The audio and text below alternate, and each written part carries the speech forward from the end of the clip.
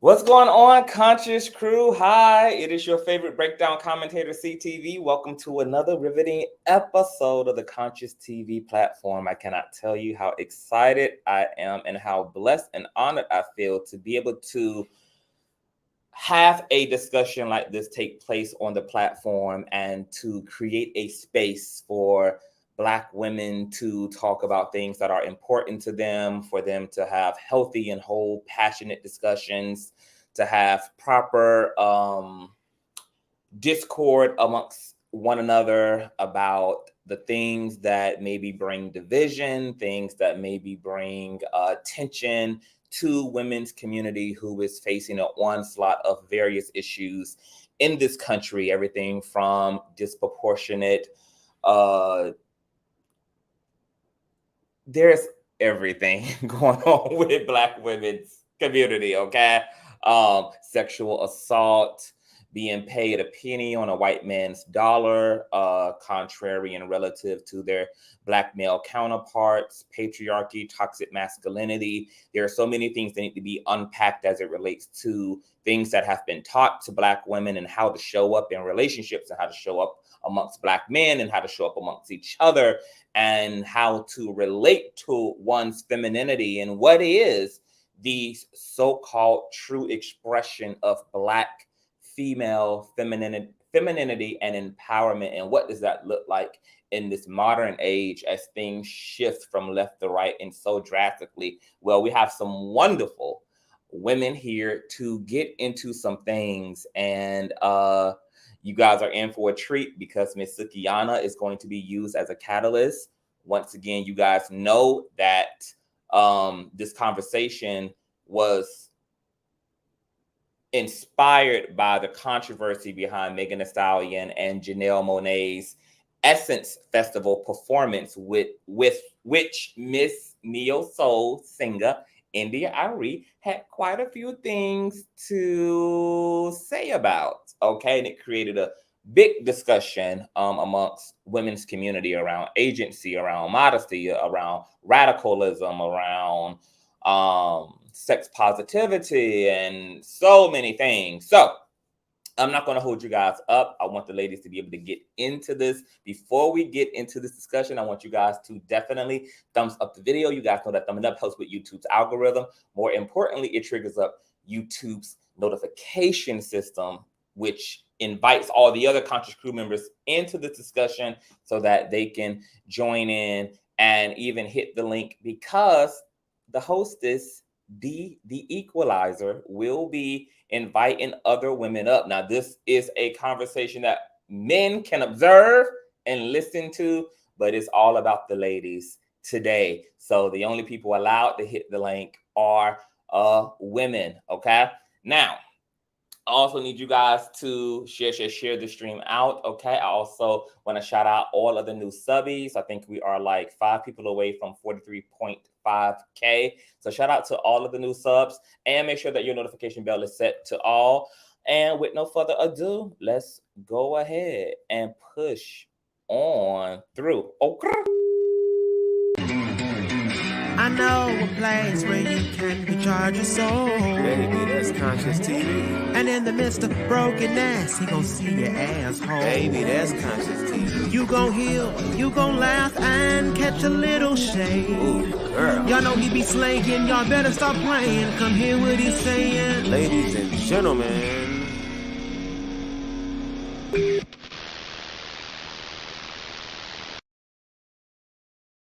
All right, you guys. So I am going to bring up the host, baby, and I'm going to let her take this away. You guys are no stranger to Thee the Equalizer, baby. Y'all always asking her where is her shop at, where is her hair shop, her cosmetic shop. Trust and believe, baby. Thee is coming to these streets, honey. Okay, so she about to take care of all y'all needs very, very, very, very soon as she gears up to make a hardcore comeback in these internet streets. Welcome to the platform, Thee. Hey, thank you so much. Thank you. I am so honored, and I'm so happy we got a chance to communicate and to create something like this. There's something I want to talk to you about when we are finished with tonight, but I just want to send you light and love and great energy and great vibes. Yeah, I know you're gonna slay, and I know you're ready. So I'm gonna get my masculine ass up out of here and let you take the show away. But thank you for being here, and you already know what to do. You just sound off to me, and I'm taking care of you on this panel today. Thank you so much. I want to start off with my thank yous though, because as you said, I dipped a toe in YouTube like years ago during the pandemic. And YouTube is kind of a scary place. If it's not the comments, it's the criticism, it's the work that goes into it. You work really hard, you're consistent. That's how you built this fan base. And I'm honestly just, really honored that you're sharing this platform with me and giving me an opportunity to talk about something that I'm really, really passionate about. And yeah, I just can't thank you enough for that.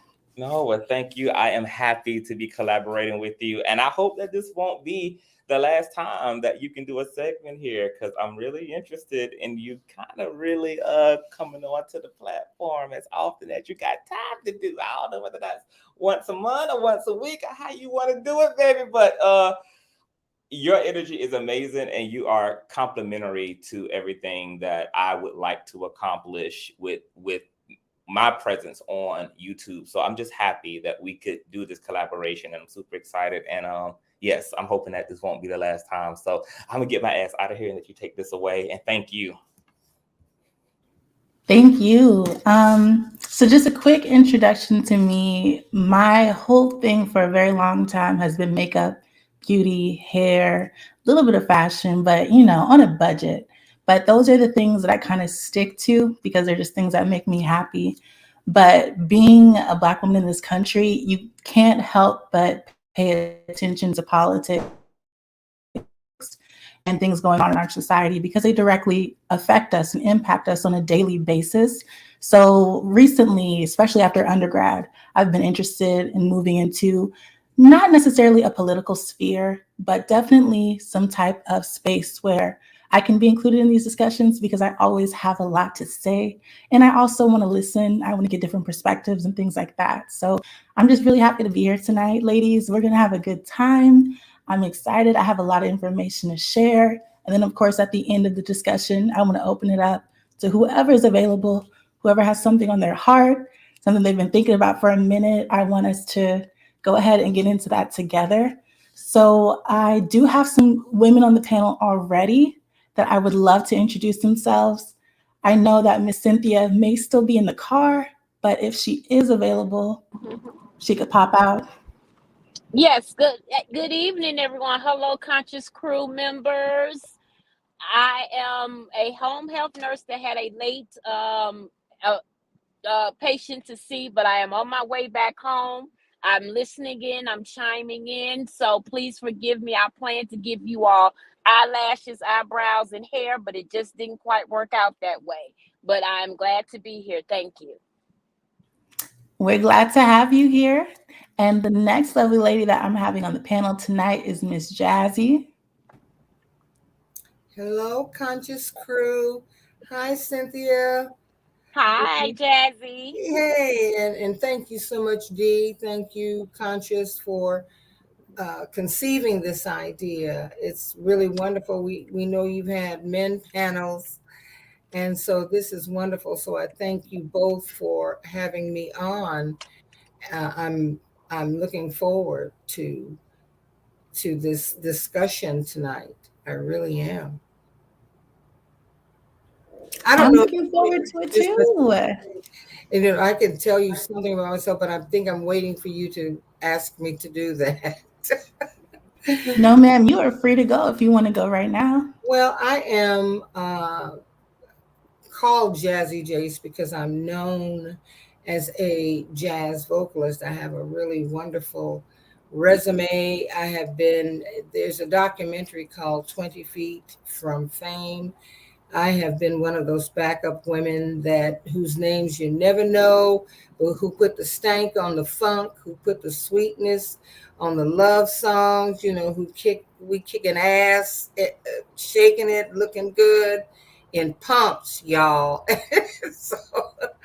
So I've stepped out to the forefront, and I'm working on a brand new CD. I do have a YouTube channel. I'll be going on live tomorrow evening at 8. It's called Petty Party, and it is based primarily in politics because I just can't seem to. My parents were political people, and it's sort of in my DNA. I stand for my people. I am not unapologetically Black. I am a fierce ass Black woman, and so what I say is what I say. That's it. And so tomorrow night at 8, I'll be on, and we'll be just being petty about politics because there's so much to be, with a serious tone, mind you, but there's so much ridiculousness, So so tomorrow at 8, if you all are inclined to do so, please come join me. That sounds awesome. I'm definitely going to be there. Have you come on? You say you're a political person, and also your name Dee was my nickname. For anybody who's known me for 1,000 years, they can call me Dee. It's only been in the last 20 or so that I've used my middle name. So I love the name also. Thank you so much. I love you. Oh, thank you. Then it's meant to be. We gotta link up then. Yeah. And I'm all really right, Cynthia because she is so much fun and just so direct. I love that. Thank you. I thank you. I'm trying to include myself in some of these rooms and some of these tables because even though I'm not a content creator myself, I understand that speaking from realness in a place of healthcare, it has far-reaching implications for our people, especially women. And some of the things that I've seen in 26 years of being a registered nurse needs to be told, even though we might be talking about conservatism and radicalism in women, there still is a component of healthcare that needs to be shared that has far-reaching dynamics, even in that, in how we present and have our own agency when we're either at the bedside working as practitioners or in that bed as a patient. Amen. That's so true. Okay, let's go ahead and jump into it. I have a slide, and before we get into the deep topics, because it does get a little deep and we do go back a little bit, I want to start off with an icebreaker. So let's get that slide going. Okay, this is just a quick little game, and I want my panelists to participate. I want those in the chat to participate. The game is called Who Said That? So I'm going to give you a quote and give you 2 different Black women. I want you to tell me who you think said that quote. You can put a 1 in the chat or 2 in the chat when you take your pick.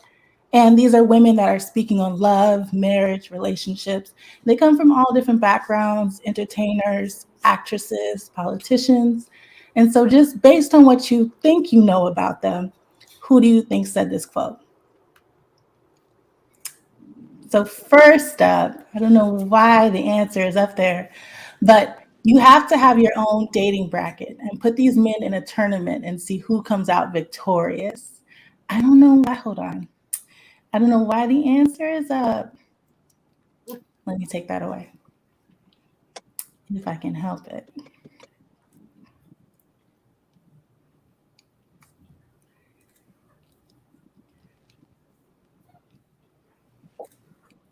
Somehow I think that's Corinne. Somehow. I was going to say the same thing, right? Let me remove it and bring it back because I hate that I gave that away. Okay, let's try that again. Nope. Okay. So yes, Kareen, aka Superhead, but she actually goes by her government name now, just like Black China goes by Angela White. She has left that entertainer name behind. And what's ironic is she was actually said this quote in an interview in Madame Noir. She was talking about Lori Harvey in this interview. The interviewer asked her how she felt about Lori Harvey and her dating habits. And Karine was in full support. She said that that's how courting used to be back in the day. Women didn't get, committed to one man unless they were sure that's who they would marry. So you would get to know a man, decide whether or not he's worth it, move on to the next. And that's basically what we see Lori Harvey doing. Ladies, we are in different generations. So for me, it's commonplace. But for you all, do you feel like this is how dating used to be or how it should be? Well, I never wanted to be married. That was never in any of my goals in life. I dated, and I dated whomever I wanted to date. And if I liked you, I'd date you more than once, but I wasn't ever, I was like a butterfly. I think I still am. I just never wanted to get married. I didn't see that for me. And especially with my chosen profession, I just did not see myself settling down and having children, et cetera, et cetera. Now, that doesn't mean that I haven't wanted to be in a monogamous relationship or whatever. I don't know if that was what it was back then, back during my time. And I am over 50. I just dated whomever I wanted to date. And if I liked them, I'd date them more than one time. But I'm not sure if you're aware, but Lori is starting to develop a reputation, not from modern women or younger Black women, but mostly from hurt men and women that are a bit male identified as someone who just dates around, sleeps around. Recently, she made headlines for allegedly going on a date with Quavo from the Migos. She shut that down quickly, said nothing was going on. She was at a different section, talking to her friends, had nothing to do with her. But people were so quick to jump on board and say, oh, yeah, that's her. She's off. Who is it? Jameson Idris, she's off him already. She's on to somebody else. And so there's a lot of hurt people mad about the way Lori is moving. So do you feel that in this society, it's still unacceptable, or is it something that we should just be used to at this time? She can date whomever she wants to date. I mean, it's her choice. So don't be bitter because she dated you for a while and lost interest or whatever. I mean, she's young, she's pretty. I just think she can date whomever she desires to date. And what business is it of anyone else's if she's not asking your ass out or you're not asking her? Go Lori. I feel the exact same way. I don't understand why her dating life is a topic of discussion. She's young, she's having fun, she's gorgeous. I think a lot of women were upset when she allegedly dumped Michael B. Jordan. That wasn't our business. And even when she's not with him, you still don't have a chance with him. So why was it a big deal to you? But no, I support Lori too. Definitely on her side. All right, let's go to the next quote. If I had made better choices, I would have been a Lori too. And what she does in her bedroom nothing to do with my life, period. Period.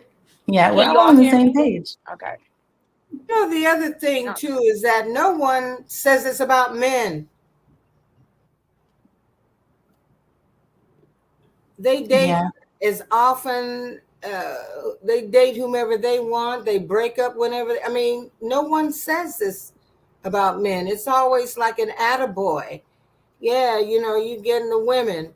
I mean, come on. Stop it.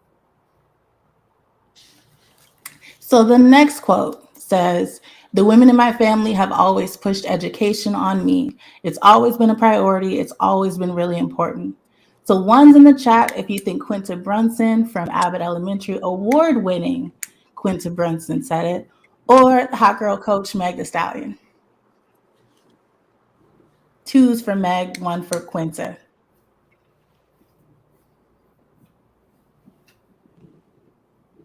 Are you asking us or the chat? Both of you. Oh, I see a lot of 2's. I see 1. Mhm. I'm gonna have to say that it was Megan because I know that was her mother's wish for her. Even though Quinta has a mother that was a school teacher, I'm gonna say that I think I heard that it was Megan. I'm going to agree. So if you have a 2 in the chat, and if you said Meg, you are correct. Megan actually said this in an interview with Angie Martinez. She talked about her aunt and her grandmother and her mom supporting her when she went to complete her undergraduate degree. She talks about how so many women in her family are educators and how they push the importance of getting her education. She even said that her grandma told her she wouldn't be nothing if she didn't graduate. Meg says she didn't believe that, but she still went ahead and got that degree anyway because she's always had a passion for nursing. And I just think it's important because we know how Megan Thee Stallion presents as Megan Thee Stallion, the entertainer. But Megan Pete is a down-to-earth girl. She values education. She values family. And, just because we're hypersexual in some aspects of life doesn't mean that we don't have priorities straight. And I think that's a good example of what that is in Megan. Yes, indeed. Mm-hmm. I will admit I was a thought box in college, but I still got that undergraduate degree and trying to finish a graduate degree. So, I owned my agency in it, but I had sense enough to get up Monday morning at 8:00 and go to that class, or That's 5:00 right. 5:00 that morning and go to that hospital for clinical. Yes, indeed. I mean, Mm-hmm. I have both my undergrad and my graduate degree, Mm-hmm. and I tell you, I partied. I had a ball when I was in college, but it never interfered with me going to classes. That was something that, I think overall that some education and the importance of it was something that all of our forefathers or parents or whatever instilled in us, that how important it is for us to get an education for what it's worth these days. I mean, I'm not saying that you must have a degree in order to succeed. I just think that within the Black community, that was a big deal. It definitely was pushed in my home, even though my parents were poorly educated and picked cotton. So Oh, technically, you would wow. consider me, excuse me, first generation outside of the cotton field. And because they were laborers in the steel mill back in the Midwest, they didn't want me to have a job where technically I was dirty and my hands were cruddy. They wanted that education because that's something, if they had had a different life, they would have chosen for themselves. Yes, indeed. And I was the first one in my family also. Um, my parents, my father uh, actually got his GED. He was brilliant with electronics. And I think he went as far as 8th grade, and then he went on to study, get his GED, and then get an associate's. Um, my mother was just extremely talented as a designer and fashion lady. She could eyeball a garment and go home and replicate it. So I would be the first one in my family as well. That's amazing. Breaking those generational curses and habits of not pursuing education. I know there's a lot of circumstances, especially back then, that would hinder someone from getting a degree and paying for school. Megan actually mentioned in that interview that she's still paying off her degree. Every time she gets a check, she says she puts a little towards Sally Mae because she's not about to get caught up in debt. So it's not something that's easily accessible to everyone, but if you have the opportunity to pursue education in all forms, I definitely support it. Okay, the last one we have says, we've been married 30 years. If I fell out with him for 10 and we had a great 20 years, I'd take those odds. So one's for Mary J, two for Michelle Obama. Michelle. Michelle. Definitely, Michelle. Yeah. Definitely. So I already saw a lot of comments. I'm seeing some twos. I'm seeing Michelle Obama. Nobody is saying Mary. And nobody. I just see a whole bunch of twos. Okay. It was Michelle. Michelle recently said this in an interview with Gayle King, where she discussed how she feels young people don't understand how marriage works because it's glamorized and everyone's about the dresses and the honeymoons and the posts and, you know, the fun part of it. And she says people aren't lasting because they're not willing to commit. And so when she said with her husband, former president, forever President Barack Obama, that for their marriage, if there were 10 rough years and she still had 20 good ones, she'd consider that a solid marriage. Now, the difference between these two ladies is Mary was married for 12 years.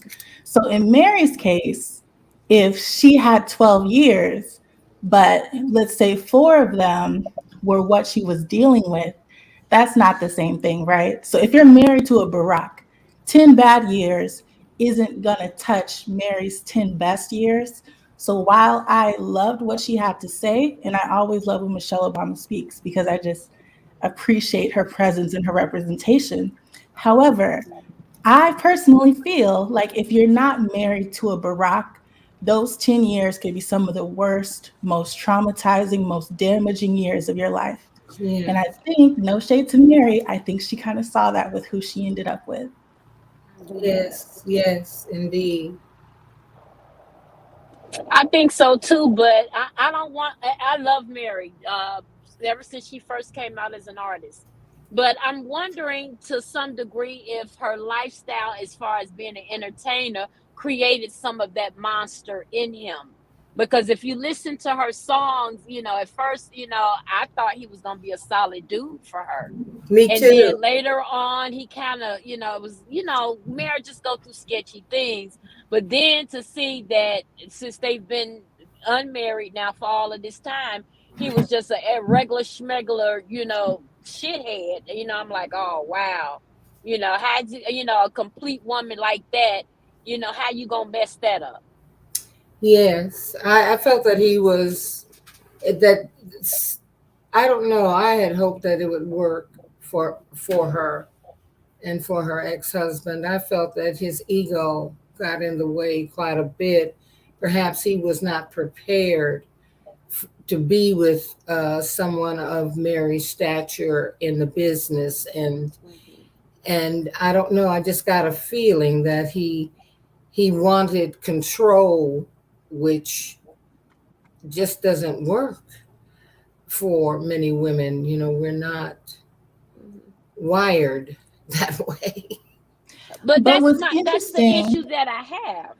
Mm-hmm. Why did he want that control? I mean, could he just be okay with her being the lead? It doesn't take nothing from his manhood. Actually, it would have enhanced it because he would have been the guy that supported his woman wholeheartedly. He was, again, I think it was his ego and what I consider to be like that sort of basic male thinking. You knew Mary was, you knew who Mary was when you married her. So for you to think that that was going to somehow slow down was not sound thinking at all. But also, perhaps he had, you know, he obviously had insecurities. You know, she's got a great body. Part of her persona is to show it when she's performing, and I just felt as if he felt he wanted to have some control. Manager. Huh? But he had control of her. When he was her manager, he had full control of her professional life. I think that was a big mistake. Why did he want control of her personal life too? He wanted it all. I think that, first of all, I was a little bit nervous when she appointed him as her manager. I thought that was simply, I don't know if she did that. I don't know if the decision was made because he felt as if he had to be in her, that would make him feel included or inclusive, if you understand that he was like a major part of her life. However, I felt nervous about that. And I feel that a large part of him had to do with him not only wanting to manage her career, but to manage her. And it just simply didn't work. I mean, I think Mary has a mind of her own. She may have even given she may have actually done her best to show that she was devoted to him, that she is a good, willing to be a good wife to him. But I mean, where does it stop? How much control did you want? I mean, she's a powerhouse in the music industry, an icon. Come on. I think it was his ego, and it's a shame because she was probably a very loving wife to him, and it just didn't seem to be enough. But then are men even understanding what is enough for them? Because they say, oh, she's an entertainer, that's enough. And then, like you said, he wanted total control over her in her personal life as well as professional. Is there a line of enough, or is there? I just don't get it. I mean, this was a complete woman who the world adored, icon. You knew she was coming home to her whether she hit that stage butt ball naked or not. Right. She did her thing and she was committed to you. Why is that so threatening to a man's ego? I could never know. I don't have an answer. I agree with you. I think it was total control. Even, I have not had the success that Mary has had, but I remember dating someone a couple of men that I really, really did dig, but they would come see me perform, and you go out and you thank people for coming and that sort of thing, but there was always something after it was over. They made me feel as if, now, it's time for you not to be on stage and blah. And it's like, what are you talking about? I'm coming home. I'm going to prepare a meal or something. Obviously it didn't work, but I don't know what enough for any man who is with a total woman, as you call Cynthia, someone who knows who she is. She understands that she's multidimensional, that she's not just a one-dimensional robot, that might be a bit intimidating for some men. It just may not be something that they can handle. But then they should stay at home with their mama, because they want their mother, but then they want the professional too. Right. That woman is not saying that she doesn't exist. God bless those women that like that old model. But you got to know who you dated. You got to know that, is this a yesteryear woman or is this a futuristic woman? And where do I fit in that? And then be honest enough to admit that's what you want. You don't wait till you get in the marriage and down the line and all of a sudden it's problematic. No, it was problematic in the beginning. It just wasn't problematic when you saw the dollar signs, until you started to be diminished, what you felt as being diminished in your manhood. That's the only way I can think of it is. Yes, we're not. I don't think, Mo, that we're critiquing well, maybe you are talking about our marriage. We don't know because we are outside of it. We can only go by what we have observed. We're speaking about the attitude of what could have possibly broken up their marriage. he married her knowing who she was. She graced him, I think, by putting him in her business. I don't know why he would feel insecure or intimidated. I don't know what he might have been feeling. I'm just saying that that might have been one of the reasons that the marriage fell apart, that it wasn't enough for him to just be handling all of her business affairs, but then outside of the business, that perhaps he wanted to control her as a woman, as a person. Right. Motor culture. I don't think that it's that we're critiquing her marriage, but whether you're in entertainment or you're just a regular schmegular person that's successful in everyday life, this Right. plays out. And we don't know, like I said, if he was never in love with her, he sure as hell gamed the hell out of her to get her. Yes, he did. And the thing was, he, and we wonder why we stay broken and bitter. And the vice versa for the men. It's equal, it's 50-50 both ways. But my thing is, I'm not trying to critique her marriage, but we just don't get why when women have a larger persona in life, whether it's entertainment or business or whatever, and why they feel that it diminishes their manhood if they can't have control over it all. Yes. Because I'm woman enough to if you shine in that day, I'm stepping back in the background and let you shine. That's right. Because it makes me feel better. It makes me feel good to know that that in the background I'm doing something right, so he can present in his best agency before the world. And I take pride in a little bit of that. Yeah. I'm not going to try to control it. I'm not going to try to dominate it or whatever. But let us have each other's moments, because in the background, when you're at home and it's just you and that person, whatever you do for that, the best to come out in that person, you get credit for that. Yes. And that would be a whole nother panel discussion. Hello? Sure, God knows that I'll be 50 this year, Lord willing, in December. And if I found somebody like that right now, that's like that to me, baby, honey, I will be sitting on top of the world.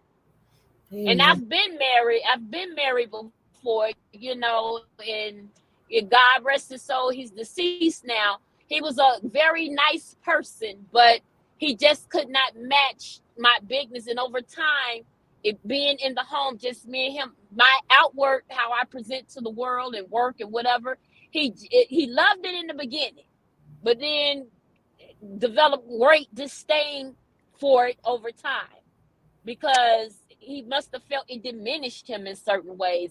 And I started entertaining in foolish arguments, trying to build him and his character up. And I just decided one day, the hell with this. If I'm going to do all this and windmilling and you still don't get that, whatever I do in the background is for the betterment of us, I'm going to leave you to you and let me go do me. And I moved out. Yes. Okay, I'm going to go ahead and move us forward. And one thing I want us to think about when we're having this discussion is, when we discuss femininity, is it male-centered? Because when we're talking about what it means to be feminine and what it means to be a woman, it shouldn't be in retrospect or in regards to what it is to be a man and what a man should do and how we should respond. So just centering women and thinking about the issues that women face, the tasks that women have, the roles that we play in society. Let's think about femininity and womanhood through a female lens. So let's focus on women's issues completely, okay? Now, it doesn't matter if you are on the more liberated side or the conservative side, you are presenting a specific type of femininity when you enter the world. And that's really what we're going to get down into today. What does femininity look like for modern Black women? So before we even get started, do one of my panelists want to answer that question? What does femininity look like for you? I'll take it. I personally feel is whatever she feels femininity is for her. A woman should have her own agency to define whatever femininity is for her. Now, granted, I don't have the body of Megan Thee Stallion and them to show up on with very little on. But I don't take from the fact that, number one, they're entertainers, and that's what they do. But even if they were regular schmegler everyday women, if that's what they want to do, God bless them. They got the assets for it. I'm not going to down her. If that's the agent she wants to present in, all I got to do is accept it and respect it. If I don't want to be bothered with it, don't entertain it. But I'm not going to be one to define any woman's femininity. It is whatever it is to her. If she likes it, I love it. I agree. It is personal. For me, I have always been what is called a girly girl. I've always just loved what I thought were, even in clothing. I was always drawn to what I thought were beautiful undergarments, beautiful clothing, light and flowy, or even, tight and revealing. I've always just loved everything about being a woman. I love the variations, especially a Black woman. I love the variation and the beauty of our bodies, all of our bodies, because it's always filled with curves and lusciousness. And not even that, the accoutrements that we do to our bodies. We can change our hair in 50 different ways in 1 week.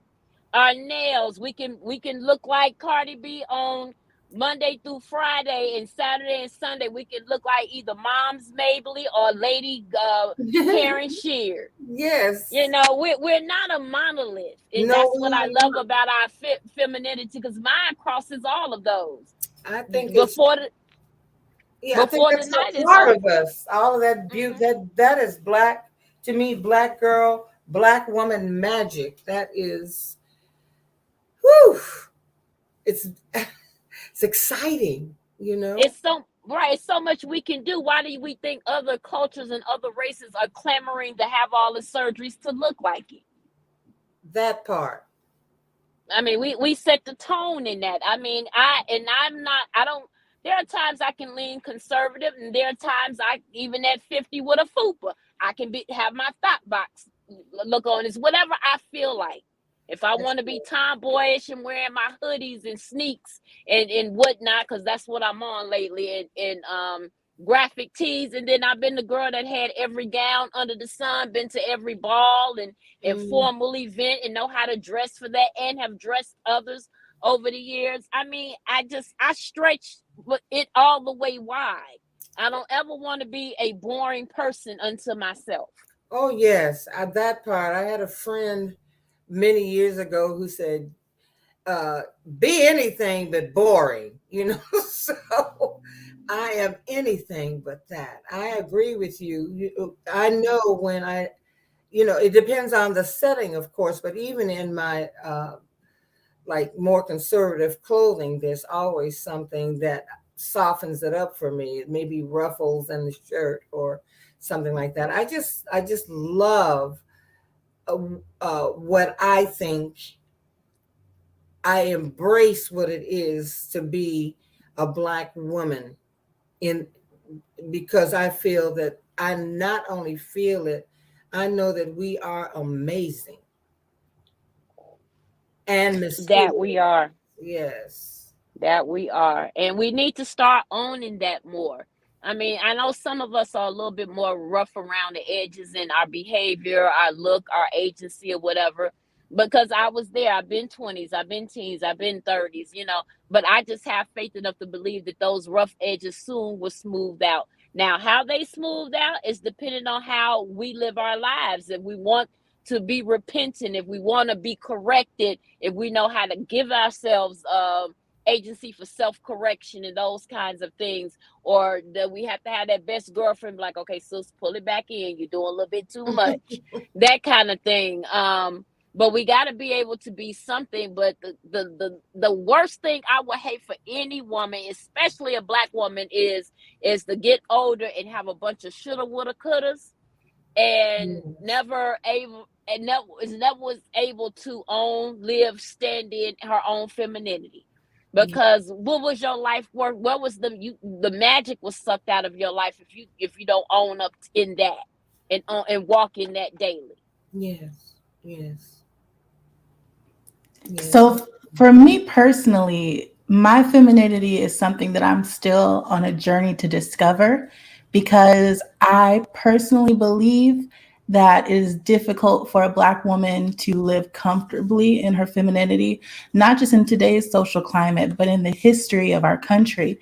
Being a Black woman in America is difficult. So when I think of femininity, I think of being able to be relaxed. I think of the era that's going on right now, the soft life era, where you're not worried about the stresses, you're not worried about having to lead, you're not worried about having to take everything on by yourself, which is something that many Black women have to do majority of the times. For me specifically, I grew up in a very large family, about 6 siblings, and then I was the oldest girl.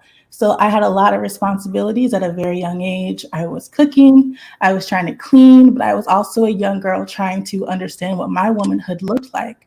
And so as a child, there were a few times where I was in my home that I could be expressively feminine in a way that is comfortable. I was able to play with Barbies. I was a cheerleader, did gymnastics, typical quote unquote girly things. But as far as what femininity is as a woman, it's something that I have yet to fully embrace and be able to live in. And that's what I want to discuss today. So let's keep it moving. We have more than 100 people in the chat right now. Go ahead and thumbs up while you're here. Thank you for the comments. I'm trying to read as we're talking. There's a lot of different conversations going on. Please remember to thumbs up while we go. Okay, and before we get into all of this information, just a copyright disclaimer that this information that I'm sharing today is under fair use. I have a couple videos, a couple quotes and tweets and things like that. And I just wanted to put this disclaimer up before we get into it. So while we're gathered here today, as CTV already mentioned in the beginning, Essence Festival happened a couple weeks ago. India Arie was there. They were celebrating 50 years of hip hop. So they had the pioneers of hip hop, they had the legends of hip hop, and then they had a couple of the rookies, a couple of the up and coming artists like Megan Thee Stallion, who's establishing a name for herself in hip hop.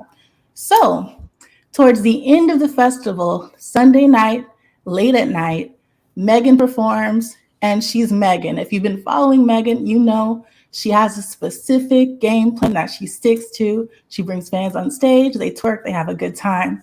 Mind you, this is in New Orleans. So I know that there are technically laws, but anything goes in New Orleans. So at the end of her set, she brought up a couple fans and they were twerking, they were having a good time. Janelle Monae came up. Janelle Monae, during her set, ended up flashing a little pasty, something she's been doing recently. But again, if you've been following Janelle Monae, you were not surprised. You were actually probably expecting it. So it was not a big deal.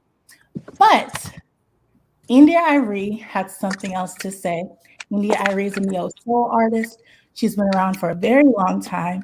I remember being in the car while my mom played her album, and just remember, like, a lot of her songs remind me of my childhood. So I'm not hating on her. I love her music. I think what she represents is very, very, very necessary.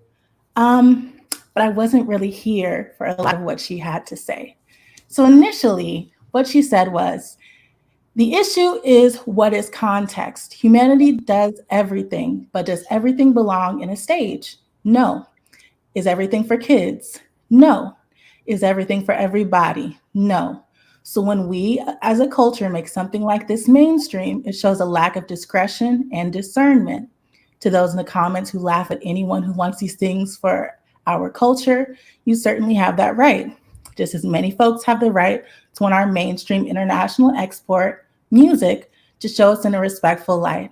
I'd like to go on the record saying this won't age well, and that's my issue.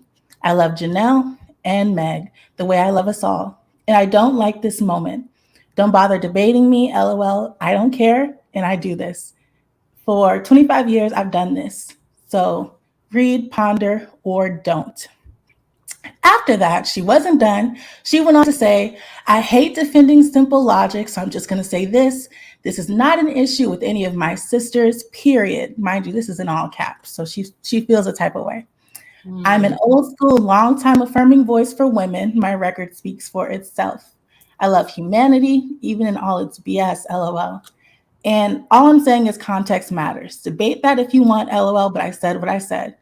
And why did I say it? Because just like everyone else, I'm entitled to my opinion. But also, I do this work my whole adult life. If you thought she was done, she was not done. So she continued on Instagram saying,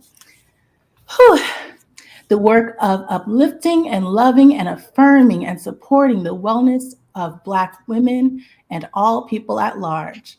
So when I see something that sparks my personal mission, I speak. There's no scandal here, just one woman's opinion. In a big real life moment, I'm in a big real life moment and have a bunch of stuff going on. Also, in case you missed it, protecting my peace in 2023. I'm open for a smart debate or a real conversation, but I don't do this social media self-propelled outrage BS. This is a woman who, what is this, her eighth tweet or eighth comment on her IG story, but she doesn't do social media. Okay. I put me first in my life. I do this self-care thing for real. Lastly, in case anyone missed it, because how could we miss it? I do not make a practice of publicly criticizing my sisters. My thoughts are around Essence Festival and context, which really is logic. I'm not addressing this anymore. Peace. Why is it so hard for people to understand? It's crazy to me the level of explanation needed. And why is everything a thing? It's you, not me. So she had a lot to say about that. My main issue, among others, is when she says that it wasn't her habit to criticize Black women, but in your initial comment, you named Janelle and you named Meg. You did not name Essence Festival. You did not at any of the directors, the people that put you on and did the lineup. You didn't add anybody. You specifically went out of your way to name two of the artists that performed that night. So why on earth would you assume that we don't think you're talking about them when you specifically mention them? So the whole thing has basically blown over, but just so that we get it going, what do you all think about what India Arie had to say? I don't know. Well, I agree with you. I also thought that her comment about how she loved Meg and Janelle, that was kind of backhanded to me. You know, that was after I get through criticizing your performance or how you presented. I'm just gonna, I'm gonna let you know that I love you. India Arie, I remember speaking with her at length when she was first discovered here in Atlanta. I was very happy for her because I enjoyed her. She's very talented. I enjoy her writing. I enjoy her message. However, this is 50 years of hip hop. It's a whole nother genre of music. I don't know what anyone that was going to the Essence Festival for that celebration, I don't know what they would have expected other than the ode to the old school and and how hip hop has transitioned and changed with women coming on the scene. I don't know what she would have expected in attending that celebration of of another genre of Black music expression, and with women that are now coming out and speaking boldly it's not pretty lyrics all the time. You know, it's in your face. It's real. It's raw. It is that. And again, I have to say that no one criticizes men who come out and spit their thing. I think these women show that they are liberated, that they have a story to say, and that they're going to tell it the way they want to tell it. In terms of kids, children have been hearing hip hop, and if they have young parents who are younger parents who are listening to this music, the children have heard this music. They've probably seen Megan do her thing on stage. So do you think it's another woman's place to critique the femininity of another woman? I don't. Or should it only be in certain contexts? Like if that's your friend, if that's your sister, or should we just never discuss what other women are doing? Of course we should discuss it. In this particular situation, however, I just didn't understand India speaking. I didn't understand it. I think I didn't understand why she would go to a celebration of hip hop and not expect to see the younger artists, the younger female artists who are hitting the charts, who are out there. I just don't know why she would come there expecting that she wouldn't see the performances and those two particular women that she pointed out. I just don't get it.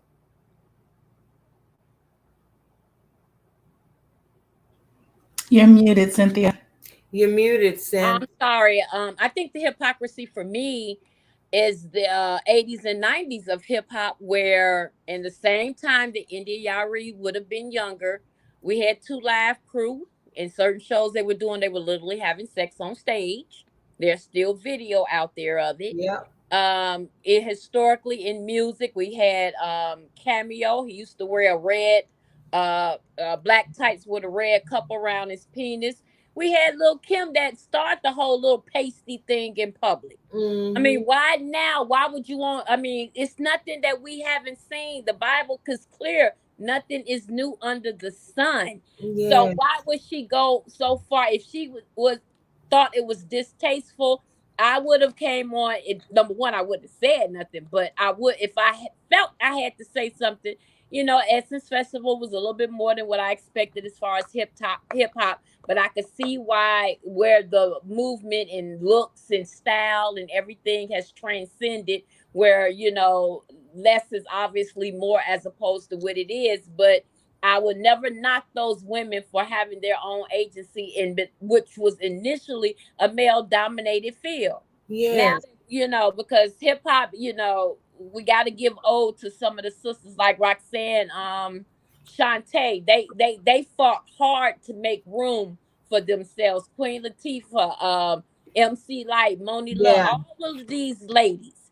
But yes, back then the baggy clothes and looking like dudes or whatever, it was the thing. Or, you know, being that empowerment look like Queen Latifah had going on. Yeah. And but nobody said nothing in the 70s and 80s when we watched Soul Train every Saturday, and them sisters was just as naked as the ones now. Come on, let's cut the bullshit here. Yeah.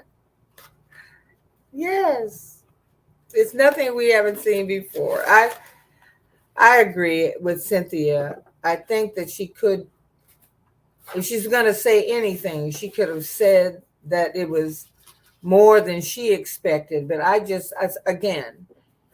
don't understand why she would go to that kind of, knowing what the venue, what the whole Essence Festival was about this year, probably having an idea of who was in the lineup and expect that it was going to be anything other than what it was. I don't get that part at all.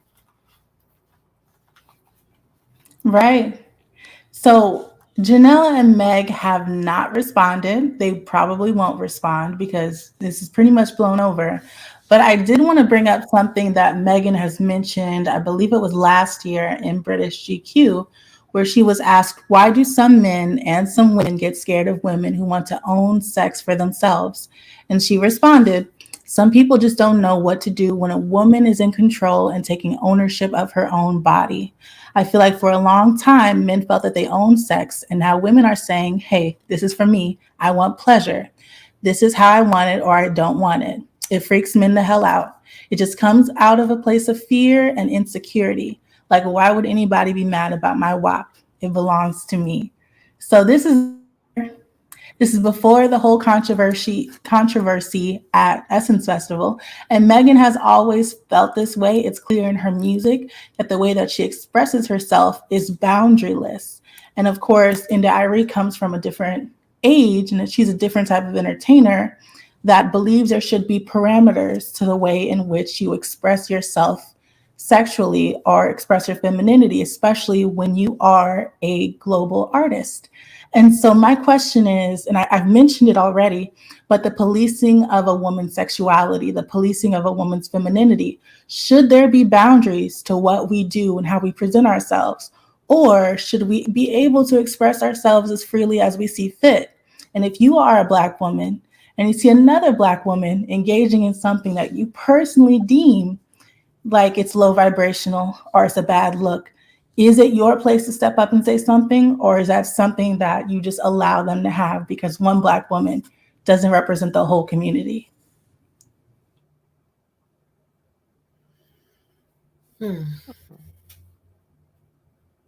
me, I think it depends on the situation, because in the type of work that I do, I've had to step up and issue corrections to the younger nurses. But number one, never putting them on blast, social media, or in a crowd with all the other nurses at the nurses station.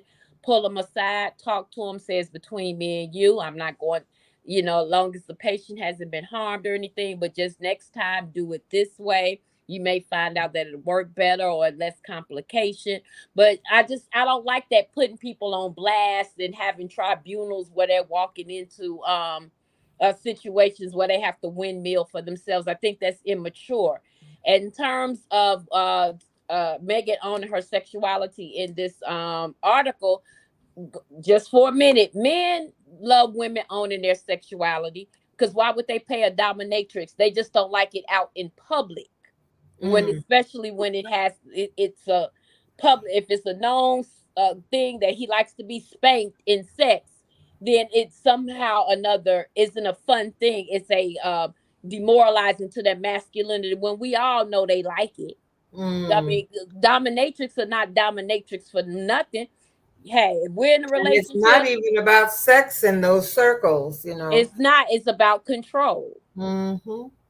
So I mean, some of these arguments that are based on men is their insecurities that we've projected up and taken heart to as women, and then projected it on each other. So we can't even own in the day and enjoy the sexual liberation. This is what white women was fighting for. When they do it, they folks don't say nothing. I mean, trust me, plenty of rock star artists that came out in pasties and ass cheeks out and whatnot and what have you. Now, why would we do it in 2023 with beautiful Black women, mind I add you, gorgeous women? We want to all of a sudden be high and mighty. No, we can't have it both ways. If we're going to sit and have a conversation, at least let it be a balanced argument.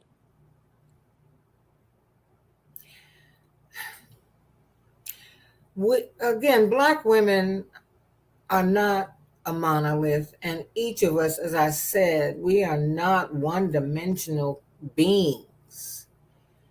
I enjoy, let me just say, I enjoyed having a license over my body. I enjoy understanding. I know what I like. I know what I don't like. I'm outspoken about that. You don't need a decoder ring to understand what I'm saying. If I thought that a close friend of mine was doing something that could potentially harm her, then yes, I would pull her to the side and speak to her about it, not shout it out so that it would feel like humiliation to her. Situations are different. I don't have an issue at all with women knowing themselves, and as Megan is saying, taking ownership. I don't have a problem with that at all. Whether I like it or not, it's personal. You know, the only person that I'm accountable for is me. So I think it's wonderful that particularly Black women who have been, you know, there was a woman named Saartjie Baartman called the Hottentot Venus.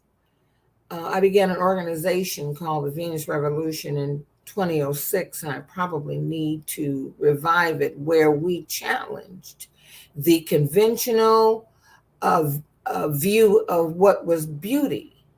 We embrace the beauty of our Africanness, our Blackness, our motherland DNA. What Black women have that pelvic tilt because of what something called the adipogea. That's adipose tissue on our asses, our hips, our thighs. That's what gives us that hourglass thing naturally. And she was treated as she was at the Piccadilly Circus. She was treated as if she were a wild, untamable animal.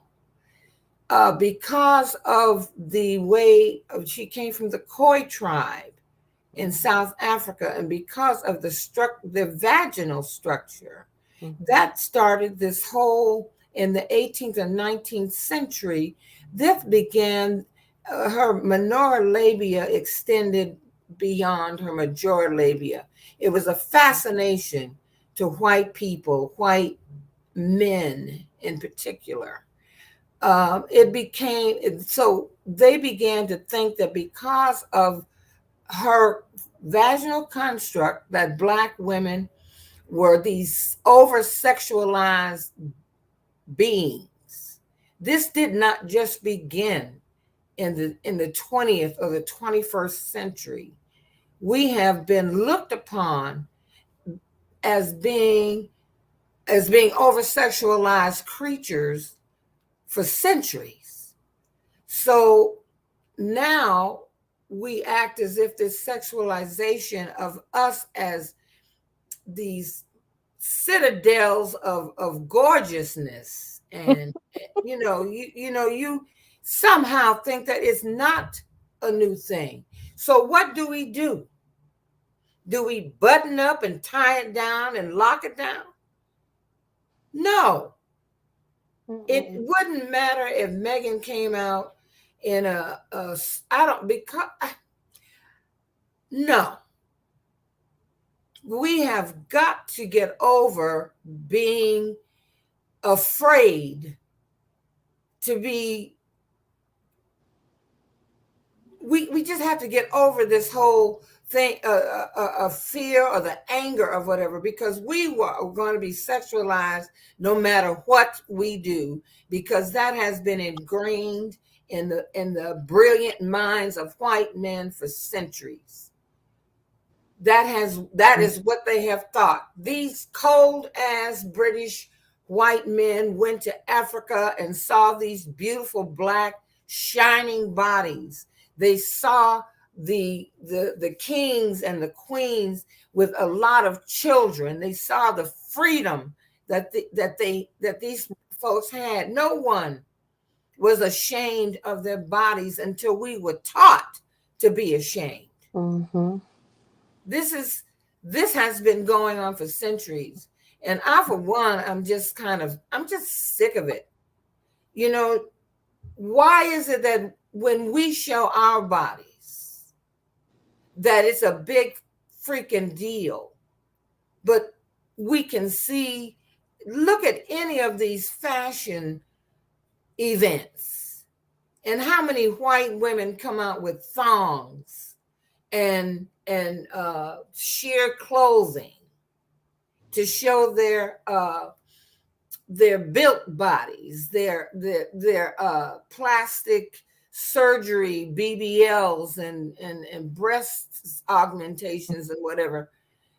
They come out and it's looked upon as being a thing. It's beautiful. Yet when we do it, and it is beautiful, it is all of that, it somehow becomes a trashy thing for us or a dirty thing for us. No, we have to get over it. We really do. Exactly, Conscious. Well, the white women owned it and they called it art. We're getting trashed by it. But see, my problem is that, like she said, for the British white men that went to Africa and saw it, they felt it upon themselves for many a century to take it. That we didn't have the option to be asked for it. They raped and pillaged it. And now all of a sudden their women are going to the nearest plastic surgeon to get it. That's right. They demonized it when it came to that young lady years ago. Had in a pickaninny service, make her a sideshow freak. Now we're talking a couple of centuries later. It's always been the standard of beauty. It's just that when it's whatever is allowable. We're not allowed to own it. Exactly. We're not allowed to own it unless we're in the dark and they're in the dark and it's between the two of us. That's right. And we got to cut that out. We have to step up the demand within ourselves and be like, look, this is who I am. You don't have a choice to take it. You can't without my permission. You don't like it, don't look at it. I'm not policing what's in your pants, because if I seen it, based on historical facts and all of the Roman and Italian statues, you don't have much that I would want to be bothered with anyway. I mean, so just to provide a little bit of pushback, because I hear what you're saying, what we're talking about historically, and I love what you said. A lot of what I have is on the way. A lot of what you said is on the way. I did touch on some of the history that we're going to get to in a couple more slides. But knowing what we know about the objectification and the sexualization of a Black woman's body, are you saying the answer to those decades and centuries of objectification and oppression is for a Black woman to objectify herself? No, it's whatever that beauty is for her. I don't believe that we need to objectify ourselves. That's the term they give it. I consider ownership of myself and my femininity. If I want to have a Spanx, dress it up classy, neck and everything covered, or if I want to let the fupa hang out, it's whatever I deem it. That's we're in the age where LGBTQ can decide on what pronouns that they want to identify with. I have a right to decide how I want my femininity to define. You may not like it, but it's mine. Yes. Okay. I agree. I hear what you're saying. Yes. Now, Janelle Monae has been on a tour of some sorts, promoting her latest album, The Age of Pleasure. So this was an interview she did before Essence Festival, where she addressed some of the common misconceptions about how she used to dress and how she dresses now. Just for reference, Janelle Monae uses the pronouns they, them, and she, her. So I will probably be using them interchangeably when I discuss Janelle. So Janelle had to say, well, you'd think, there's a category of folks who think because you're fully clothed and not understanding my story, which was to wear a uniform to pay homage to my working class parents who were janitors and my mom served food. She did have to wear, a tuxedo uniform when she was catering.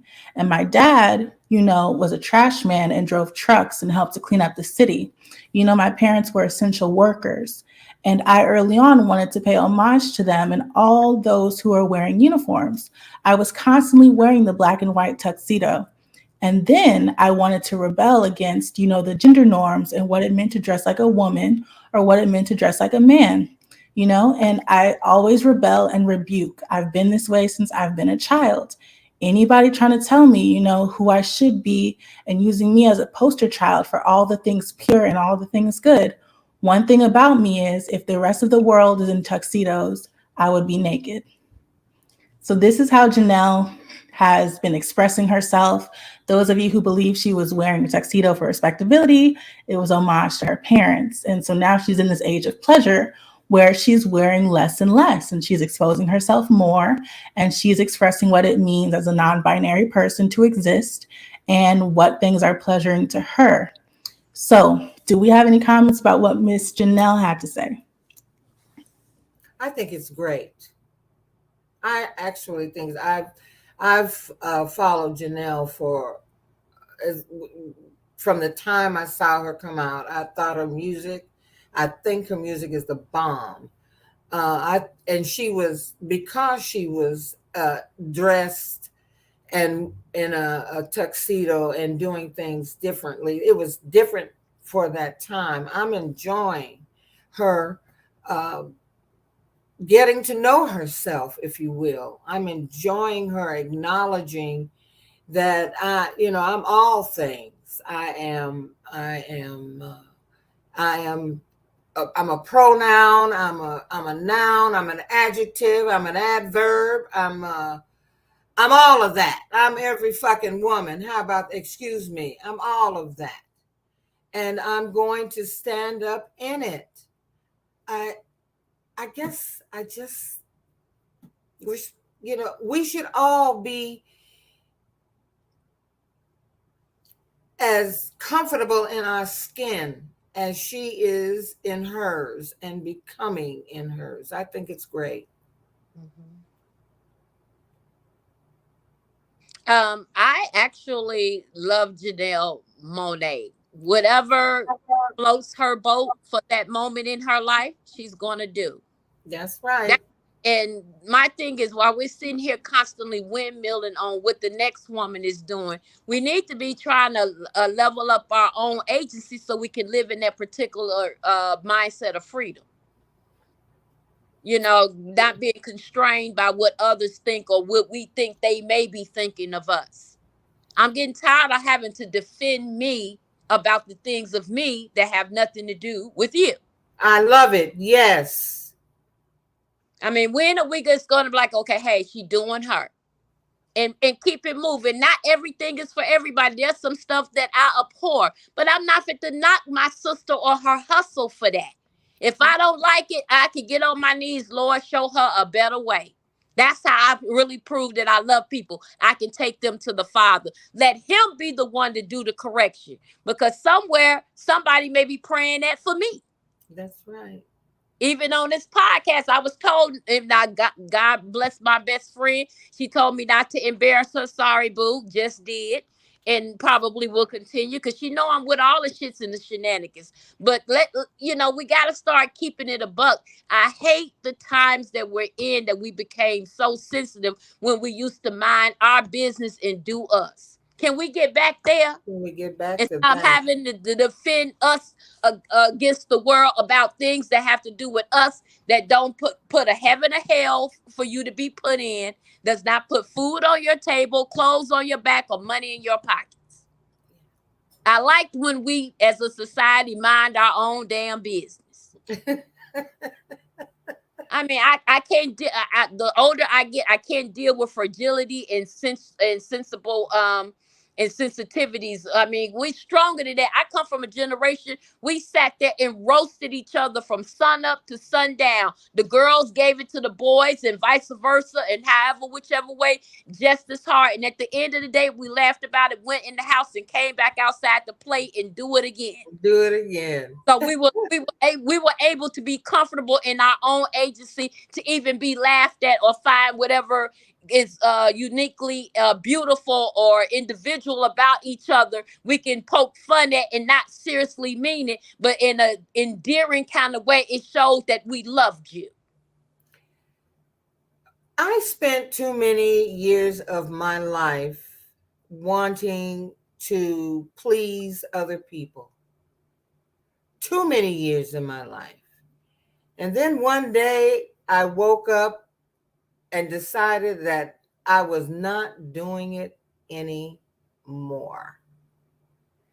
And that came to me, and I realized that I was feeling like a doormat, or like no matter what I did, I wasn't pleasing anybody that had so much to say about me anyway. So fuck it. I'm just gonna please me. And that has been how I've lived my life. Exactly, and that's what I'm doing. I'm with you, Jazzy. I have spent the first 40 years trying to conform to what everybody thought Cynthia was, until Cynthia was out there destitute and didn't, almost not having a pot to piss in and the window to throw it. I said, what am I doing all this for? That's right. I said, what am I doing this for? I need to claim and own my own agency. I just told Cousins a couple weeks ago, I'm not doing respectability politics no more.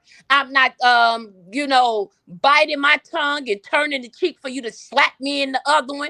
Because I've taken too many L's in the world, on the job, in the church, wherever I go, for stuff that most of the time wasn't even my damn fault. I said, just to keep the peace. Yes, I understand what the scripture said. I'm a whole seer in the Lord's church. And yeah, I cuss, I know. I do God too. ain't I just did. I'm a whole seer. And he said, blessed are the peacemakers, so they shall be called children of God.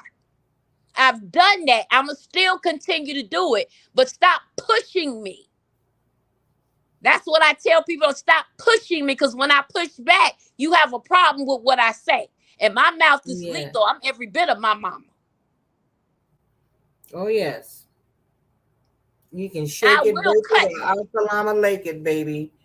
I have gotten over caring what anyone says or thinks of me. What does another person, another woman's existence, what does that have to do with me? I guess, and that may sound... Okay, can I answer that question for you, ma'am? I just thought about what I said, and I'm attempting to correct it or walk it back. I didn't mean for it to sound like that. What I mean is, I am happy to see the freedom that many Black women are showing. They're showing up as themselves, and they're unapologetic in that.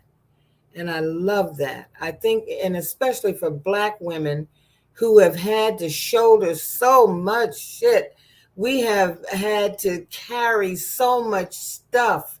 We have been made to feel as if we're responsible for so much baggage that we sometimes get lost in that. We forget about ourselves. So it's wonderful to see more and more women expressing themselves as they see themselves, and not attempting to be the pleasers for others. Mm-hmm. That's true. That's true. I love it. I mean, I can understand it could be a bit, but let's walk back some of the responsibility to the individuals that, in terms of the Essence Festival, who took their children and then wanted to be appalled by what they saw. Why do you think when rap came out, they put the article on the CDs at the time when we used to buy CDs? Hey, what's it, rated NR or rated R? Not for consumption under what's it, the parental advisory, explicit. Advisory. The whole keyword in that is parental advisory.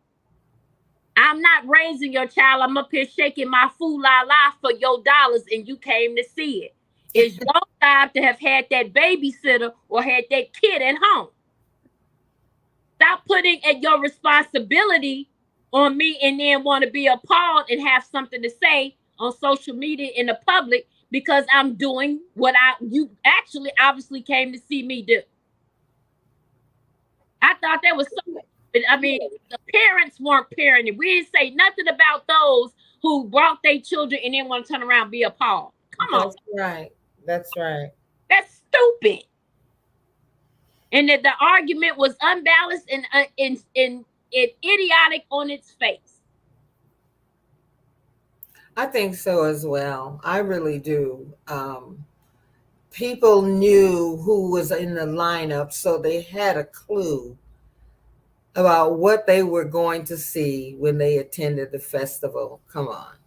You know. Yeah, they've been living So under. before we move on, though, I do want to push back because I hear what you're saying about minding your business, about your personhood not affecting someone else's personhood. I think traditionally in the villages and countries that our ancestors were from, there was a sense of community and communalism. And one of my mom's favorite words is a Swahili word that actually translates to a phrase, Ubuntu, which means I am because we are. Mm-hmm. And the whole idea is that I am nothing if you are not something. What I do directly affects you. Our village, our people could not advance if I am not doing the right thing. So I believe this is the defense that I'm thinking of, is that when it comes to these women like India Arie who believe that they have somewhat of a say in what other women do, it comes from a place of community saying if we all participate in the same way and if we uplift each other in the same way, then we all will advance as a society. Where is our community? Thank you, because you stole it right out my spirit. I was like, well, and what do we define as community now? Right. Our children are deprived of the villages that we were raised by. Community doesn't even have the same meaning it used to have. They think community is being online, having your social media buddies, when actually we had 50 mothers and 50 fathers in the neighborhood, and any one of them could beat you down for something that you did. Go home and tell your parents, and you get another beat down. That's right. That's right. We don't. I mean, I get it. I'm just saying, if we want a community, how do we go to getting that? Because as we know, especially in Black America, Black women are the leaders of our families, the leaders of our communities. We're the most likely to step up and hold offices, most likely to run businesses, get education. So we know that it starts with us. And I believe what elders in India Arie may be coming from is if we start to rebuild, if we start to get a sense of community that we had before we were picked up and human trafficked and brought here, if we can bring that back, maybe we'll see some advancement in our specific society. So I just think maybe that's where they can be coming from with the whole rebuilding of a community. Well, does that mean that we don't accept any kind of individuality? Does that mean, I think that as a community is composed of individuals and individual thoughts, ways, beliefs. I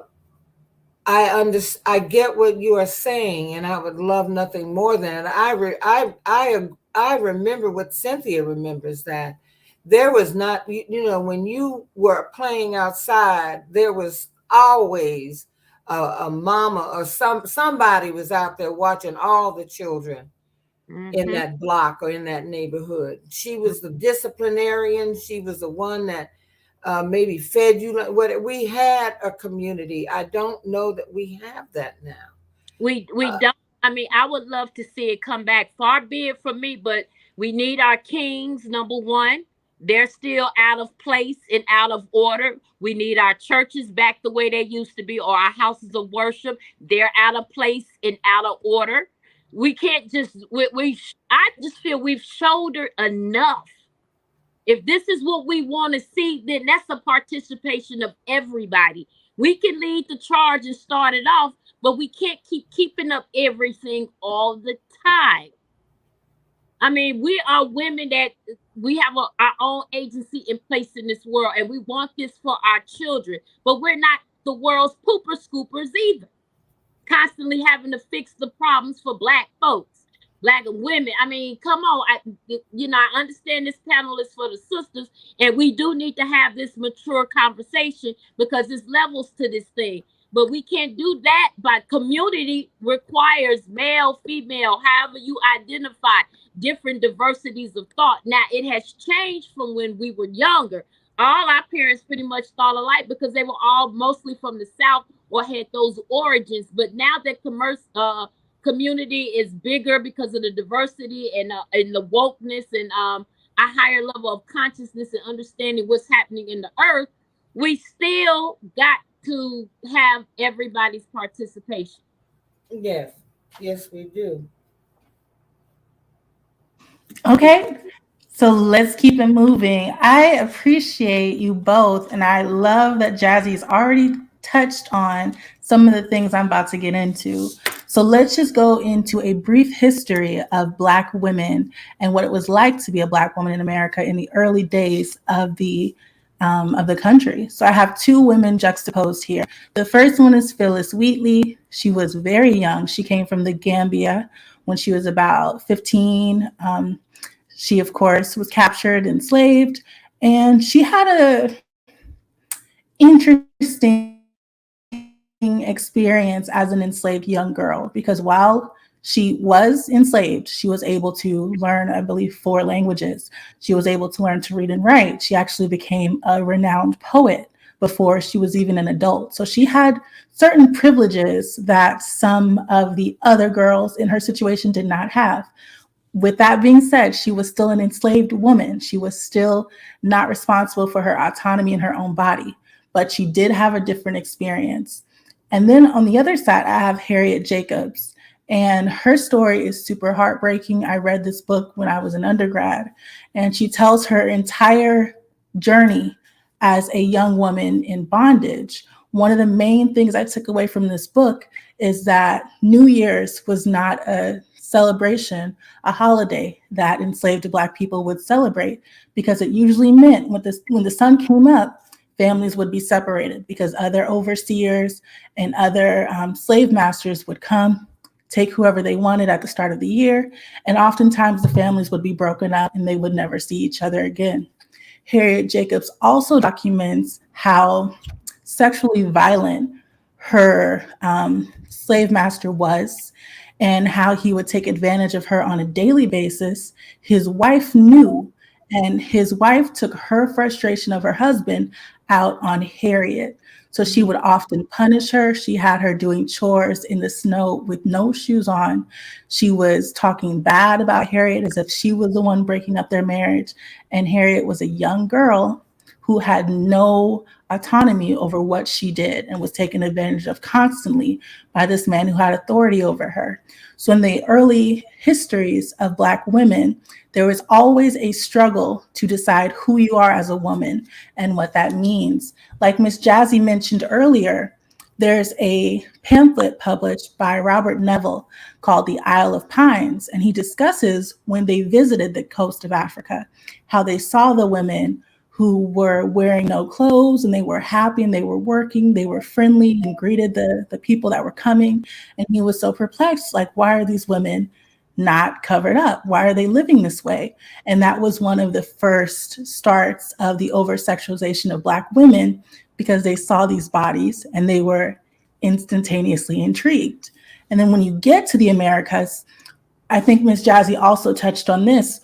One of the main ways that they would justify taking advantage of a Black woman was saying, well, these women are hypersexual. This is their nature. This is what they want. Biblically, they are not the same as us. They don't have the same souls as us. It's not that important what we do to them because they don't operate and function the same way as us in society.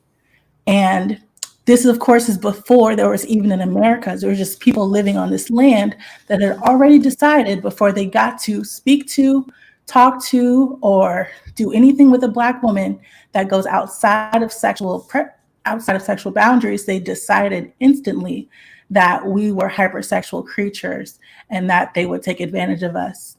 Mm-hmm. So that's just a brief introduction into what it was like as a Black woman. If you're interested in more, a book I would recommend is called Stamped from the Beginning by Ibram Kendi, who was one of the curators of the 1619 Project.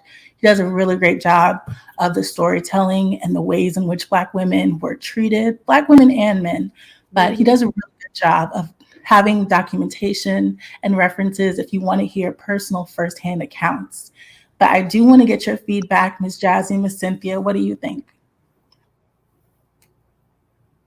It was rough, and it still is.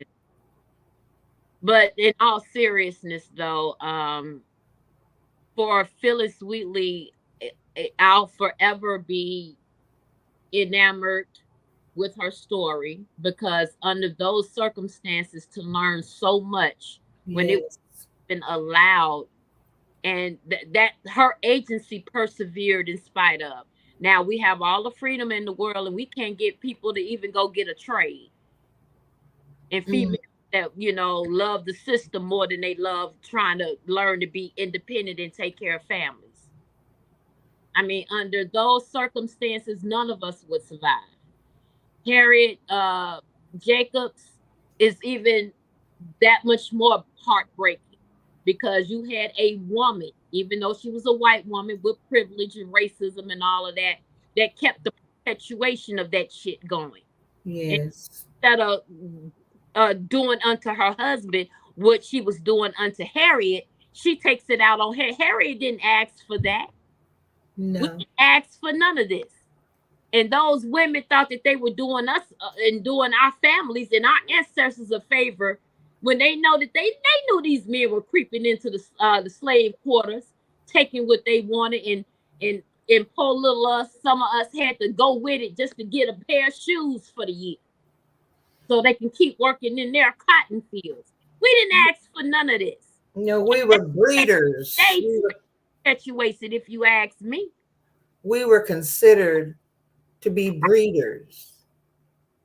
And our whole existence was to create a strong workforce. Yes, these women knew their husbands. I mean, Thomas Jefferson created a whole nother family. And people have tried to romanticize his relationship. And I see the woman's face, but her name is escaping. And they tried to that this was love. No, it was not love. Sally Heming. It was rape.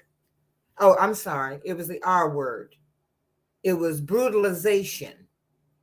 We were considered the only use they had for us was to create a strong workforce.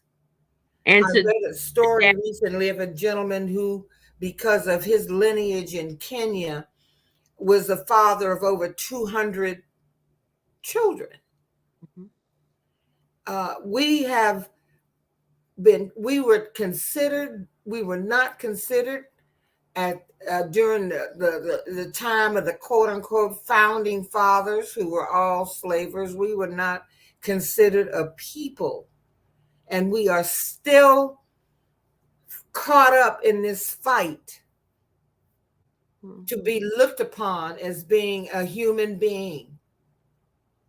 And for women, there were more children that perished at the hands of the slave masters' wives than some of the slave masters themselves. They just brutalized the women, that, like Miss Jacobs, Harriet Jacobs. They brutalized and punished those women for what they knew their husbands were doing, and they did the same thing to the offspring or to the children that were working within the homes.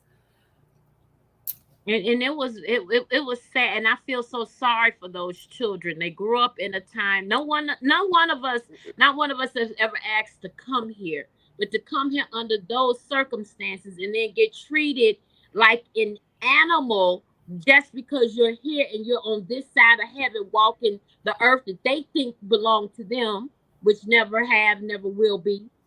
I just can't imagine the strength it was just not to just get some poison, some hemlock or something, and put it in their food and do away with all of it. That's right. We weren't considered to have souls. Right. And the Catholic Church sanctioned that by saying that there would be no punishment from God for mistreating us because we had no souls. And that's how come sometimes I think it's kind of hard for me to understand how can Black people be in Catholicism, because ones that sanctioned all of it. Right. And then they use God as a battering ram to enforce it.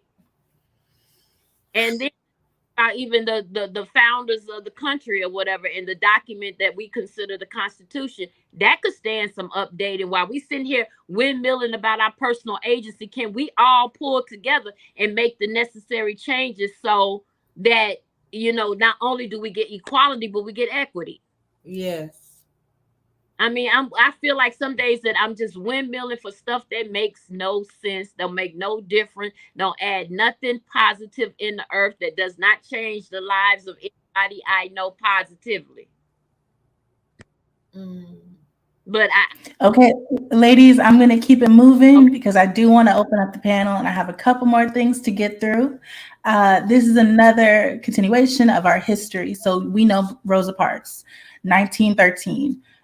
What we also know is Claudette Colvin, who I did not include, but was the one who did not give up her seat. I believe it was like 8 or 5 or so months prior to Rosa Parks. She was not permitted to be the face of the revolution for reasons that were her age. She was 15. People are saying she was pregnant or an unwed mother. So respectability politics were already in effect for Black women in 1913. Move on to Shirley Chisholm, 1924. She's revered. She is the first Black and first female person to run for president. She was in the House. She worked very, very hard. Toni Morrison, 1931. She struggled with a lot. She was an activist, one of the most renowned artists of our time, The Bluest Eye, a lot of her works. Moved to 1939. At the end of the 30s, Tina Turner. We all know Tina's story. We know how much she's gone through just to be able to live her passion, to be a rock star. She died this year. She's always a legend, lives forever in music, what she's done for music. But what she had to go through to be Tina Turner was horrendous. Mae Jemison, 1956, astronaut. Does she have a doctorate? I know that she is educationally very established, and she was a role model for so many young women. And then we have Michelle Obama, 1964, First Lady. Was it a Yale graduate? Yale, I believe it was Yale, not Harvard. We love Michelle Obama, the way that she represents herself and how she's raised her daughters. She's an extraordinary woman to be revered. So with these women, the women we just spoke about, Phyllis Wheatley and Harriet Jacobs, of all of these women, who do you think had the best opportunity to live in their femininity, uninhibited?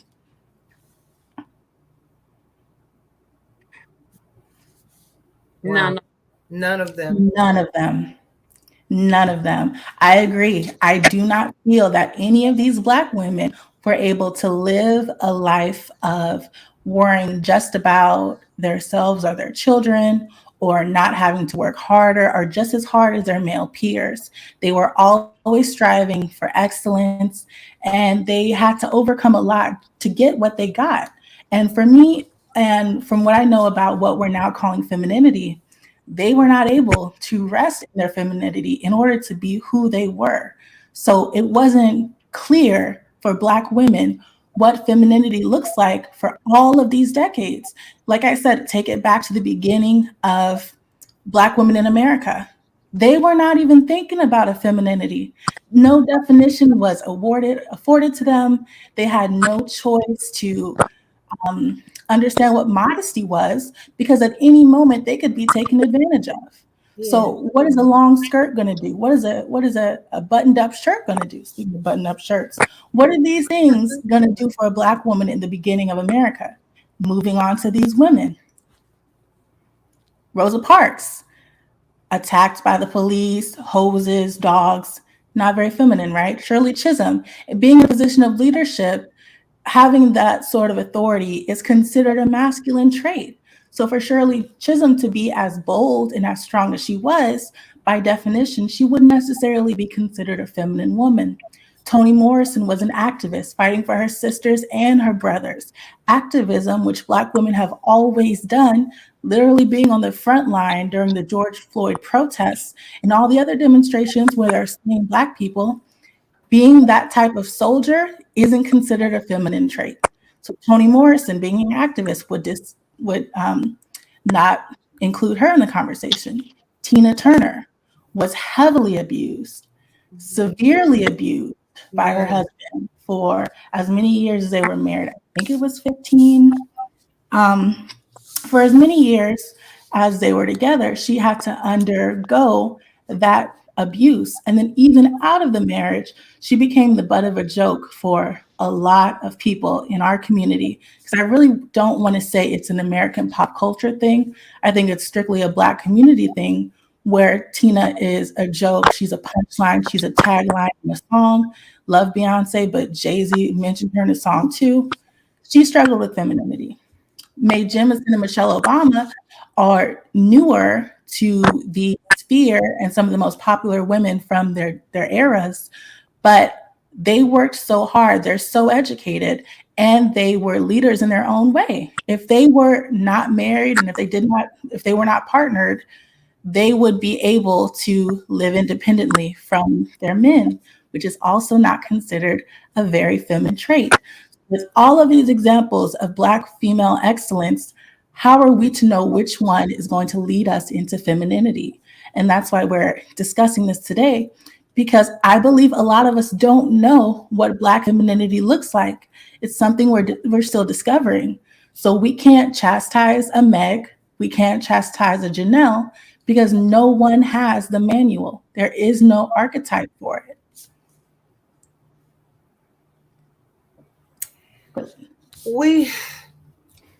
I think for Black women had to endure so much on the soil of these United States of America. We were the strength, we were the backbone. I'm thinking that many women would rather have the slave master take them than to abuse their men. They stood in the gap. We weren't considered even the lady of the house until maybe 20 or 30 years ago, when we began to come up and have home ownership. And I think we are probably still, because we are looked upon as being such strong human beings, I think we are still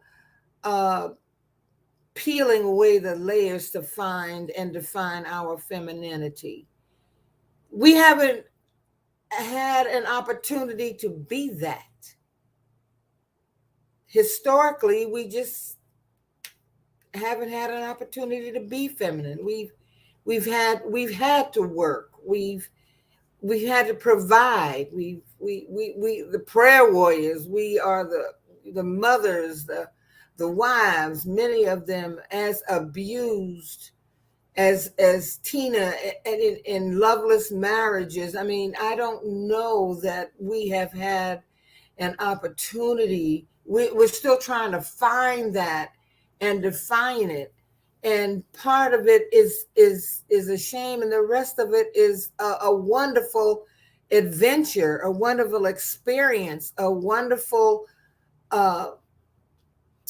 get a wonderful period, getting to know us individually and then collectively.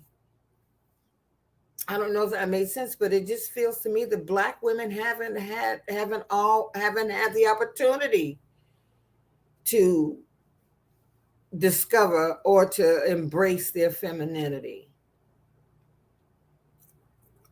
And when we have, it has been defined by men. It's a gift and it's a curse. I mean, like you said, the wonderfulness of the adventure of coming to that self-discovery individually and collectively as Black women But I feel like it might be something we might not live in this generation to see very well defined the way that it should be, because it's Yeah. so broad in its tense. Yes. And but whatever it is to the individual, that's what it is to me. And that might just be the definition we might have to sit with, because we're coming into, we are centuries behind in the definition of this one, since and thank you, Dee, for putting up quite a bit of relevant visual aids. Yes. White women have been called ladies for centuries. Yes. It's only been in the 20th century we were even considered a woman. Yeah. So here we are, look, a little over 100 years trying to answer a centuries old question for our own selves, within our own selves, make the definition so for our own agency, so we can tell them who we are. We might not see that in this generation. Sad, but true. Yes. Yes. Mm-hmm. Okay, while we're on the topic of femininity, this is another visual aid when we talk about the gender identity spectrum. So up here we have what we consider masculinity with our very masculine child. Well, I don't want to call him alleged groomer. But we have Blueface, who is stereotypically what our society would deem a masculine male. He has children. He boasts about his accomplishments. He doesn't value women in the way that they deserve or the way that he should. He's the example of, when you get all the way up here in this blue, toxic masculinity, when you exhibit almost no feminine traits, no understanding, no comfort, no emotional intelligence. You're just straight muscle and bravado. That's when you get into this toxic masculinity space. On the other end of the spectrum, we have femininity. It was difficult for me to find a woman that I would consider a toxic feminist. I only chose Beyonce because I feel like she exudes femininity.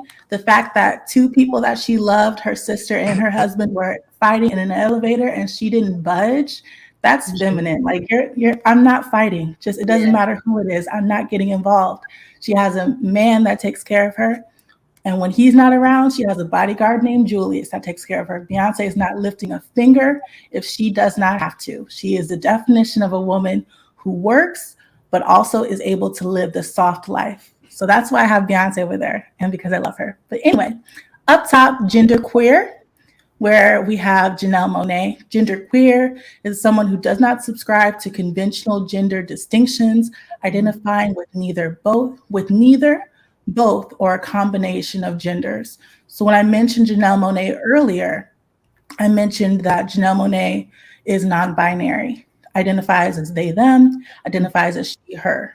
So when it comes to Janelle Monae, she is not all the way in this pink space. She is not completely feminine.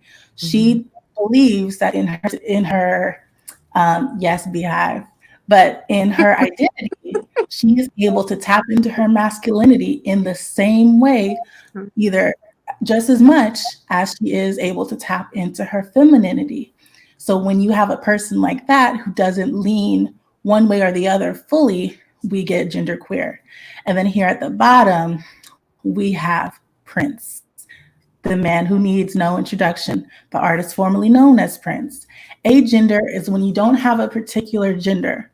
So there are absolutely no norms, no characteristics that you identify with. You're just a being who is existing, free of the social stereotypes that we place on each other. So with this spectrum, as a woman, where do you see yourself on this spectrum?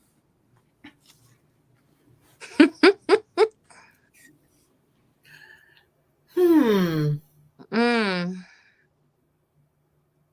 Now, are we just basing this on look or behavior, identity, or the whole So package? that's a good question. When we talk about gender stereotypes specifically, we talk about personality traits. Are you introverted? Are you extroverted? Are you loud and a leader? Do you like to follow and you like to help? Also talk about domestic behaviors. Are you more likely to handle chores? Are you more likely to do the child rearing? We also talk occupations.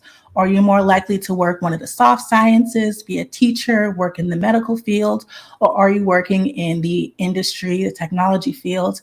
And then we have physical appearance, which I feel is the least important, but your physical appearance. Do you seem to identify more with a soft feminine pastel color palette, or are you a bit more rugged, more rough around the edges, a little less put together? I think I started out definitely femininity. I too am and have times to be a girly girl, but now I'm more agender because I'm in uniforms, I'm hoodies and ripped jeans, no makeup, all the stuff that was pretty much ingrained in me from early. Gotta have your nails done, hair done, makeup before you walk out of the house. Mhm. I didn't even realize for years, and I have a couple of college friends that are probably listening and can attest to this, that I didn't know they were having a conversation about me for all these years. And we've been been knowing each other over 30 years about why Cynthia has to present to the world on campus. Mind you, I went to Hampton University, and that was the thing. Got to have her hair, makeup done, and clothes pressed, and this, that, and the other, representing every day. That's what we did. But now I lean to the agender. Hey, I wear, men's hoodies, sometimes it depends on men's pants or whatever in uniforms, and can totally cover myself up. If I didn't open my mouth, because I still wear my mask out in public, you would think I was a dude. So, I think I'm a little bit of Prince and a little bit of Beyonce. I vacillate between the two. Hmm. What about you, Miss Jazzy? I think it would be genderqueer, femininity, and agender. Mm. I think I can cover all of those categories. I enjoy I enjoy the femininity. I enjoy being a woman. I am a out, proud, bisexual woman, just like Cynthia. I can, without lashes and all the get up, and soft clothing and all of that. I can, like she said, you could put on a mask and go into Walmart or wherever you're going. Nobody would know whether you're a woman. Well, they might know because I have a really, I'm blessed with the curves and all of that. But I think that I could comfortably rest in genderqueer, femininity, and agender. I tell you, But outside of the dress, huh? are you comfortable taking on traditional male roles? Like if someone is stranded on the side of the road with a flat tire, are you likely to go and help them out, I or do don't you know leave nothing that about with no them? flat tires. You got to call the AAA cheering to do that because I don't know anything about changing tires or any of that. I Mm-hmm. do know how to mow lawns and repair things. I've been single and I've had to learn how to repair electronics and mow the lawn and do what would traditionally be male kinds of activities. When I was younger, I rode horses and I mean, I don't think any woman in the chat on this panel, we are not one-dimensional creatures. Why not? And Black women embody the mystery of life. I mean, Mm-hmm. we birthed like the world. I mean, we are a mystery, and that is part of that is our magic.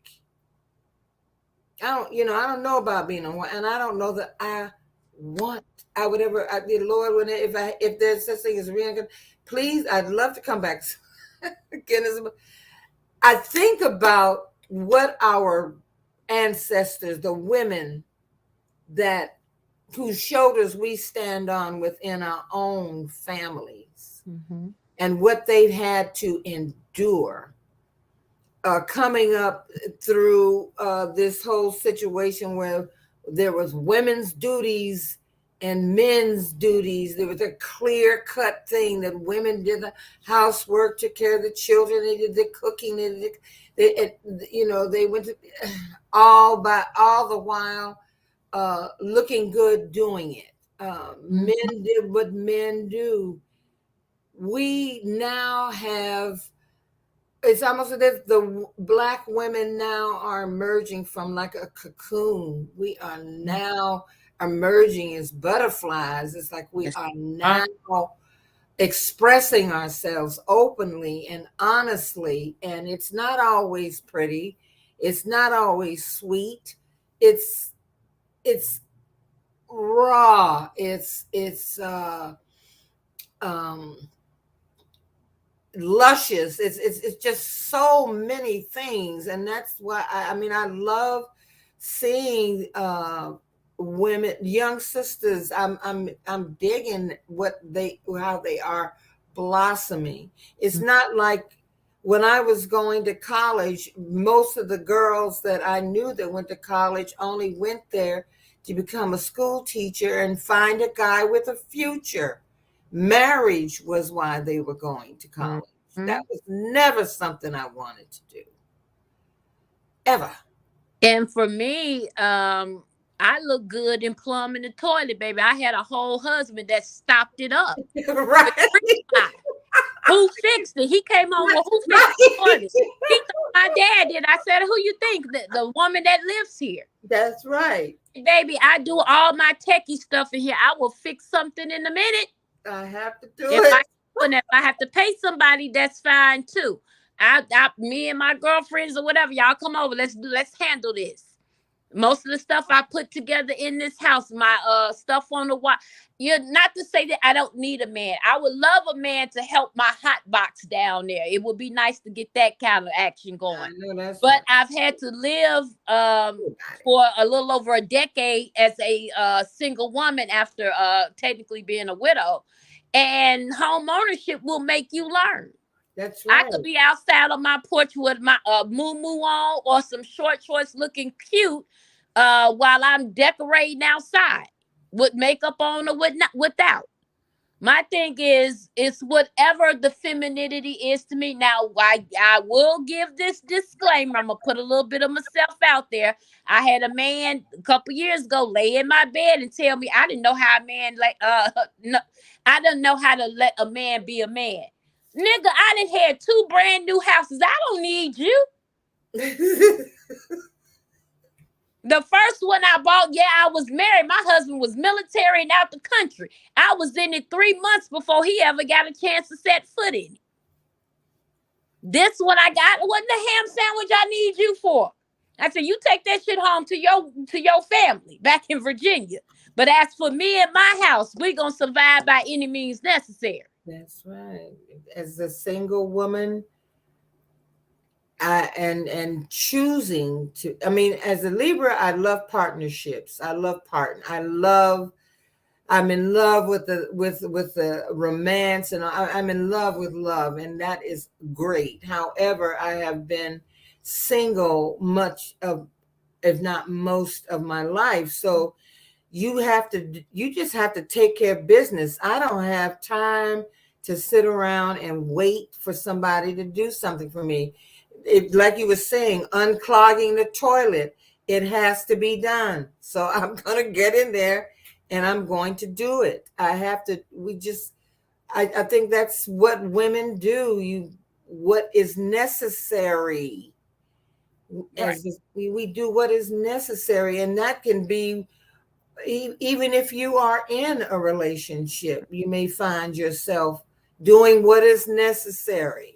You may not get a man or a partner who's like practical at all.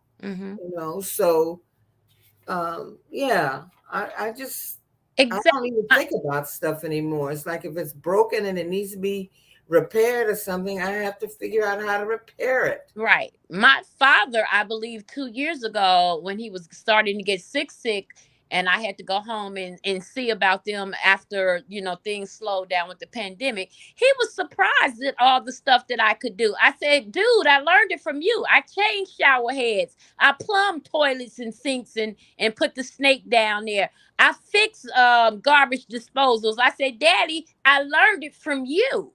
I was watching. I know you probably thought I'd have a man in my life for all of my life to do that, but that wasn't my story.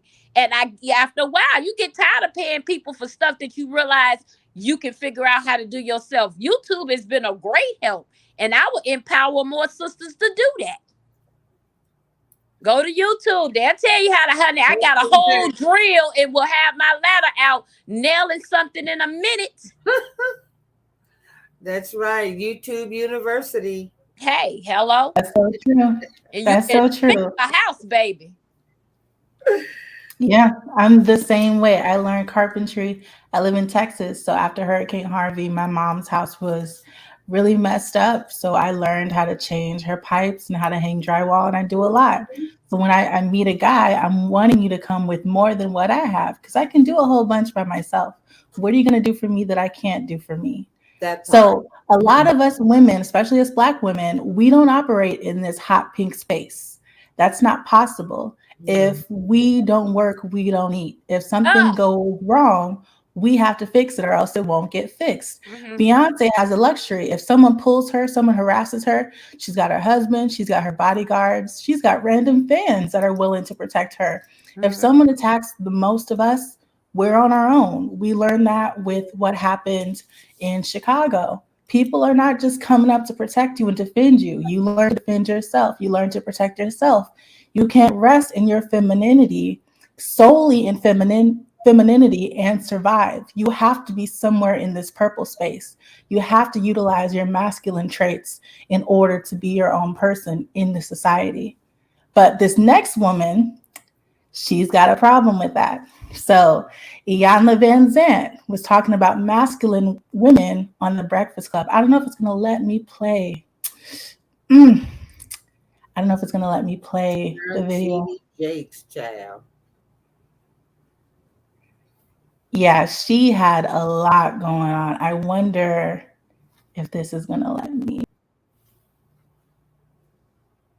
Uh-oh. We're gonna wait on D. I think she accidentally evicted herself. Yes. Yeah, I think I heard some of that interview once. I found it interesting that she feels that way now, but she was a battered, abused, poor project mother that had to do things on her own before she woke up and realized that the life that she was living wasn't enough for her and her children. Right. So, yes, we have agency to grow and have our mind go from one set of standards to another. But sometimes some of that stuff can be a little hypocritical, like, boo, you was where some of us are still. And so I didn't catch that interview, but I do remember when T.D. Jakes stood before his congregation and made that comment about masculine women. Yeah, and for him to be such a learned man, I kind of thought that and understand. We saw the clip. I went back and listened to more of it just so I can, be imbalanced in my thought about it. And I thought it was a little unfair because he knows the reason why we have to be the way we are. He had a mother. He had a grandmother. He saw what that looked like. And didn't he teach us early on to stand up and be able to take care of ourselves? It sounded a bit hypocritical to me when he said it. Yeah, I did. And woman, thou art loosed. What? Exactly. You wanted us loose. Now you want us back in the cocoon. Which one is it? Will it let you play the clip, D? I think I may need to share my whole screen. I'm wondering if it'll let me do that.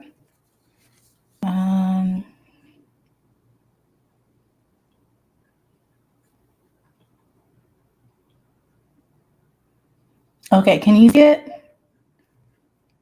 Okay, there you go. There you go. Okay, let me mute and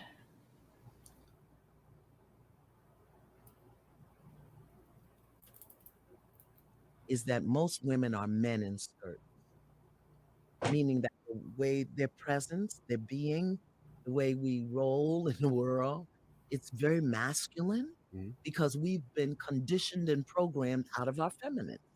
And when I say, I don't mean feminist movement in the world, I want to be a fireman or football player. I'm talking about, I'm not talking about that. I'm talking about how to be a woman in your being.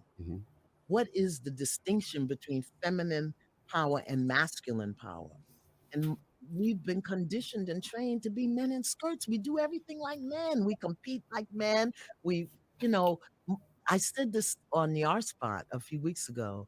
I said, most women want their boyfriend to act like their girlfriend, you know, chatting, shopping. But when the man comes home, what they meet is another dude. My experience and my observation is that most women are men in skirts, meaning that the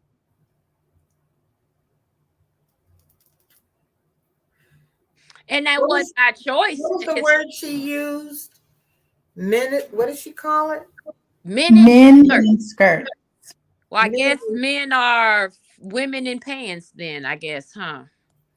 Wow. I don't know. I I don't know. I don't get it.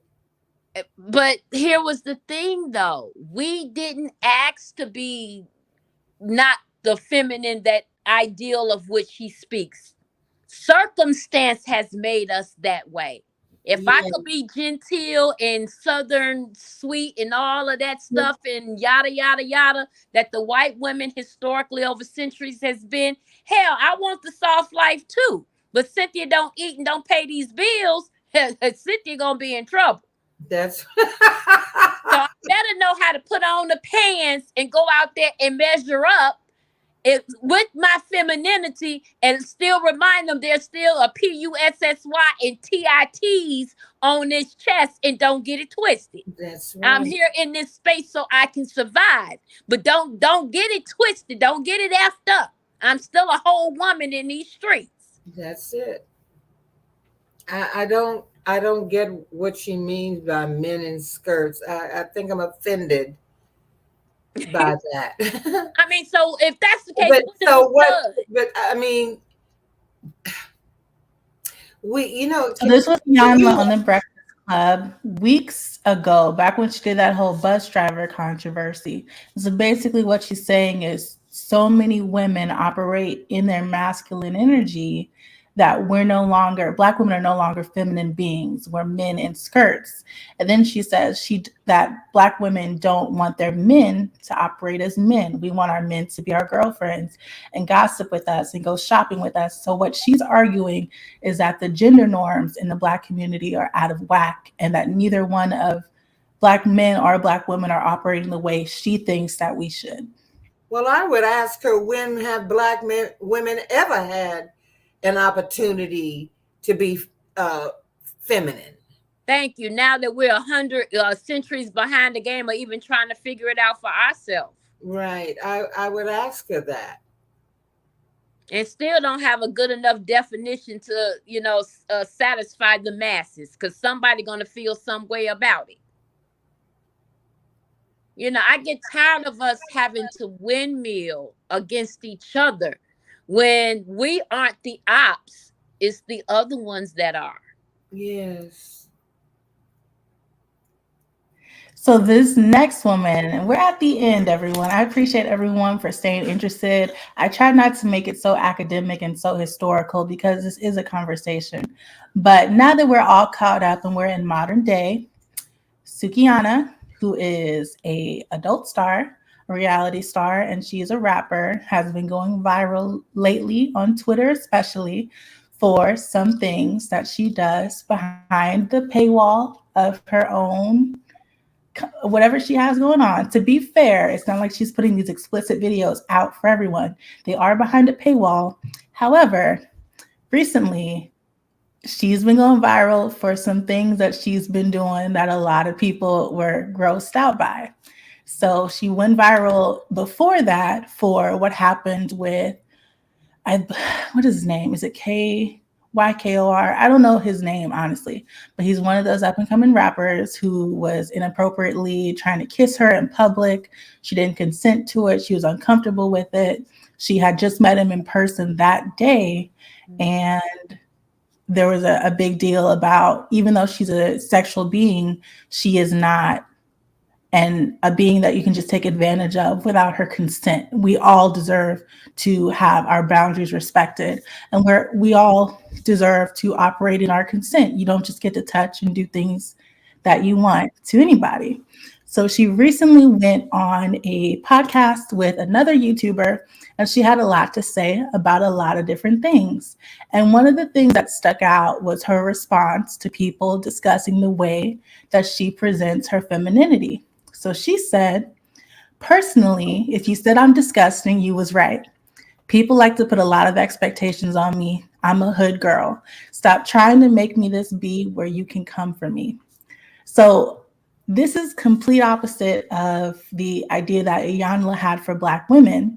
And for me personally, I think it's fair because Suki has never said that she was a role model, and the public has this habit of promoting whoever is the most scandalous, whoever is the most sensationalized, because people are just so shocked that a person would do this. So these people propel themselves to stardom without ever wanting it or being trained for it or understanding what comes with it. So in fairness to Sukiana, she never was a role model for Black women. She says that in this interview, and that she operates in a way that she's comfortable with. She's also a mother. She says that what she does on camera has nothing to do with her motherly duties. This is just how she decides to operate as a woman, as a Black woman in her femininity. And so the issue that some people are having on the online discourse is her presence and her prevalence. Women like her, City Girls, Meg, Suki, Sexy Red, are these women setting back the perception of Black women in America when these are the women that are being promoted heavily? And is she wrong for capitalizing off of her sexuality and the disgusting things that she'll do? Is that her business, or is this some way going to infect the entire perception of Black women? Full disclosure, I don't know who she is. I don't know tried. who Rihanna is. So Well, I kind of got a couple of thoughts on this one. Sukiana, boo boo. Look, what you do, number one, is behind a paywall. How you present is how you want to present. Now, a lot of her antics I can't get with, but when in the beginnings of seeing her on Love and Hip Hop Miami, she had some vulnerabilities to let me know that she's a real person, that she's a mother, and she would do anything, if that means shake her tail feather, to get that dollar to take care of her kids. And for that, it's I can't be mad at her about that. Had to do. We might not have done it to the extreme and to the extent that she does it, but that's every mother that's ever been a mother or had motherly duties do. She's getting to her bed. I don't think any of these girls are setting back the trend, because they're not the only voice in the diaspora of Black women. Right. Let's it's broad and it's encompassing. Some of it is going to be demure. Some of it is going to be vulgar. There are levels and extremes to all of this. We're trying to narrow down one little thing here, one little thing here, and make it speak for everybody. That's not the puzzle that we are. We are an enigma of magic. We're everything. We're the one thing and we're the all things. We're the no things and we're the everythings. It's like we're trying to keep putting each other in these compartments. We are just not that type of being that fits like that. No, not at all. I think she's a single mother. I have a shout out to all the single mothers that are out there on the hustle, taking care of themselves and their children. I cannot knock any woman, and will not, who has had to hit it for herself and for her children. And so I refuse to get into a bashing language to say what she's doing is right or wrong. Or I don't have to like it, but I just don't think that it's my place to say anything about it. She's taking care of her family. Right, because if she wasn't and was on the system, we'd have something. We'd have something to say about that. And So see, my thing is, I don't bash her just from the place of I may not like it. And for her, I think she has a brilliant mind to do other things, but she's still young and I believe she'll figure it out. If anything, I can ask God, show Sukiyana a better way without her losing herself. So my counter to that is, while she's her own person, providing for her family and her kids, if she and women like her are being promoted more than the opposite, and then there's a understanding that Black women are this way, and then other Black women go out and they want to hold positions and hold offices, but because there's this idea that a Black woman is going to be this way, they're not afforded those same opportunities. So the idea that I mean, I can't speak for India, but the idea is that representation is everything. And so if there's a plethora of hypersexualized Black women constantly being pushed in mainstream media, there's an agenda to paint Black women to be these hypersexual beings. So should there be a boundary as to what we accept as women, or should we allow everyone to freely express themselves? ooh. I don't like that boundary issue because, once you give an inch in that, a yard will be taken. Let everybody be free to express themselves and show up as whatever they consider as their best selves and in their agency. Just because I don't have to like it, I'm not going to openly bash you to nobody, black, white, red, yellow, or purple. If I think it's extremely wrong and abhorrent and make you miss heaven, I'll go to the Father. For those that are overly churchy and think everything is a sin and that is watching her in the comments, Lord, show them a better way. Show them what you really have for them. Let them, there's a way that we can do it if we want to see our sisters show up better. But even in that prayer, don't be so selfish to put it in the box. Lord, teach her she got to put her clothes on. Lord, just show her a better way. Maybe this is the better way for her. Who am I to make that judge? Hell, I ain't got a heaven or hell to put her in. So do you think anything that she does impacts the image of Black women in our society? That is media. That is what media pushes about not just Black women, but Black people worldwide. They show the worst, or what could be considered the worst of us. It's not interesting to follow a woman who is working as a secretary and going home and being the mother to. That's not that's not interesting to people. They want the salaciousness, they want the lasciviousness, they want the muck. So that is what media puts out. Again, I don't know what. I think I briefly heard someone talking about something she'd done behind her paywall. It was today, actually, that she had urinated on herself or something like that. I'm not sure, but it's like, but that is what the media pushes on us. When we go for all the Real Housewives, the Real Housewives of Atlanta, the Basketball Wives, the Love and Hip Hops or whatever, they always show Black women fighting, calling each other names. That seems to be that stuff sells and attracts. Violence right. and sex has always been the thing. The violent movies, the summer blockbusters, if they not blowing up 50 things, then it's not worth going to see. You're Right. right. It's a media spin. But what we need to do is separate the media from the humanity. But what Especially Suki for is us. saying is that she's a hood girl and she represents a certain demographic of girls that are into that.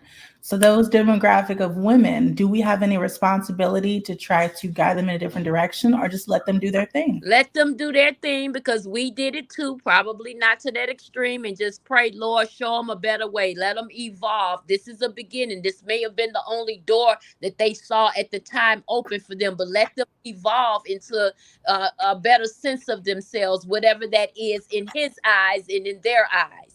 Because this could be the end all be all for them, or this could be a segue into something larger. My thing is, we got to let them be.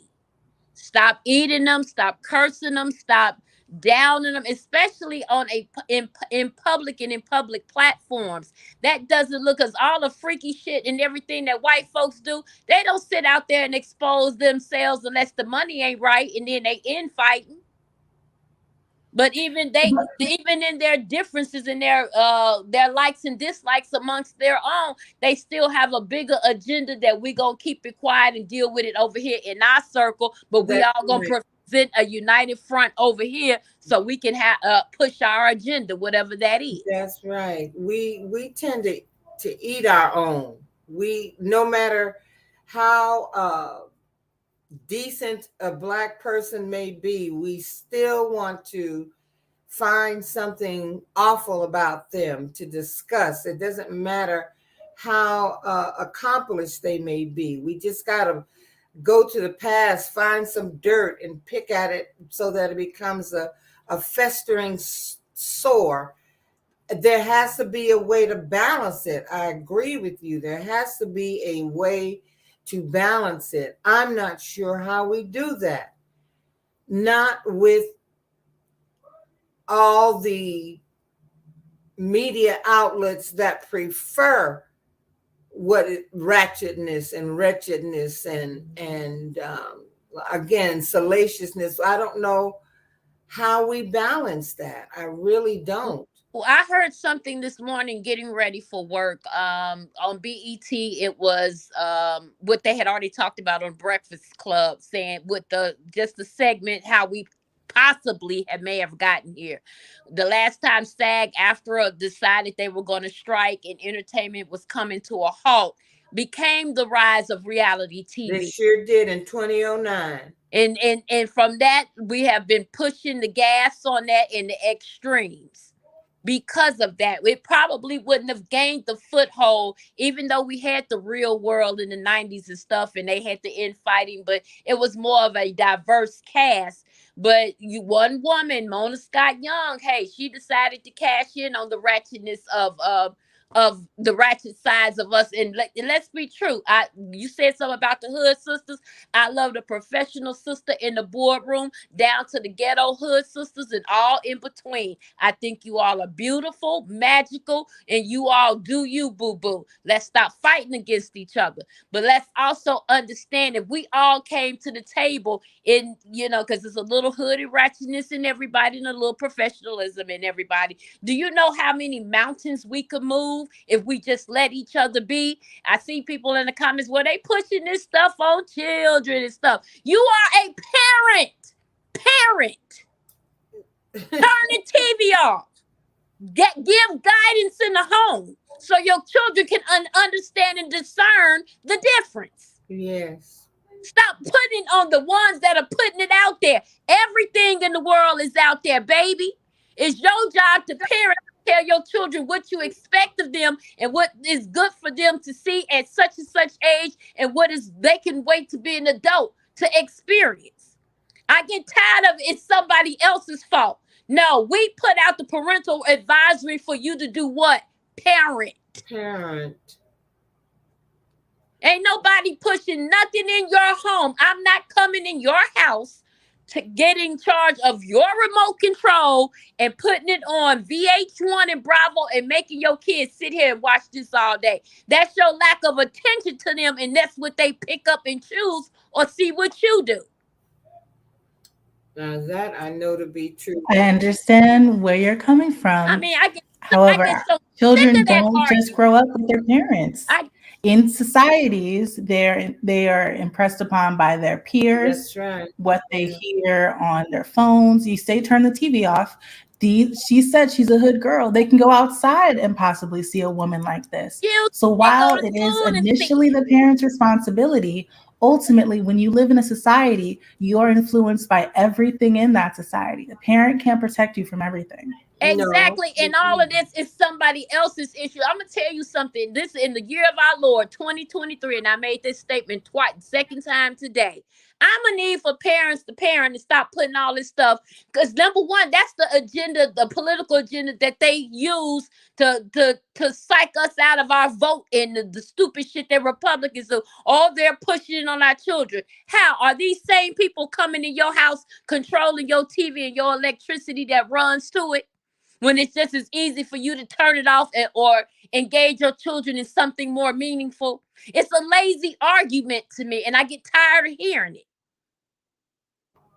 You know, and another thing, one thing I wanted to say about Suki is that for me, while I don't condemn anybody who's had to work in sex work, who's wanted to work in sex work, for me, it's a bit saddening because I feel that selling sex is so easy. It's one of the oldest professions in the world to be a prostitute. And what we just went over earlier in the stream about how the Black woman's body was commodified immediately. As soon as they saw it, they sexualized it. So then in this day and age where Black women know what their bodies can do and what it can generate, they're willing to put themselves out there. And yes, it's on their own terms, but you're still perpetuating the same objectification that we had to endure when we first got here. So for me, it's sad. I think the best way is to present other avenues. It's unfortunate that it pays so well and it's so easy because I think a lot of people want to do the easy thing that they know is going to make them money, like OnlyFans. But if we presented other avenues, we would have a way for women to go that's not just hypersexual. Right, but the freaks keep it in play because they're the ones that are paying for it. Until COVID, paywall has always been out there for whatever content you want to produce and the stuff that you know would get banned in other spaces. When we got bored and got broke, people got creative with what they did. As lazy as it could be, it is to sell sex because you just doing that, jumping up and down on bodies and yes, but it is what it is at the same time. So my thing is, do I want Sukihana to show me better? She says she's a rapper and all of that. I want to see her get in the studio and be the lyricist that she probably can be. But there'll be somebody, if she ever achieves to that, that'll still hold her to what they see her do today. That's right. It is sad. It's sad to me as well. I just, again, don't know how we can balance that because we are driven these days by media.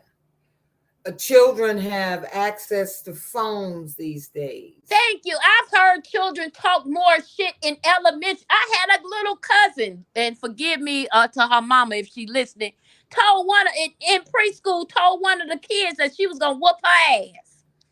Yeah. And I made it very clear when I see her, I'm gonna whoop her ass. Because she wasn't supposed to be raised, and I know her mama didn't tell her to do that, but I did tell her, Mom, you got to be mindful of what you say around her, because I know for me, a lot of the things that I learned and why my mouth is hot, because even when I wasn't present in the room, my ears were. But that didn't mean that my mother didn't parent. She tried to keep it from me, but our children's ears end up in places we don't know that they end up in. Yes. I can speak to that in all sincerity. And like I said, we talk more shit in elementary than some of the adults back then. So they're going to hear it. It's the key word is parenting. All of the influences, good, bad, or indifferent, are in the earth.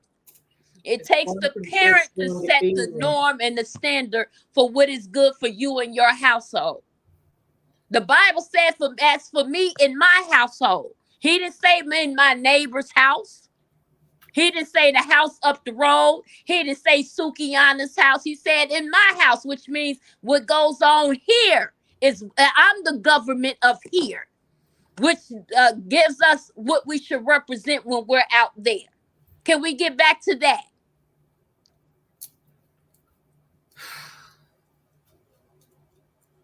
Wow. I had a couple more slides. I'm going to go ahead and end the slideshow, though, because I really want to hear. There's a lot of conversation going on in the chat. So I know that there are a couple that want to come up and speak. Yeah. There's no limit to what you want to discuss. If there's something that we didn't talk about that you feel strongly about, that you wish that we should have brought up, or if you have a different opinion or whatever you want to do, we're going to go ahead and drop the link so that we can continue this conversation with women, people that identify as women, whatever side of the spectrum you're on. If you want to have a conversation, now is the time. Let me stop sharing. Dee, I just want to take a minute while everyone is hitting the link to come in. I want to first thank you for allowing me and my ratchet professionalism to be a part of this podcast, because I actually have been on all day. From the moment I woke up, I felt like I should have went back to bed. But this has been meaningful and impactful conversation, and I thank God for you and the type of host that you are. You really do need to be on TV, baby. Yes, and God, hey, this baby SAG Afra is happening, and maybe one of those people out there are watching us and want to do a show, but baby, you are it. You are the next commentator, that you're the next Tamron Hall, because your aura is beautiful. You're professional in your speak. Just don't have too many of me's up there, because I know how I am.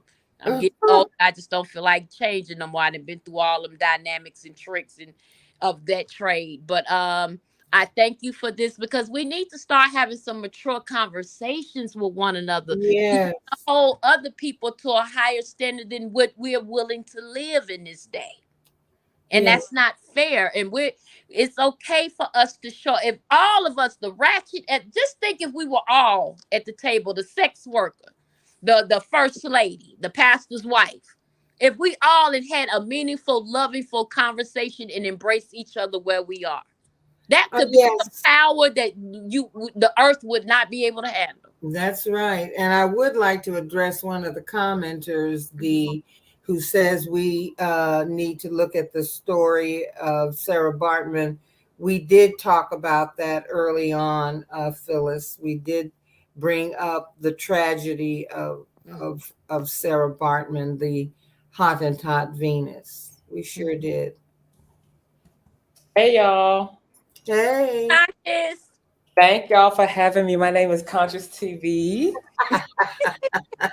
I am from South Carolina, and I have enjoyed this riveting dialogue, and you guys really traveled through a lot of conversation. And I just had 3 questions. Y'all kind of touched on it a little bit. I was going to ask, because I think Dee spoke about balance, and I was going to ask, like, in this whole, how do we define femininity and women relaxing in their femininity and exuding their femininity? Does masculinity play a part in a woman's womanhood?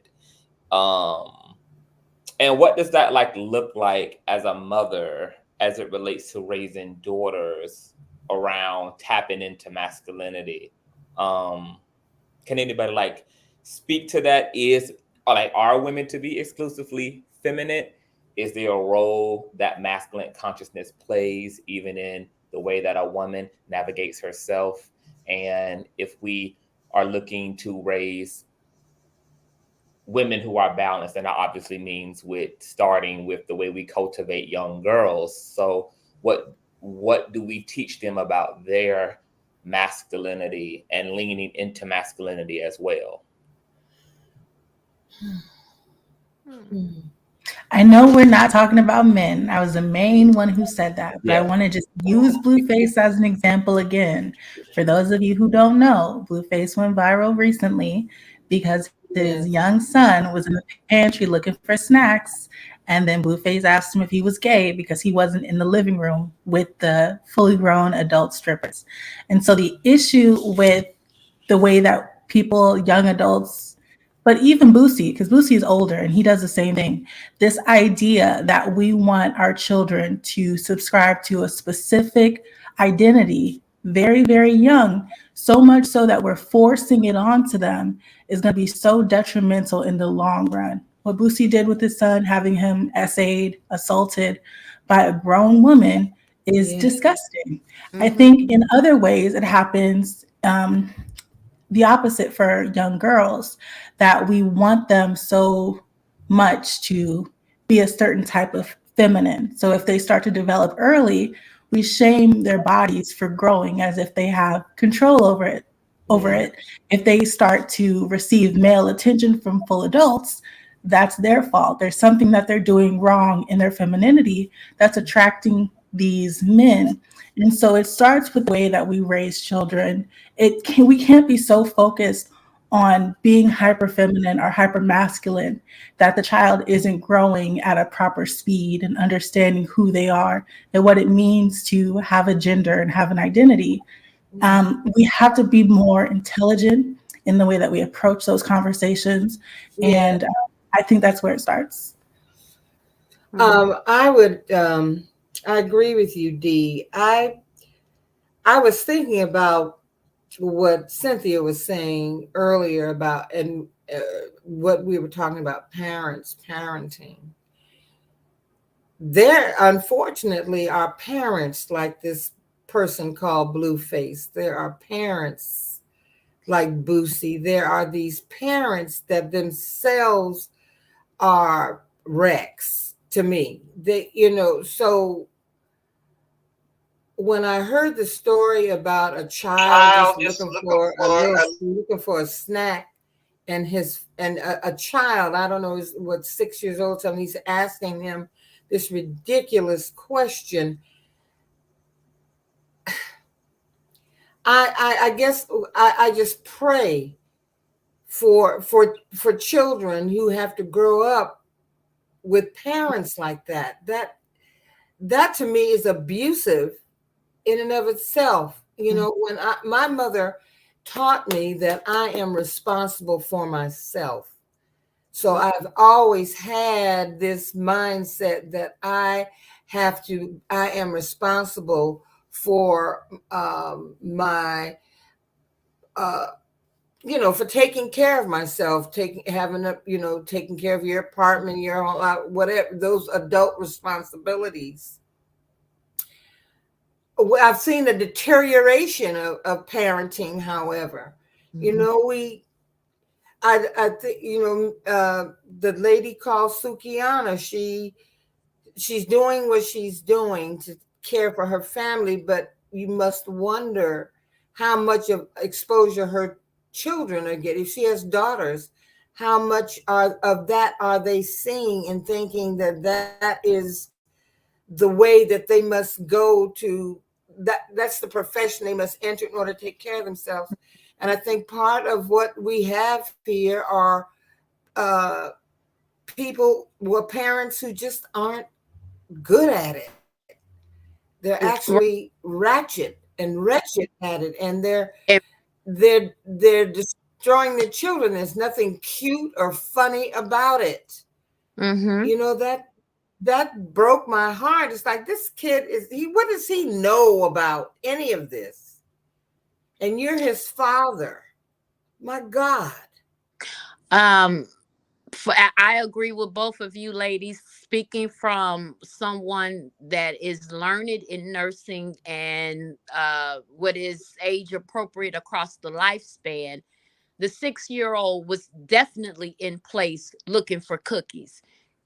Blueface needs to hurry up and develop a case of blue balls and stop making babies and start manning up, treating his mother and his sister and Krishan and the other young lady with some modicum of respect, because he definitely he doesn't want his manhood challenged, but yet he's gonna go and push off whatever his homophobic fears are onto a son that may very well present in the future as homophobic. What is he going to do then? Disown him? It was a very immature situation, and I'm not surprised that people that actually saw that live did not call CPS. Those are the situations where the children needs to be removed.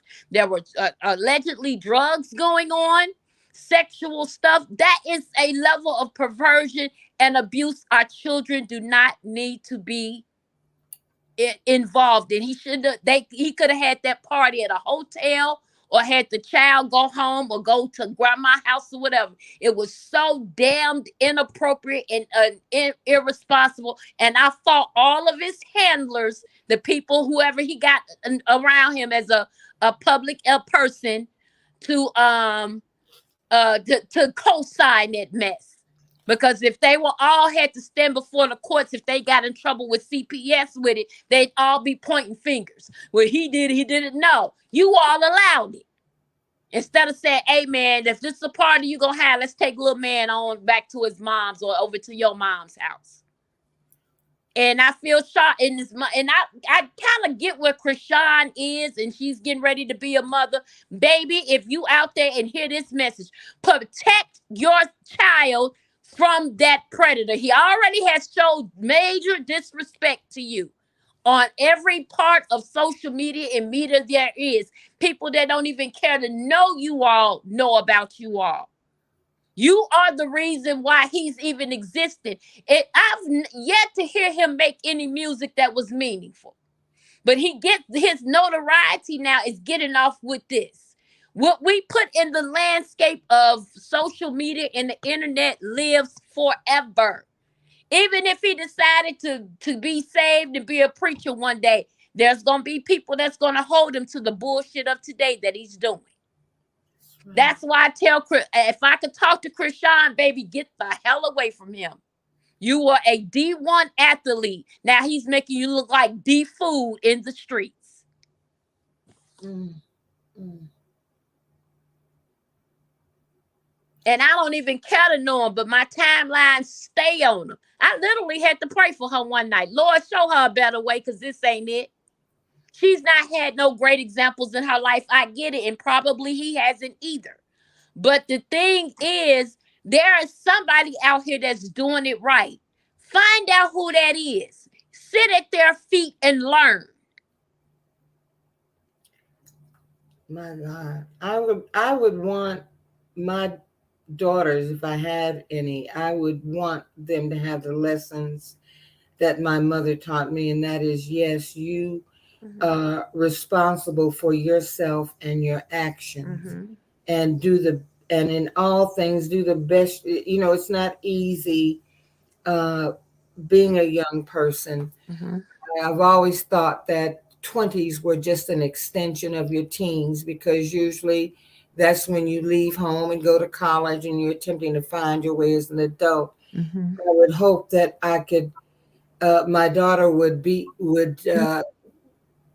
have some sense of wisdom or discernment. Right. We can't watch our children 24/7, and that they will have influences out in these streets. I think what I fear the most now is that the accessibility of all of the negative shit is so readily available, and that they're not interested in that. Young women. I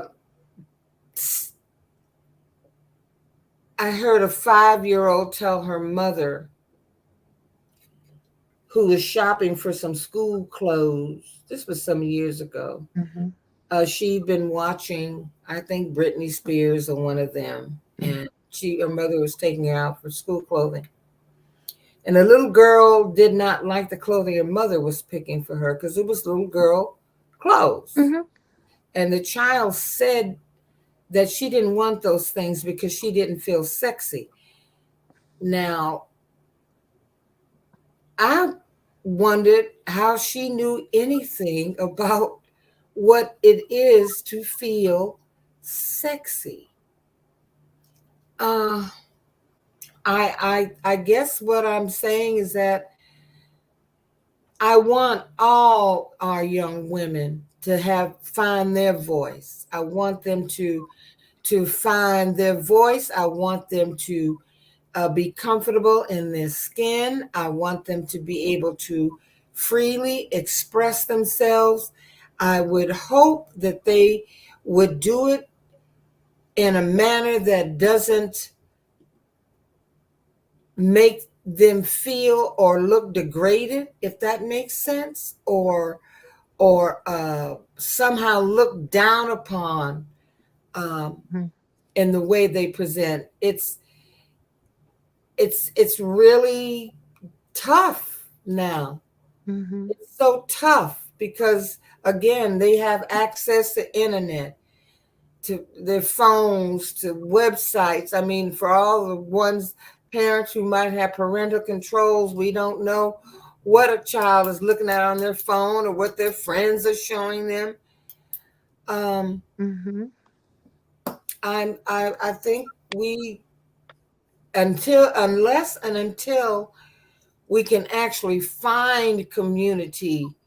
We use the term Black community very loosely because I don't necessarily feel if that community exists right now. I don't. Oh, you know what, Jace? And listening to you, because this reminds me of a panel discussion I had last year, and this came up, and I just want to remind the community that you are in control as a guardian. The internet is a luxury. It's not a necessity. Yeah. I have a cousin who raised my little cousins who are male and female. He didn't give a damn that cell phones were a thing and iPhones were a thing and all that was a thing. He had them on flip phones, even all up to high school. He was him and his wife were super, like, they were helicopter parents. They were super protective. Like, if they did not trust that they could send their kids over or into an environment with other helicoptery parents who shared the same protectiveness, he did not let them go, including even if it was other relatives. He didn't give a damn. Like, they had very strong, strict boundaries. So I feel like in this era where there is a lot of like access, that means that parents are going to have to understand that they're going to have to step their parenting up notches as these things kind of pile into the general space. And so then it becomes a question of, are parents ultimately feeling lazy? Because they're not necessarily powerless. They're just going to have to do more parenting than previous parents had to do because of what's right around the corner and what's right there on the iPad. And so, you know, you can still put your children on house phones. They can drag that big corded phone around where you can pick up the other line from the kitchen and spit on their ass. I mean, honey, you can take it all the way back to the day. They don't necessarily have to live and participate in the fruit of, you know, what's manifesting in this culture. I know Cynthia is really big on the scriptures, and there's a scripture to the liking of you can be in Egypt, but not of Egypt. You can be, you know, in the world, but not of the world. That there is a way to do that. And it does require a lot of structure. It does require discipline. It does require all of that, but it can be done. And so I want parents who are considering children at this point, society probably is not going to care about the way these things impact the culture because capitalism is running everything and people do what they have to do for money. They have to, corporations do what's trendy. They're not going to miss a dollar. So more than likely, we're not going to be able to stop, per se, this tidal wave, but we can deepen our self-preservation as a countermeasure to a reckless and moralist lawless society, as the scripture will. The scripture say that they will come ages of lawlessness. That there will be a lawless generation, and I don't think this is the generation, but I think that the stage is being set for a profound sense of lawlessness and a lack of morality and a lack of self-awareness, and we're kind of seeing like the genesis of that era and age coming into play. So it's going to be a more extreme version of the hippie age, where you're just going to be like, what? Like, it's a lot of unconventional shit just thrusting itself into society. But thank y'all. And I did have one more question too. Like, where do trans women, intersex women? I have just a comment on everything that we're talking about right now regarding children. Being a mother myself, is it okay if I can just? Zero. Do you have me on a separate? What was that? It's an echo in your phone. Is there like? No, there shouldn't be an echo at all. Oh wait, you know what? Let me get off YouTube. If YouTube is up, I will get out of it. Yeah, I don't want to echo or nothing because I don't want my message to be Is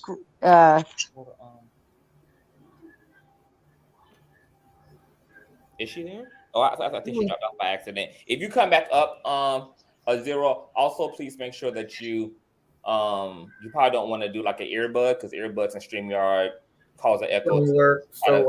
Talk through your device when you come back up. Love. Okay, thank you for those questions, ladies. I'm gonna drop down.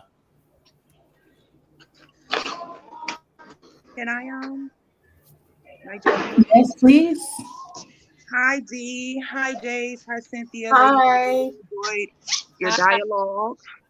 I have a quick statement, and then I do have a question as well. So to speak to the femininity and the gender roles and things of that nature, Cynthia, you say you don't think that we're ever going to be able to get a defined definition, basically, in his lifetime. I think the biggest thing is that in our DNA, right, as African Americans, in our DNA, if you look at the historical fact of where the slave trade. Can everybody hear me now? Like clear? We can hear you, yes. Yes, but give us one couple seconds because she was in the middle of her statement. Myself, I just want to make sure y'all can hear me. And is there an echo on it or no? No echo. You're good. Okay, because I had some stuff I wanted to say about what Conscious was saying. Y'all can go on. I will. Yeah, we'll get back to you after her. Okay, no problem. No, I just wanted to make sure that I wasn't sounding as echoey as I was before. You're good. Okay, cool. Thank you, guys. I'm just gonna mute my mic and let you ladies, you beautiful, divine feminines, go ahead and do what y'all do, because honestly, this conversation is needed. And as I've been watching I went to the store, I came back, and I just listened to this, and I am undoubtedly inspired by all of you. Okay. As far as what is a feminine, I think that is the main thing. That what is femininity? And I don't think femininity can actually be defined. And I just love how each of you are so different and so elevated in your consciousness. So as a soul, I am appreciating each of you as a soul without body or mind, just in your pure essence. Like, I really look at each of you and I am endlessly inspired, like watching from the chat for the most part. And I only got on to talk because you ladies inspire me. Like, there's nobody else's channel I would ever come up on the panel for. I only come on Conscious TV. He knows that because he saw me before, toe up, drunk as fuck on the live. Like, yeah, so he's like, yeah, sis, chill out.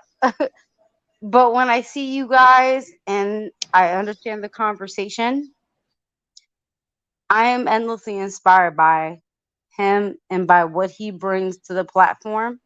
And I think these are conversations that we need to have.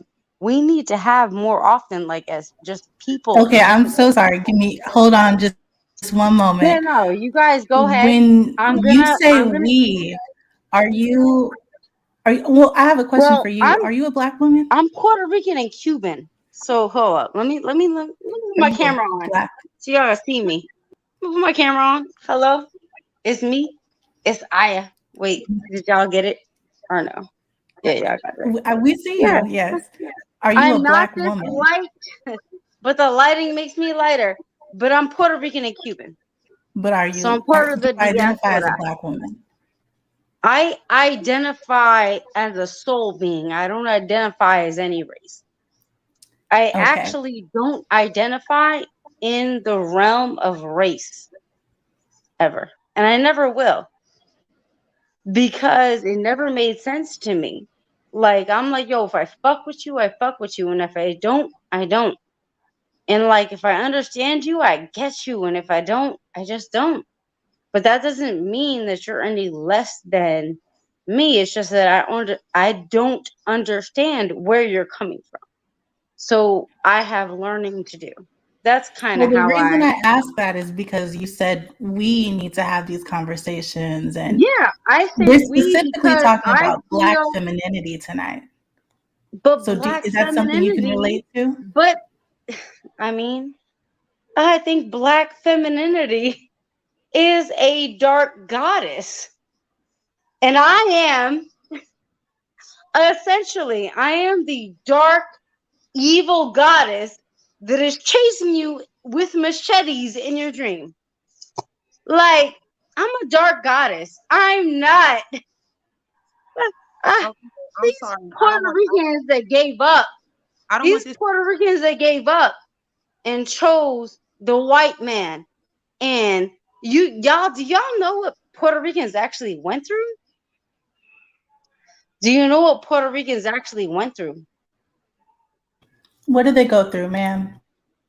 We every plan B and everything that you have in your body that is a contraceptive was produced by Puerto Ricans because the white man came in and they did scientific experiments on us, but we didn't know they were experiments, right? We just thought, all right, we don't have to have as many children. Thanks. So a lot of Puerto Rican women died actually with those experiments. We were enslaved before that. And I even remember that we had one day of being free between being transferred from Spain to America. May I And ask her a question? my people have never been free. But and there is a lot of my people, Puerto Ricans specifically, because that's what's mostly my family. There are Puerto Ricans specifically that I want to see their freedom, but we can't do it unless we embrace the fact that we have African or darker skinned ancestry. But everybody trying to act hella white. That's why I don't talk to my old family all the time, because I'm looking at them and I'm like, yo, y'all are trying to be hella white. And we're not that, bro. These people in America, we actually resonate more with them as indigenous peoples, because I think black people in America, for the most part, unless they immigrated at later dates, are indigenous. Because if you even look up your own shit, there's no proof that you were moved here. Like a lot of you were already here. There's no proof that. May I Wait, I'm ask her sorry. a What? question, Miss D? How What'd y'all you doing, say? panel? And I love y'all. No, go on, talk. I want to hear it. I have a question for you. Mhm. My question is, you said that you all were enslaved, correct? We were in Puerto Who Rico. were y'all Yeah. enslaved by? The Spaniards. The Spaniards, right? Yes, ma'am. Which was better than the French, which was the Haiti got. Haiti got the French. That shit was rough. Okay, let me say this. Us as African American, black, brown women, we are still, we're like our LGBTQ kind of family. Okay. We've been enslaved by whites. We've been enslaved by Spaniards.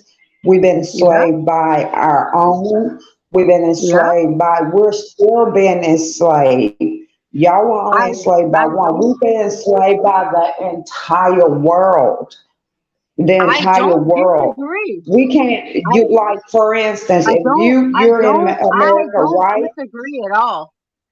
I don't Yeah, disagree at all. I but actually agree with when you. y'all come, when y'all get out of your slavery, I'm not debating you or nothing or saying your slavery No, is I'm less than saying our I was born slavery. into later generations. Like I was just born as an Right, American, and right. I But decided to look into my when y'all history. come, right, when y'all come, Y'all y'all wasn't privy enslaved to by more Puerto stuff. Ricans. I'll tell you that. Hold on. Puerto Ricans No, no, can't read no. shit. Only one culture slaved you all. We've been slaved by Yeah, everyone. Same with our absolutely. LBGT, and we're still Okay. being And slaves. it But shows when you y'all how get, great. hold on. You're missing what I'm trying to say, sweetheart. I'm not debating with you. It's like I said, your No, pain go is on, like sis. our I'm gonna shut pain, the but fuck our up. pain No, is still harder. I'm gonna shut up Our and pain is listen. still harder. I'm just what I'm trying to understand. Mm-hmm. I get Um, what you're trying to say to for her, but for my thing is we assistance don't want and to. No, everything else. let her talk and say her point because I Okay, want to okay, I hear it got it, because I Zero. actually I got resonate it. with Hey, I her. got it, Zero. Thank you so much. I got it. Well, what I'm trying to say to you Yeah, go is, ahead and finish. um, we're still canceled out. We're Which still shouldn't be the, canceled out. which is not the truth. But go on. I'm gonna tell you It's why. very But much you so can't the tell us truth. why. You can't tell us It's why. very much so the truth, sweetheart. I'm telling you Mhm. what I know for a fact, okay? Our Mhm. black Go on. women means nothing to nobody, no other country or anything. And even though y'all come, I'm not gonna say y'all. That's rude. I'm sorry. I didn't mean it like It's that. But no. every It's totally nationality, fine. hold on, It's totally every fine. nationality comes and they can get what they want. We work our fingers to the bone, And I and you don't know think that's what? right. I'm just being And we I guess I'm can't being get a weirdo in my race because I don't want to take from you. I want to right. give. No, I'm not saying you're taking from us. What I'm saying is, But you're right. if myself, D, the other No, ladies on the all the panel. listen. No, let's not Hold on, act you're like missing black what I'm trying to culture say. hasn't You're won missing what I'm trying to say. everything. I'm not trying to argue with you. I'm not an argumentative person. Conscious and I'm I'm all to not tell I'm you not that. arguing either. I'm just Okay. passionate. But I'm What I'm saying like saying black culture is does run everything. Go on. we're only good to every other race for our bodies, our wounds. We can't That get the is how same Puerto thing. Rican women, A lot of y'all can but go get, Puerto Rican women, we've been treated the same way. but Especially from the dark by skin and one green. culture. You have not been treated only by one culture. We've been treated like this by No, like Indians a and lot. Okay, every so I'm culture. gonna explain to you. Okay, a D, do lot you of Puerto agree with Rican. me, Miss D? And baby All right, D? I Do y'all mind I if I gotta call absolutely, y'all explain. that? I gotta I explain where I came agree. No, from. no, no, hold on, Zen, hold on. No, You she's see Because telling where the I'm no, no, trying to no, no, go, hold Miss on. Honey D? Actually, go ahead and hold on for me, sis. All right, I agree with you in what you're saying, Miss K. I couldn't see her whole name. she's My kind of thing is, right. I don't want to play the oppression Olympics. We know our history better than anyone else. I don't know what Zero is coming up saying she's about to teach us something. I don't know what you mean, but we know No, our well, I history. haven't We been able to know say our what I want journey. to say, but We I'm not know finished. the Like she, pioneers that brought us to this You're point. not hearing Nobody's us, going to is tell us what we're better. saying. You're Right. not hearing us because I was trying to leave this somewhere else. I wasn't trying to And leave you it should be. until divided. You know what I'm saying? I was trying to make a Okay. you Can understand I? what I'm saying? Okay. Miss B, you I'm can just have gonna make it. You my can have it. I'm just gonna make my point real quick. This wasn't even what I wanted to come up to talk about, but I'm gonna talk about it because I'm here. Basically, I think that Black women, people all over the world, there are different agendas going on to make us, like, most of my family would think that it was disgusting if I married a Black man or a brown man, even if he's Indian or even if he's a different race, like if he's too dark, like my real family will be like, oh no, son, that's not it. And the way that I go about life is I choose who I choose based on how they resonate with me, essentially. Like, if you resonate with me, I fuck with you. And that's it. Like, I don't care what race they are. Do I like white men for the most part? No, because I grew up in New York. And in New York, Puerto Ricans and Black people, we was in the same neighborhoods. We was thugging and doing the same Okay. shit. All right. So my So I'm question saying, is, like, that's in the a New York, live, huh? in a discussion that is specifically targeted to the Black woman, the Black American woman's I'm experience, getting there. what No, brought because Black you to women have click on the been. link and come up here and talk? So I'm getting at how it gets bigger, Okay, but let's I'm get there explaining quickly. myself first. Mm-hmm. All right. So for the most part, how I look at it as Black women is like the mana or the milk that everybody is looking for. And to allow yourself to be manipulated is part of the problem. Who's allowing themselves to be manipulated? What are you talking about? I'm talking about bigger constructs, right? So we have constructs that are instituted even in social media. We have constructs that are instituted within, the diaspora or whatever you see online. But for the most part, when I look at that stuff, I look at it and I think that's not, like, every Black woman I know ain't throwing that ass in a circle like downtown. Like, that is not my experience. I know people that are doctors. I know women and men that are lawyers. I know both that do a lot of things. And I'm like, this is not Black culture. Black Okay, culture so is very. I think I understand what you're. Yeah, I'm just saying Black culture, it cannot be defined. Right. So you And I'm decided saying, to come onto a panel by a Black queer individual to discuss a topic centered around Black no, women in the I actually community. didn't want to talk You about this at insert all. I just got yourself roped in a into it. conversation because you said you don't identify. You're just a soul in a body. You need to find a panel where they're talking about souls because you don't have any information here for us. But even Conscious TV will say that he's just a soul. Listen, bro, I'm a gender. I don't necessarily identify with myself. We're talking about race. Like, You said you don't well, believe in race. I shouldn't say it that way. I don't necessarily identify with a race, but being in a body, I still have to deal with race. But we're not talking about your body, sis. We're not talking about your body. That's a conversation centered around Black women for Black women to tell us what you see. And I'm saying that I love and appreciate and empower Black women. Love and appreciate us from so a what's distance, the issue? because this has not been very helpful. All right, in what way? Because what I'm saying is, because my grandmothers and great grandmothers, before white supremacy, my great grandmothers and great great grandmothers, they all Black. So I'm trying to figure out. right? And you're the What's one the here, not discrepancy? your great grandmother. It's you who doesn't identify as a race. Yeah, but I still right. So understand. you have nothing Okay, to certain contribute aspects, to us. and I'm still someone that sees what's happening in society, and I'm Okay. like, yo, this is not right. Yeah, I agree, but you should talk to a therapist about that instead of coming on the panel to I talk don't about need it. to You get what talk I'm to a saying? therapist. This is not my regular life. I'm just I giving my support opinion therapy. on a I topic. think you Like, should what's speak going to a on? therapist. There's nothing wrong with therapy. What I had I love really wanted counseling. to talk about was more feminine issues. Yeah.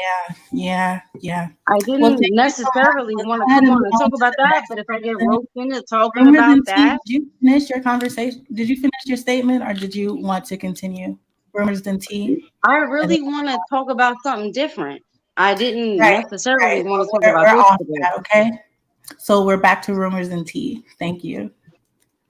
I'm not there with rumors and tea, and I don't like to Sweetheart, be I'm not treated. talking to you. No, I'm not. I don't like to be treated as if my opinion doesn't matter. The thing Okay. is that Right everybody here, has it voice. doesn't matter. Right here, it doesn't matter. But in No, therapy, it it will does matter so matter. much. That's why I support you going to therapy. I think it does matter. And I think Yes, that in this is therapy. not I agree, a sis. correct. I agree. No, I got dog. Every time I go to a Don't dog therapist, they me. like, can you Don't help dog me? me. Not in my femininity. Nah. No, the thing is, I'm saying stay there, be there, We're be moving that. on. We're moving on. I'm not That's taking you. fine. I swear to God, I will never take a woman out of her feminine energy. And those are bigger issues that we need to talk about is about feminine energy. Like, why are you offended? Okay. So moving on. Like, no, no. Go to the Everybody says next. moving on. No, there is no moving Yeah, on. let's go to the next. Why is she speaker. offended though? Like, Zero. I don't understand. Zero. When you came back up, This is Zero. When you came back up, I was speaking. You cut me off. I did not fuss, argue, or anything. I'm just going to ask you, can you mute for the moment so I can finish what I was stating? Absolutely. Thank you. Absolutely. Okay, so what I was saying earlier, if you look historically throughout time, our race, women, Black women, African Americans, where the slave trade originated from those countries in Africa on the coastal lines, women didn't have gender roles. We the gender role thing was non-existent. We were warriors, queens, we were spiritual leaders, we were concubines, we were spies. We did not demonize sex because we understood the value of sex, how to use our feminine wiles to go and infiltrate the men, the males, and to, what we just basically didn't have gender roles. And we will never be able to get Western civilization and society and culture to understand that, because that is the very thing. This is what they stripped us of, but it's within our DNA. That's why I don't believe in sex shaming Black women, because I understand that we were the all in all. Our versatility, our abilities to get into any sector, get out there in the field with the man has always been what it is today. Of course, because we are now a part of this Western culture, we are trying to, or I feel like per this conversation, we are trying to set a standard, which is what my question was going to be, because men have a standard that they set with a blueprint from the very beginning, which is what most of the world, well, in the Western culture, most of us adhere to, right? And now we're breaking those barriers, those stereotypes, and those standards. So what standards, for the women, what standards do you think, what blueprint should we set? Because we're such a diversity when it comes to not just complexions and shapes and sizes, but personalities and abilities. What standards do we want to set? Like when we're raising our daughters, our nieces, nephews, the other women of the world, what standards are we trying to set? Very so, good to question. answer your And I first, can come back on, and she asked me specifically, so I'm going to come back on to answer some of those. no one asked you specifically. I was Oh, it actually, wasn't me? I was No. asking the woman that originated the dialogue, Miss D, Miss Jace, and also Miss Cynthia. Oh, I thought you were asking me specifically because I can tell my perspective Please, on and that could you if please you repeat guys the want to hear it. question? My question is, Miss To Jace, just, oh, go ahead. my question is, what what is the blueprint standard that, since we're in this Western culture, what is the blueprint standard that us women are trying to create?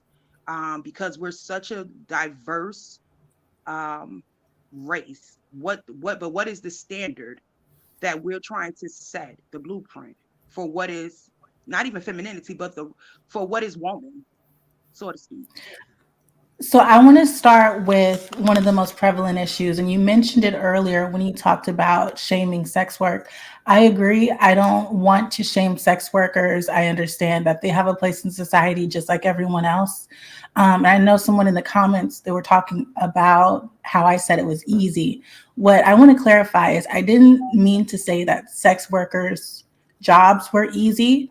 I just meant that men don't require much. If you're naked and you post it, they're interested. So it doesn't require a degree, no type of training certification, you just take a picture. However, the reason why I'd like to start leading away from it is because it takes so much away from the woman's being when she has to make herself vulnerable on a daily basis, exposing her body, the type of trauma that goes into working in sex work on a daily basis, sharing your body with strangers and objectifying yourself. And I think that, especially in the age of social media, Twitter, OnlyFans, wherever you can post yourself, women are opting to do it. And I don't think they understand the long-term lasting effects of being so vulnerable in that space. And while I think a blueprint is impossible, because there's no way we're going to get every Black American woman on the same page, I do want us to start moving towards an idea that your body is, yes, it's yours. You have autonomy over yourself. All But right, so that's what do you just the guys, what do beginning. y'all, Wait a what do you minute. consider a Wait a Black minute. What American woman? happened? Let's start there. What do you No, consider let's a not start Black there. American woman? And I I'm wish I could mute. Okay, so as I was saying, the blueprint is not possible. It's not feasible to get us all on the same accord. I just want us to start moving away from the acceptance of sex work being so prevalent. These girls are young. Like Suki is young. A lot of these OnlyFans girls, they're very young and they're into the sex industry very early with very little knowledge of what it's going to do to them. And if they had more opportunities, if there are ways that Black women can provide opportunities to other Black women, then I hope that that would dissuade some of them and get us towards a place where we're operating on spirituality, our intellect, and less about our sex appeal.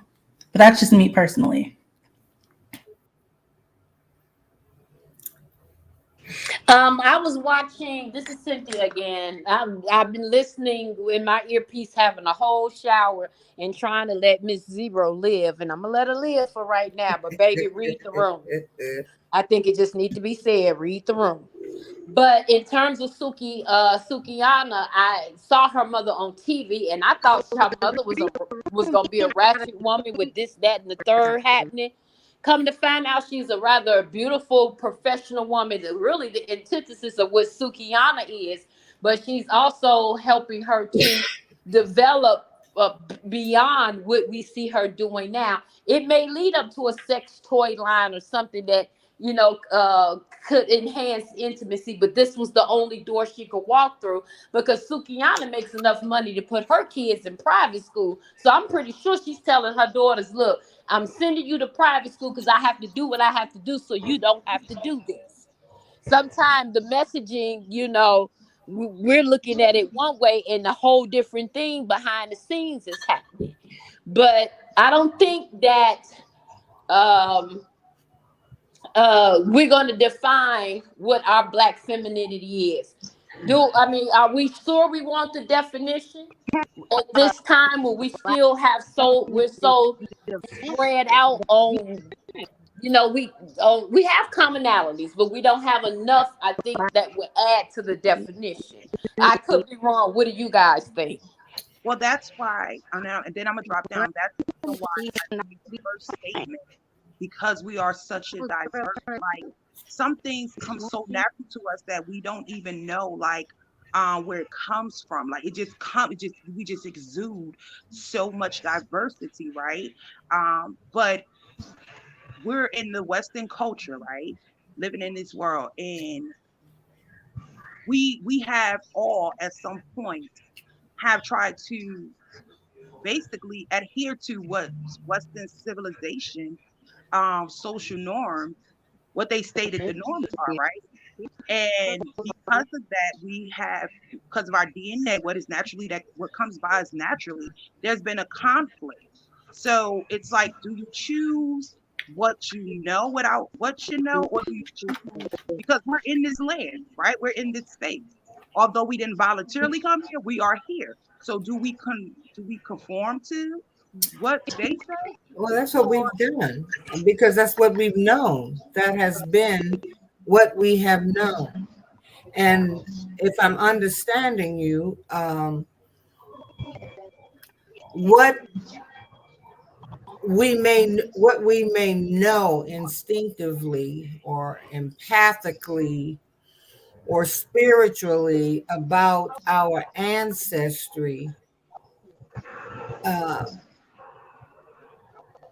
has been pretty much diminished. It's been so diminished that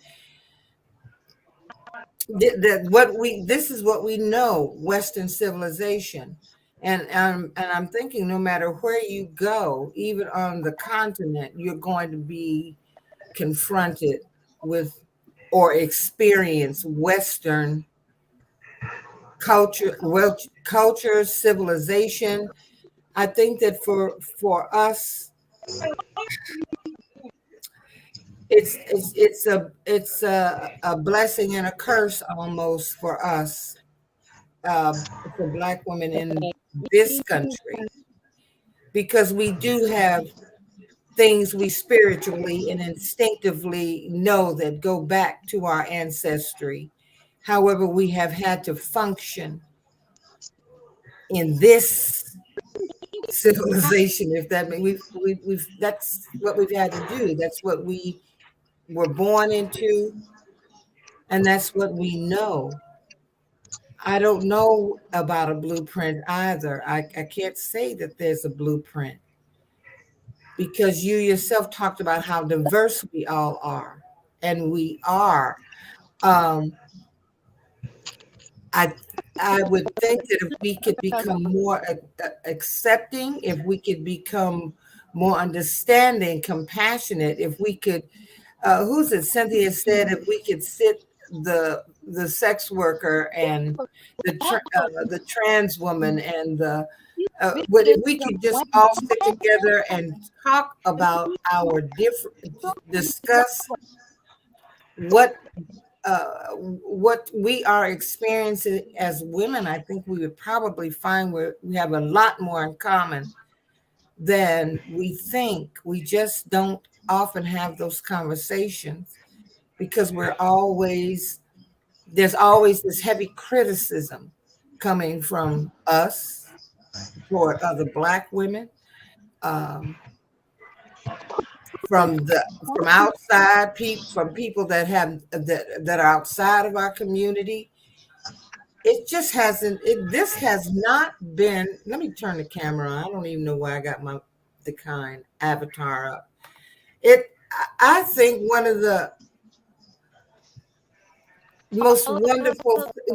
I think American women are just special freaking women. It hasn't been easy for us, and it has been difficult enough that I don't know that we can effectively articulate just how fucking hard it's been.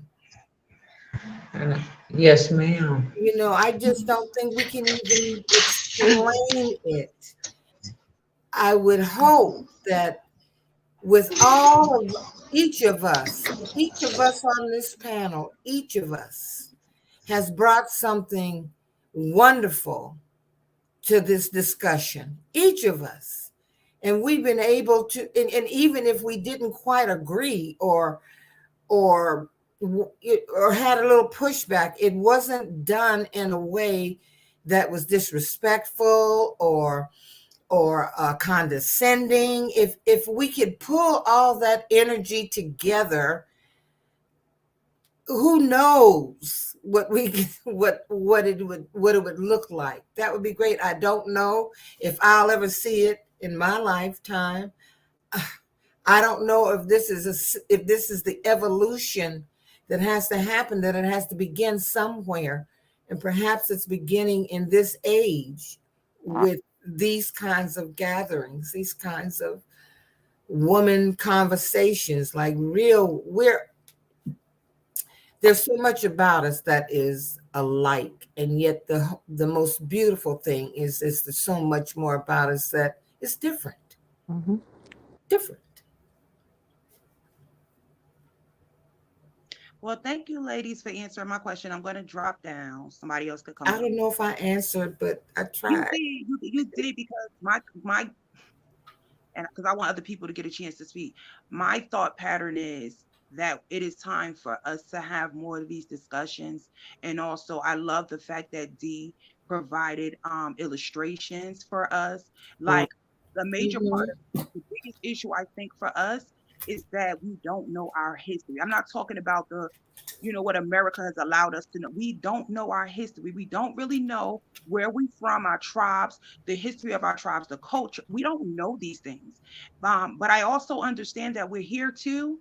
And so because we're here and we're choosing to stay here, that we have to find a way to create our own. And it could be full of diversity, but it's still our own, our own blueprint, and it just may be like I said, full of diversity, but it is a space where everyone can be included. Because I think that is also a big thing that we don't have. And now that we are starting to have different representation, because we haven't had the ratchet representation for so long, that now that, and it's right, even though it's been in our face every day, we haven't had it on the scale that we have it now. And now it has become a backlash. But right, wrong, and indiffer, no other race of women treat each other the way that we treat each other. I wholeheartedly agree. A lot of the things that we do should be off camera, behind closed doors, and it should remain with us, and no other race should know. We know what we know, but we don't know that much about other races. We don't know what goes on, their conflicts and things. We should, definitely consider that. And I'm dropping down. I enjoyed you, ladies. Going back to the chat. Thank you. Enjoyed you. Thank you so much. Yes, Dee. Thank you, Dee.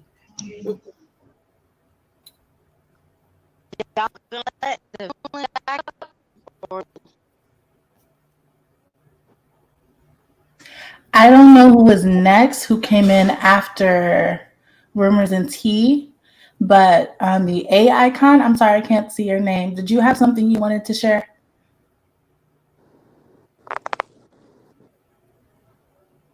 Intersex, unmute yourself, hon. Oh, that question was for me? Yes. Yeah. She wants to know what you think.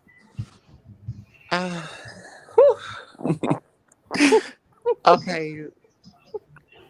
I did miss a lot of the chat. But I think Conscious had a question for me to add dialogue to the conversation. Yes. Hey, intersex. Hey, Boo. Hey. Yes.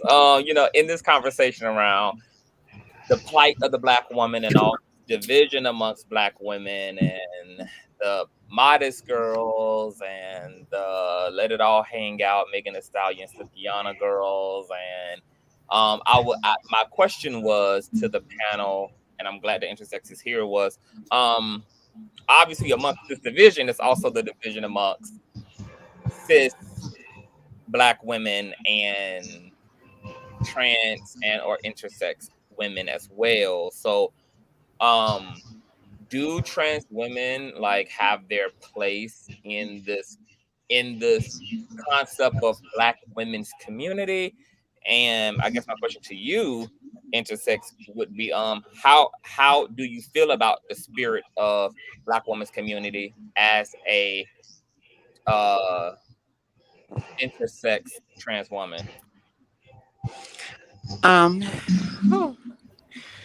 So I feel like sometimes I don't feel like I fit in uh any group. Um like I do fit in more with the cisgender women, but sometimes they'll have conversation about trans women, and of course they don't look at me as trans or intersex, they just look at me as a regular woman, but their opinion sometimes does like stab me in my back or makes me feel some type of way, or like how you have that opinion on them but you look at me different. But it feels comfortable.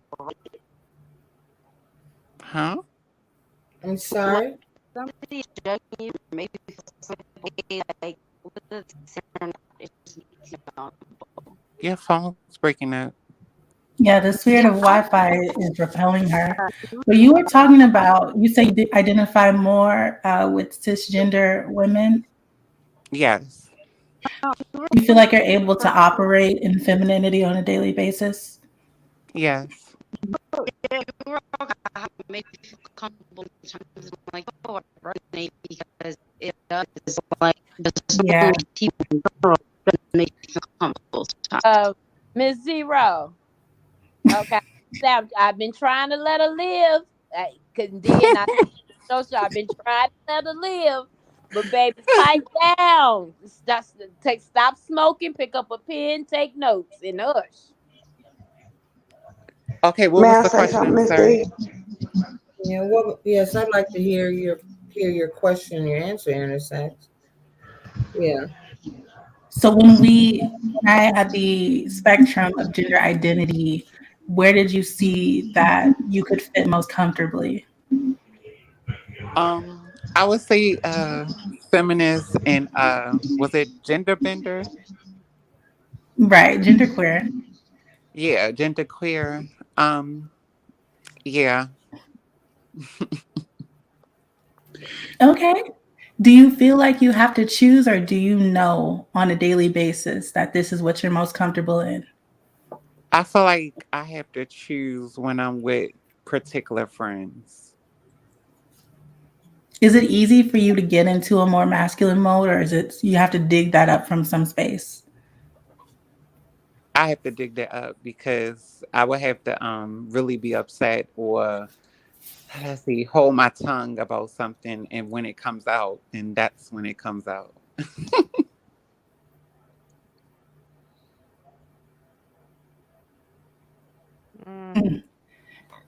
Okay. And when you are in your masculine energy, do you feel you're accepted more than in feminine energy? No, I'm not. So are you more comfortable around feminine women and feminine presenting people?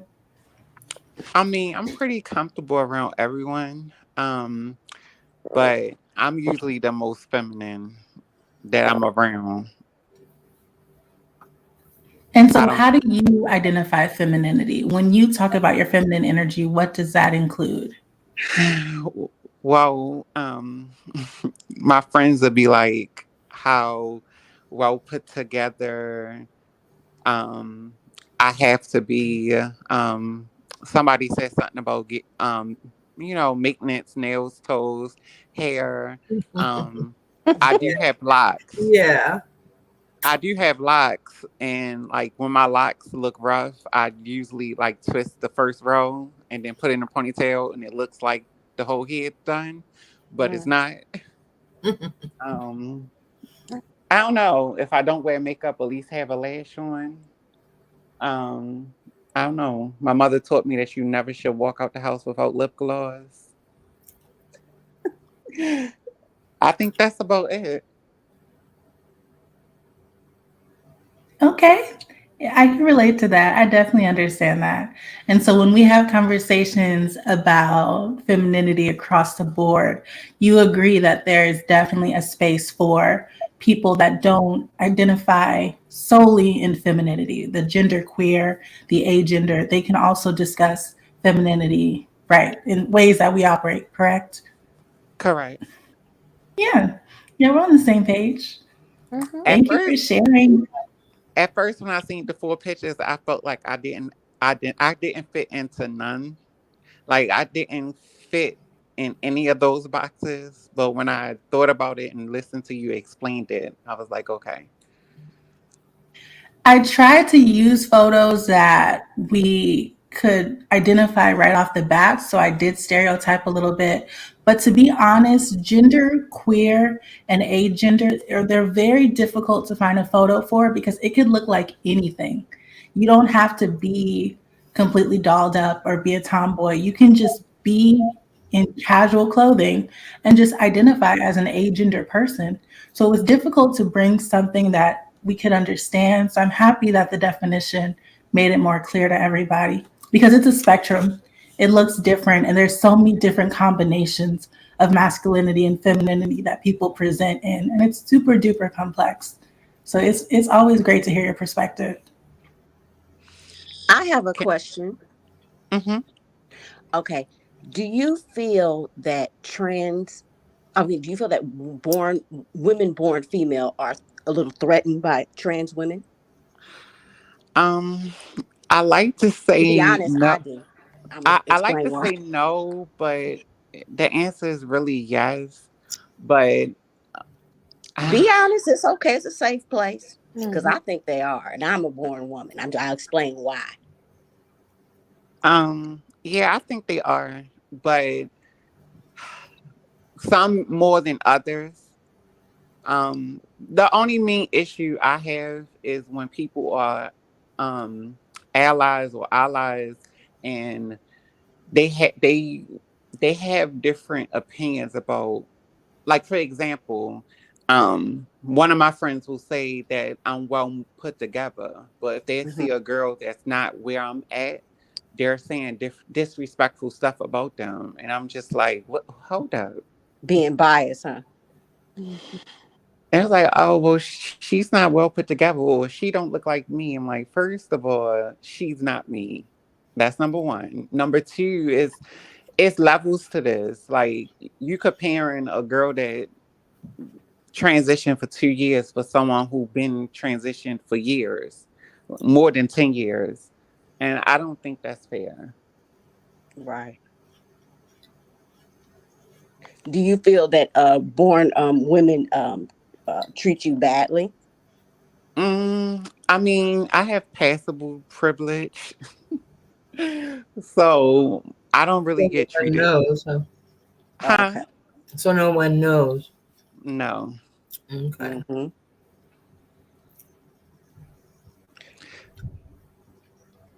But Well, when I they got. do, Okay, go ahead. Sorry. oh, I'm sorry, but when they do find out, and if I do tell my story, it's weird that the first thing they want to do is, can I see a picture of your cooch? What? Wow. Lord have mercy. I can't.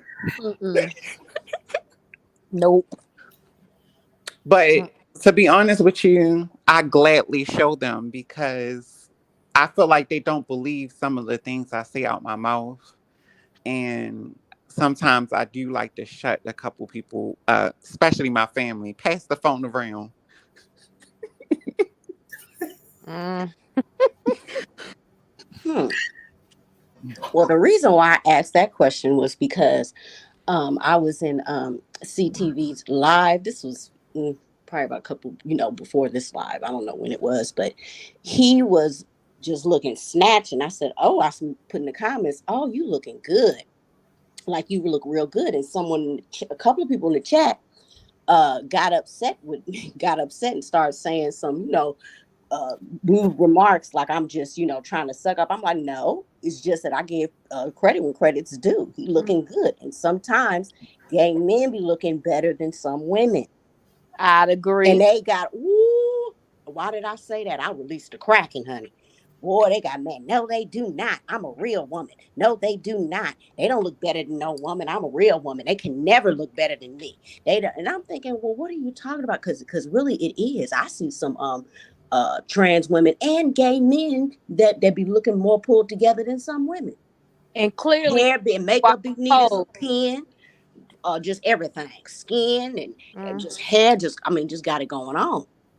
Clearly, they did not watch the show Pose when it was on TV, because baby, that one sister that was on there, the one that was Hispanic, you could not convince me that was a trans woman. Right. Yeah, and my point was just saying that because baby girl had it shown up. Yes. I had to look and check my femininity in the mirror. I was just making a point saying that how could you not say that they don't? Yes, they do.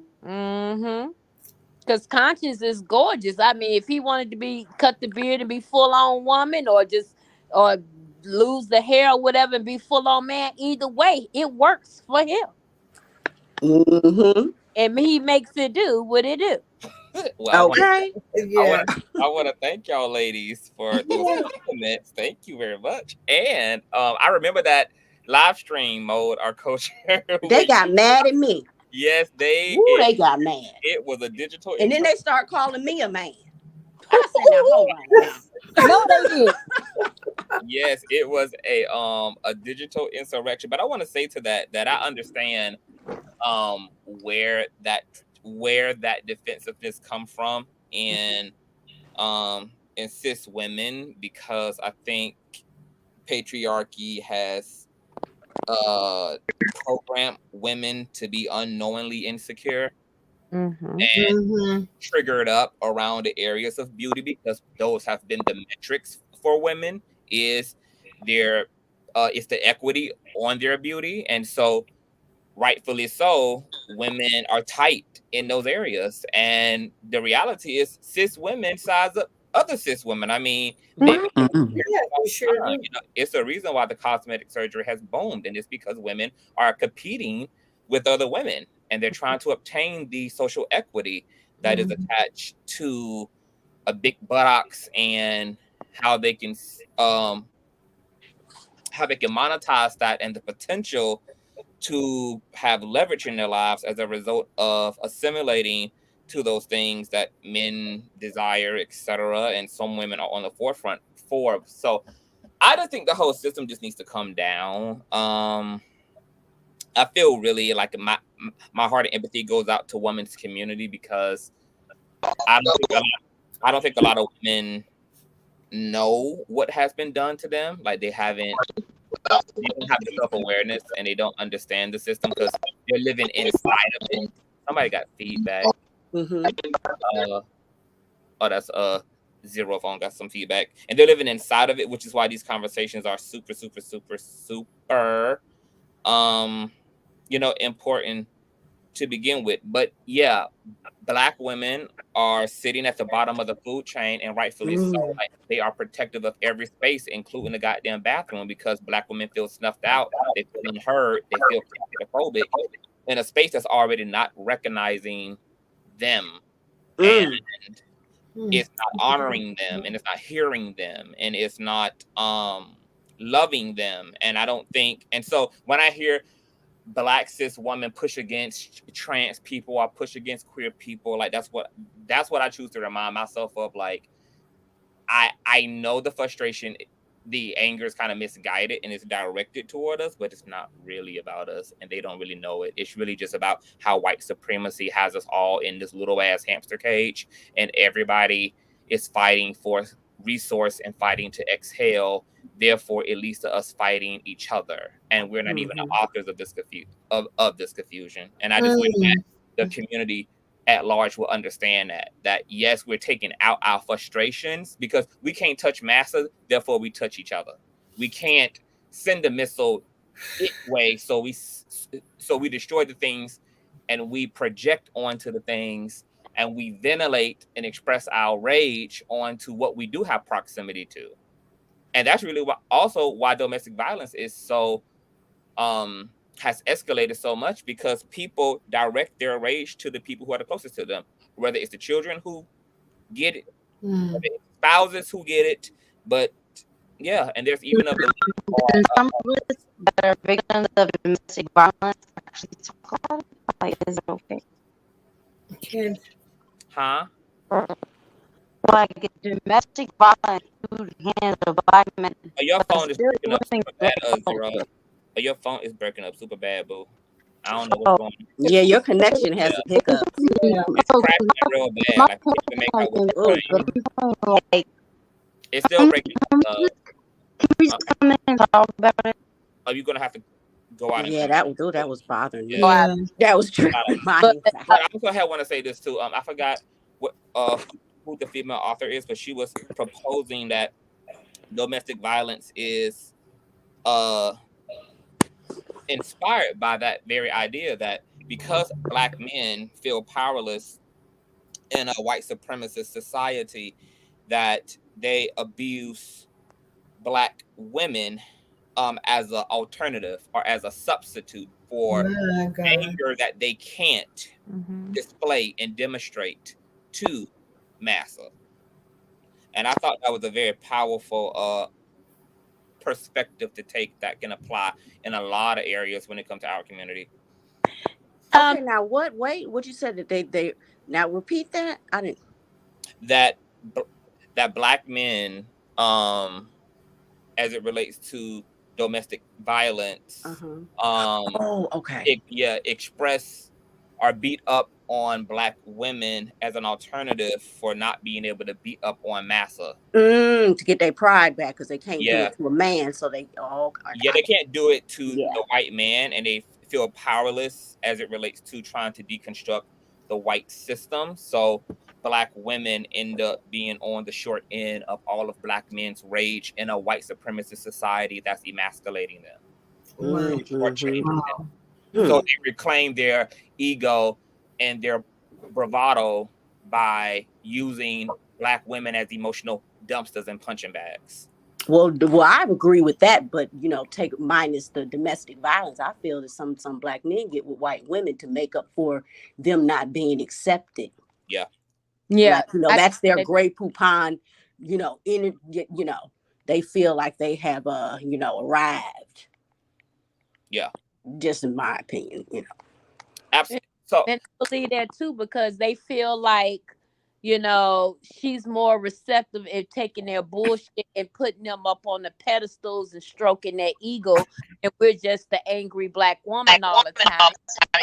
We're always angry. It's the fact that we've been left out there alone and right with children and bro, your phone, boo boo. To me, it kind of goes with the narrative of, like the parent, like if you want something, you don't go to, let's say you a daddy's girl, you're going to go to daddy because daddy going to say yes. If you ask your mother, that she going to say no and she know what you're trying to do. The white woman is the one that we know what time it is with them.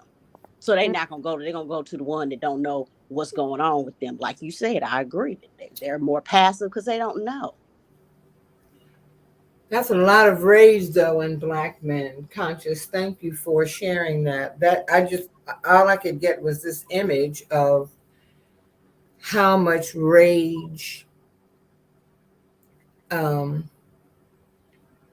been perpetuated because of what white patriarchy has done to black men. And it's a history that white America wants to deny. It's American history. There is no America without black history. And it's not pretty. They are shown for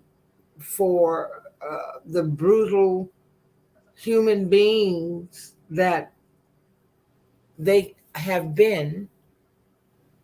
And all I could think of when you were talking about domestic violence and what could possibly be perpetuating that is just this amount of rage that is built up within black men.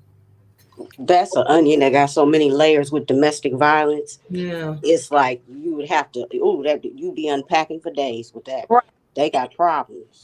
Exactly. It's not. It starts with the Childhood trauma, all kind of stuff. right. Well, the right male patriarchy as far as book breaking, because J.L. King, the author of the Down Low book, he's been working for some time to get that book completed that deals with his history of book breaking, which is what even the attempted demasculization of our black men in terms of rapeding them Mm-hmm. to Yeah. break their will. It's almost a a figurative way that they're doing it now, but they're still buck breaking is what I'm Mm-hmm. trying to say. But it's in a different form. It's innocent, Different exactly. way. It's different forms. So where they can't lash out, you're right. We're the next closest thing, and we're their biggest supporters, biggest cheerleaders, Mm-hmm. and want to protect them. And then they have the issues with the women that should have protected them, that ultimately added more to the trauma. So, like you said, it's so many layers to Layers. Yeah. what they're going through every day as being black men. They're no one respects them. They don't fit. They don't seem to understand. We have those same targets on our back. Mm-hmm. Mm-hmm. Yes. Now I don't want to be So all why over the did we place. I'm just just what, so then why did we make all those excuses for them? We're dealing with the same things, right? We're not killing each other. We're not killing black men at 5.5 hours, So why are we making excuses when we endure the exact same punishments that they did? You know well, why? we can't judge somebody for their But experience. I want to say this. I think what causes, because I think I think that black men explode and black women implode, and I think that the rage is there in both, but it manifests as In different different ways. ways because of the way we socialize black women and black men. I think because black men are tethered to lean into their adrenaline and to lean into our so-called masculinity, that the bruising of our egos logically results in the expression of violence. And I think Yes. that socialization, the way that we socialize boys to be active in their testosterone and to be active in this adrenaline, um, is what prompts black men to perpetuate violence when they're uncomfortable, when they're insecure, when they're uncertain, when they are afraid, etc. And then for black women live in a patriarchy that socializes them to be empathic and to be communal and to be um, sacrificial and to be soft, and as Cynthia said, to be um And just have, self-sacrificing, yeah, to have a decorum, etc. But and even though black women do that well, black women come to destruction because they end up putting the weight of their community and their families on their shoulder, and they abandon themselves in the process of this Yeah. programming. And Yeah. so they turn around and lose all these years off their life. They do all this damage to their bodies. They endure all the stress internally. This turns into thyroid issues. It turns into high blood. It turns into all type of things that lead to the demise of the black woman.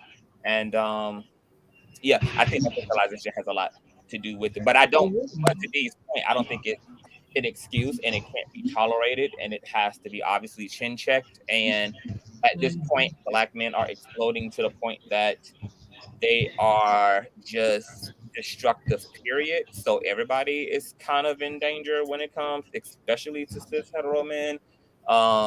They are a endangerment to each other. They are an endangerment to women. They are an endangerment to children. It's something that is consuming the community at vast degrees. So I'm gonna need black men to re re rethink masculinity and to also give themselves space to lean into their own damn femininity so they can Yes. because they fucking fail so they can shut up.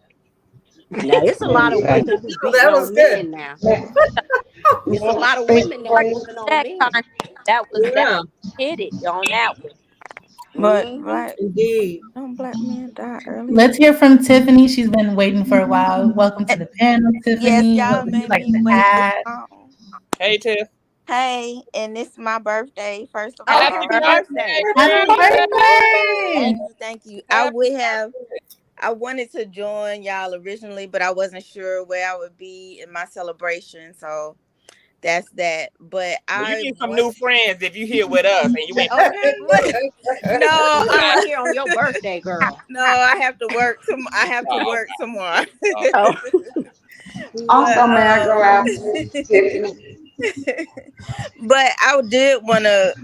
I was trying to take notes, but I didn't feel like it. One thing I wanted to share though, originally when I thought about participating was, and I think Dee tapped on it a little bit about certain areas where you live. As I've shared before on the panel, I'm from the South, born and raised, still here. And one other thing I'll share is for years my mama used to say, this is my surprise. And I used to be like, I'm the surprise, going around feeling all happy when my mama used to say that. So as I became older, I realized what the surprise meant, meaning she thought she was done having her babies. And Mhm. so here I come along, but we were the best friends. And I lost her a couple years ago, and it's been the last couple of years have been some of the hardest for me. But I say that to say, because there was such a age difference, like it's 15 years between me and my sister. So as far as femininity, for me, it was like I had an older sister, older mother, and I'm from the South. And it was so hard for me. I couldn't walk out the grocery store holding something in my hand. I had to have a bag. It could have been a stick of gum. I Mm. literally had to turn around and go back and get a paper bag for a stick of gum, just a pack of gum, because their thing was, no, you're a lady. You are going to be a woman someday. A woman doesn't come out of the store without a bag, da da da. So when I go back and I unpack some of those things with my sister, even now, like she has cried because I'm like, do you remember how y'all used to make me go back in the store as a little girl and get a bag for some gum? And she realizes that yes, we were hard on you.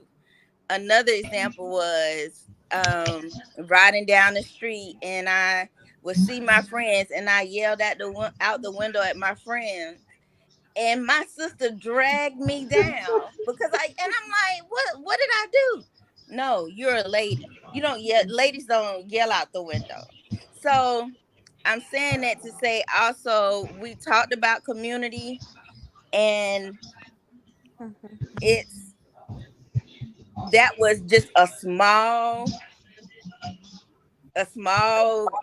window into just my community, and that was just my mom and my sister, but it also spread out. Being from a southern town, I conscious know kind of have an idea from of where I'm from. We've kind of grew up around the same area, and so being from the South Carolina, we really have some kind of we're trying to come out of it, but we really have some really deeply ingrained theories about what it is to be a woman, what it is to be a lady, how you carry yourself, how you act, and those types of things. So that was just something that I was gonna.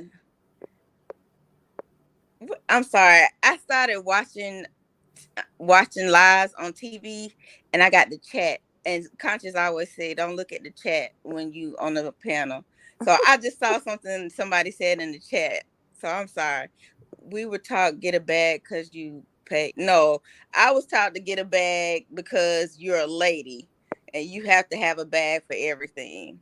that you purchase. So that was my thing. But I'm not gonna look at the chat, D. I'm sorry. I happened to look up at the chat and I saw that. So, but No, it's okay. yeah, but I'm just saying, you know, just being from South Carolina, I mean, that was how it was in our communities. Just, you know, even like going to church and that type of thing. That's how they were. So, A lot of that stuff, Tiffany, just I can understand because I had a Southern mother, but I was born and raised in the Midwest. mhm. And a lot of things that even now that she still holds dear, in the last 10 or 15 years, I have learned to deprogram myself from, because it's it's one thing if it's very necessary. It's another thing because it's someone else's definition of what you should be in your femininity. Right. But Mhm. have to define that for you. You had a great start in what they taught as femininity, but ultimately, each and every one of us is going to have to figure out what it looks like for us. And I got Yeah. and a lot of that stuff is born out of condemnation and other things because they needed to be accepted or walk a certain way back in historically in order to be considered a woman, because they damn sure weren't called a lady. And Right. for the more Yeah. till we Yeah. tried to be wearing the hats like that they wore out and they were Gloves. out in Yeah. the streets and the gloves and all of that, we Hmm. still were madly disrespected. I think that's why we struggle so much in trying to define, because we're picking up everybody's ideal of that, and then and then having interpersonal turmoil and traumas thereafter. Because That's if I true. live back Yes. where I where I had to go, I had to present with a dress on and makeup, and I said, and I was that way. It took me into my 30s when I got married and stopped wearing makeup everywhere because my mom, my husband had told my mom she's beautiful without it. She doesn't need it. She has great skin. Oh my God, why did Shannon tell my mother that? Because she thought that was just the destruction of this is not the Cynthia I raised, and she knows she's supposed to have makeup. And we got into an argument a couple weeks ago. Even if I'm laying in the hospital sick and in the ventilator, you gonna come and put some makeup on? I said, I'll be damned if that's so. I said, Right. I'm trying to get you to live. The last thing I'm worried about is makeup. But with the advent of COVID and wearing those masks, oh, she piped down a whole lot. So Well, you will find out what's necessary and what's important in your femininity. Let you be the orator of it at this point in your life. Oh, and I I am. remember there was a time when I would even go out to empty the trash without makeup on. Hmm. It was that important to how you showed up leaving just to go out to take the trash. For acceptance, that's my mother. Right. And Yeah. now It it's still is. I love being without uh, makeup. I enjoy putting it on. Don't get me wrong. And when I have it on, it's fun. But I'm also so comfortable without it. It just to be able, because your skin needs a break anyway. You And know. to breathe, absolutely. Mm-hmm. Because there are some people on TV. I know one of the chicks over there on the Zeus Network. Yes, I watch the Zeus Network. I mean, Natalie has absolute worst skin to be in her 40s, and because she's constantly caking on, it looks like she developed bad skin from Dermablend foundation because it's just so ruddy. I'm like, girl, give your face a chance to breathe, drink more Yes. water, use proper moisturizer. I'm like, for you to have a team and people that do your makeup, don't they tell you about skincare? You have to have a clean. Yeah, they no. I see. I know what you're saying. I've seen it too. But it's like you see people who have makeup artists, and when you get a close up of their skin, you say, "Wow, you haven't been set free in a long time." Exactly. And I Exactly. will say, even my mom and my sister, I mean, as they got older, they kind of relaxed. And even myself, like today I walked out the store and I had my receipt, of course, and something in my hand because I'm like, I don't. First of all, I had this huge pocketbook, so I'm like, I don't need a bag. I have this purse. I have my receipt. Let me keep it pushing. So I've kind of grown out of that, but it's something that I remember distinctly. I'll never forget my sister, me hollering out the window. And I remember with my niece, I tried not to do that with her, even though she got some of the remnants of it.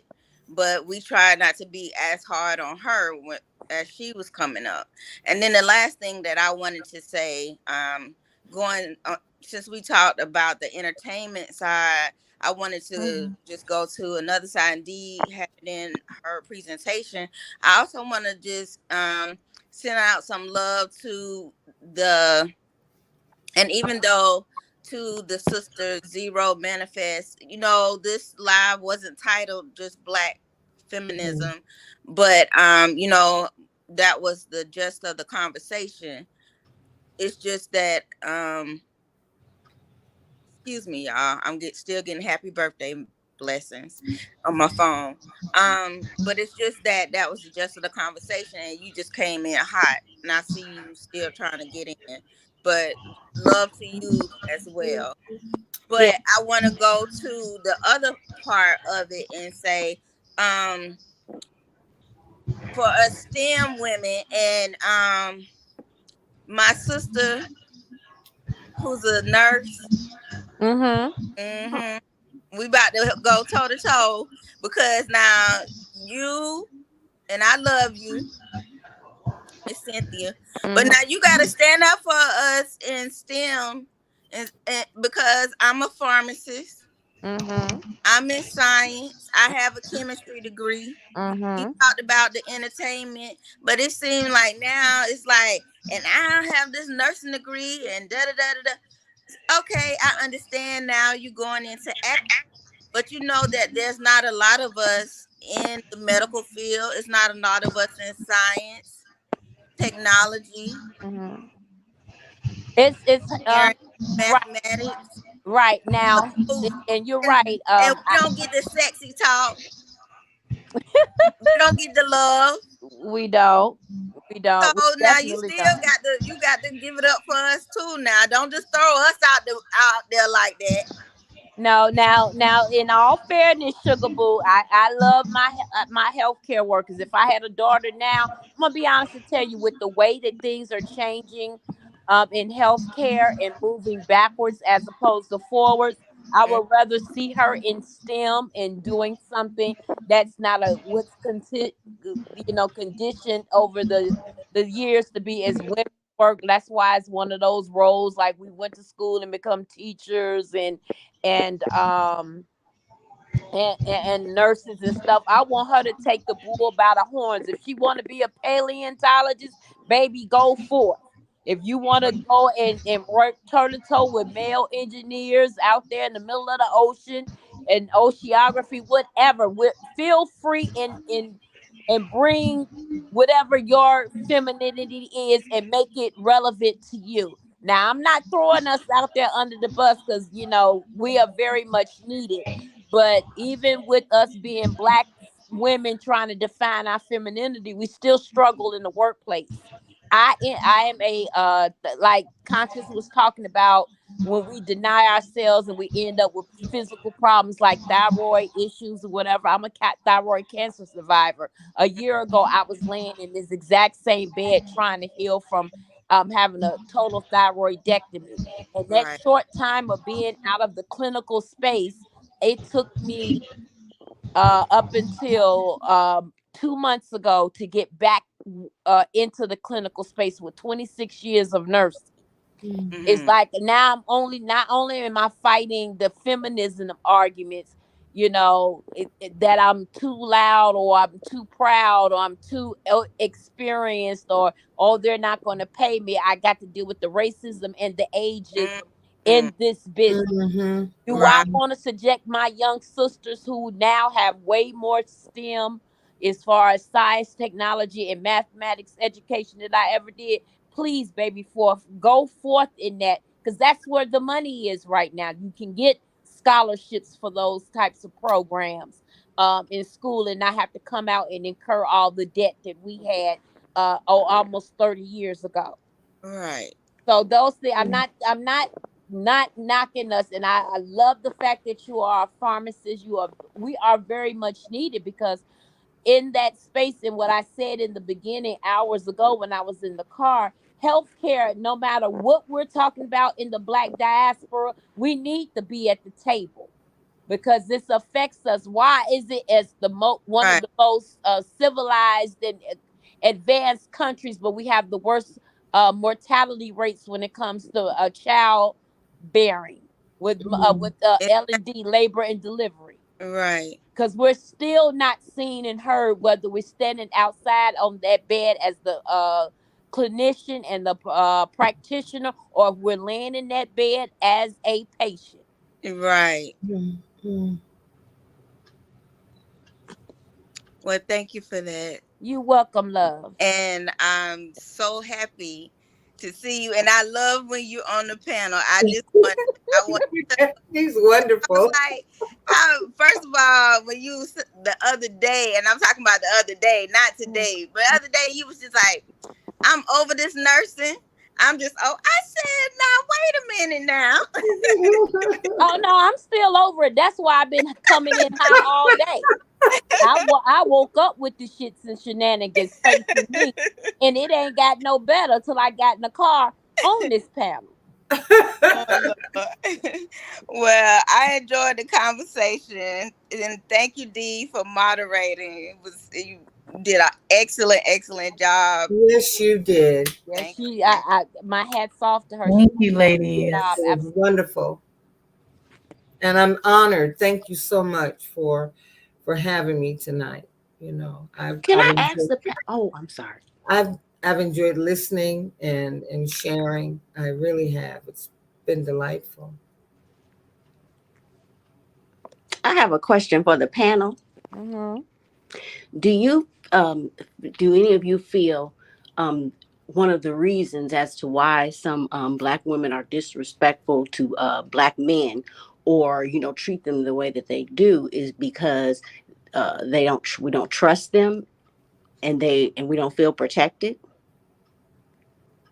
Yes. Personally, I just feel let down. It's that's what I'm saying. much than feeling protected. It's just, you were supposed to be something great in retrospect to our community, to our children, to the women. You were supposed to lead us. And it seems like a failure on their part that we are where we are, where we're doing all the heavy lifting while still expected to operate in our femininity. Yes. So for me, that's why I don't give them any excuses for anything.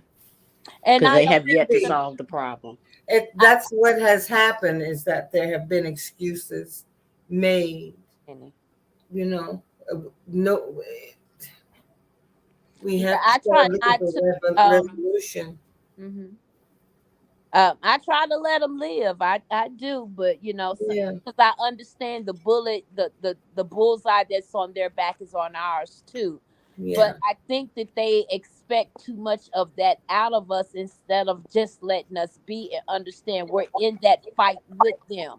We're not trying to fight against them, but they don't make it easy, because they come with the shit and shenanigans, and they fail to realize that now, as we're owning our own agency, we just do not have the time anymore for what they're trying to put off on us, because we're not their mothers, we're their girlfriends, we're their lovers, their wives, we're their helpmate. We're not trying to be fathered by them, whether we had a father or not. Those days are over for us in that respect, if your father is not in the earth. But what they fail to realize is, you're not gonna get mama. This is the new mama.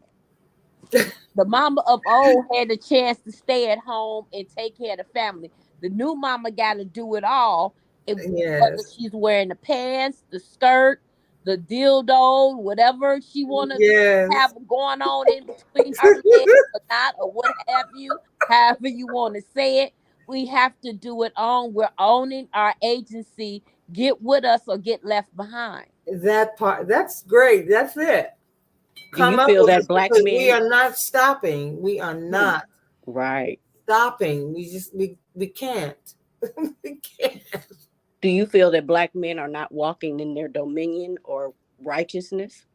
No, they on that fugazi. Well, what specifically have they done to to make you believe this, or what have they done that made you Number feel one, that they are not walking in righteousness and have lost dominion? they've lost dominion because our communities are out of control. Mm-hmm. Black men, the young black men today now need the example that the reason why they are victims to what they're victim to, because the black man is out of place.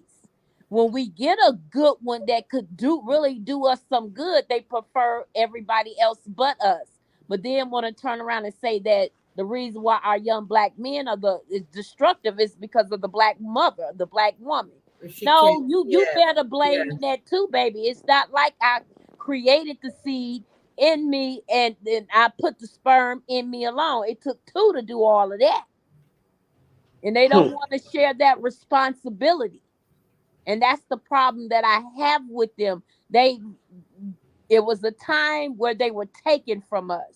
Now they're willfully abandoning us. There's a difference. When they were taken from us, we had to uphold.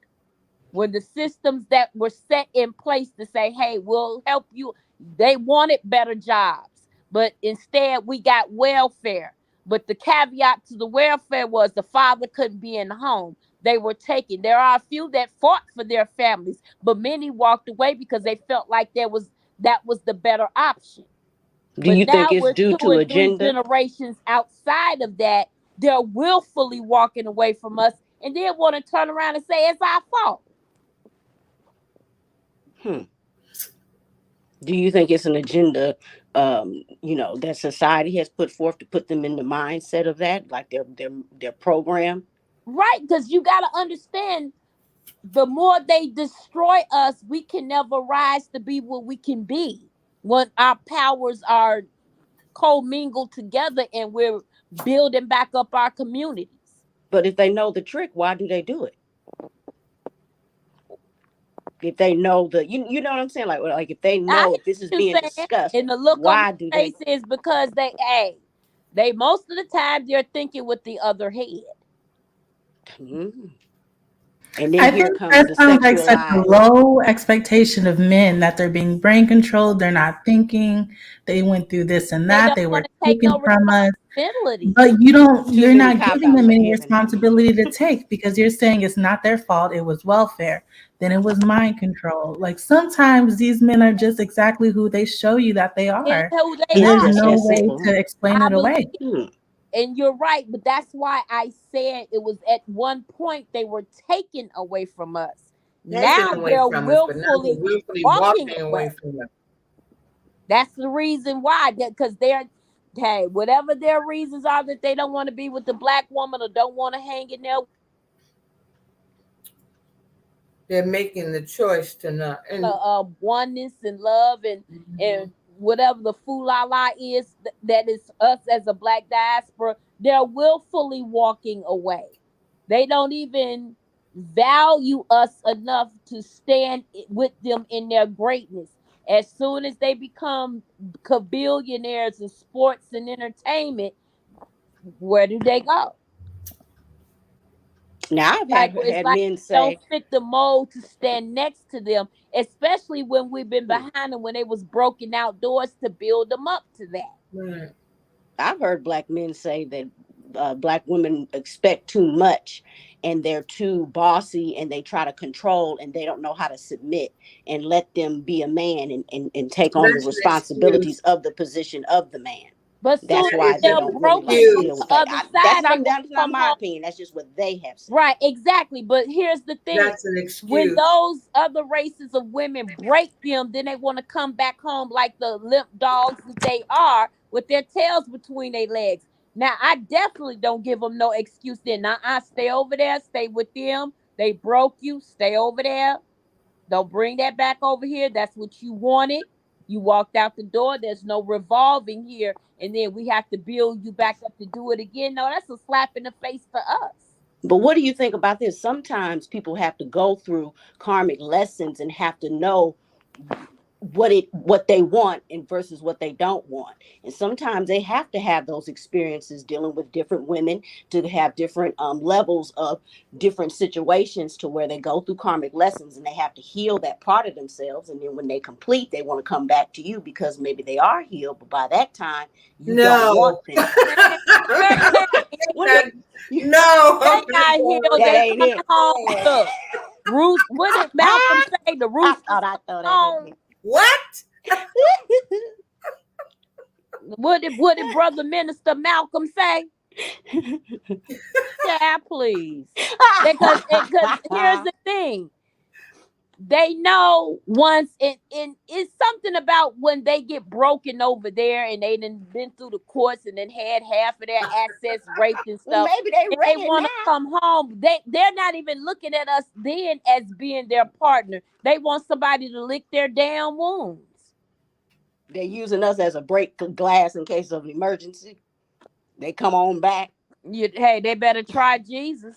Because that glass here does not. What if they realized that they went through all the trials and tribulations and they couldn't see it, but now they see it and they ready? Well, I'm glad you gonna they throw away real love. They ready. I'm glad that they woke. They ain't gonna never leave you now. True. If they ever have one that organically wakes up and sees us, praise God, thank you, Jesus. But you got to be in the heart of Jesus. You got to turn the other cheek. The power. You got to have forgiveness. That's the Lord. Come on now. Yeah, I can forgive. If they want forgiveness, you can't to forgive, but I shall never forget.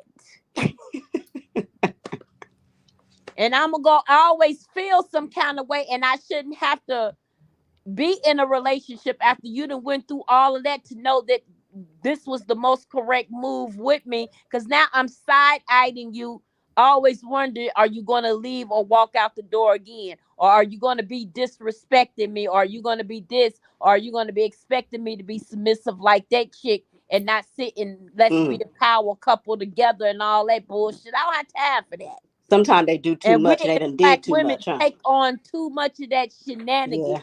Just like I love my family. They probably listen. They know I love them. But there's some of them on both sides, mother and father, that I just wish they would let them niggas go. Stop taking care of them.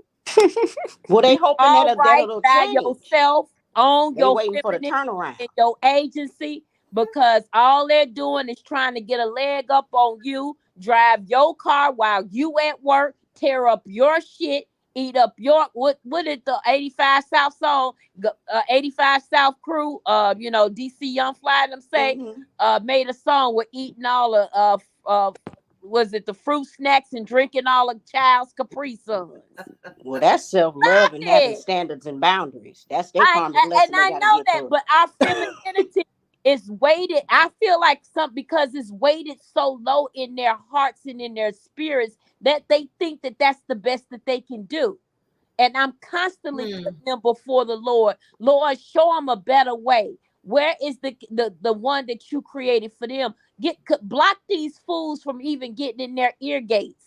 Can't nobody like sex no more than I do. But if I have to go through that to get some, celibacy is a welcome gift. Right. Hermit mode is the best option. Hello? So you can get it together. Yeah. And okay, ladies, we've been here. But you are what you attract, though. Huh? We're gonna what you attract. If you vibrate on a different vibration, that's when the man of the vibration who you want will come towards you. Yeah, we need to start vibrating a little higher, ladies. Ladies, we've been on for 4 hours now. Higher. But I think some of it too is just rooted in generational curses too. Because my grandmother, she kind of was that way too. I loved her, but she was deeply flawed. Ladies, we're gonna go ahead and shut it down.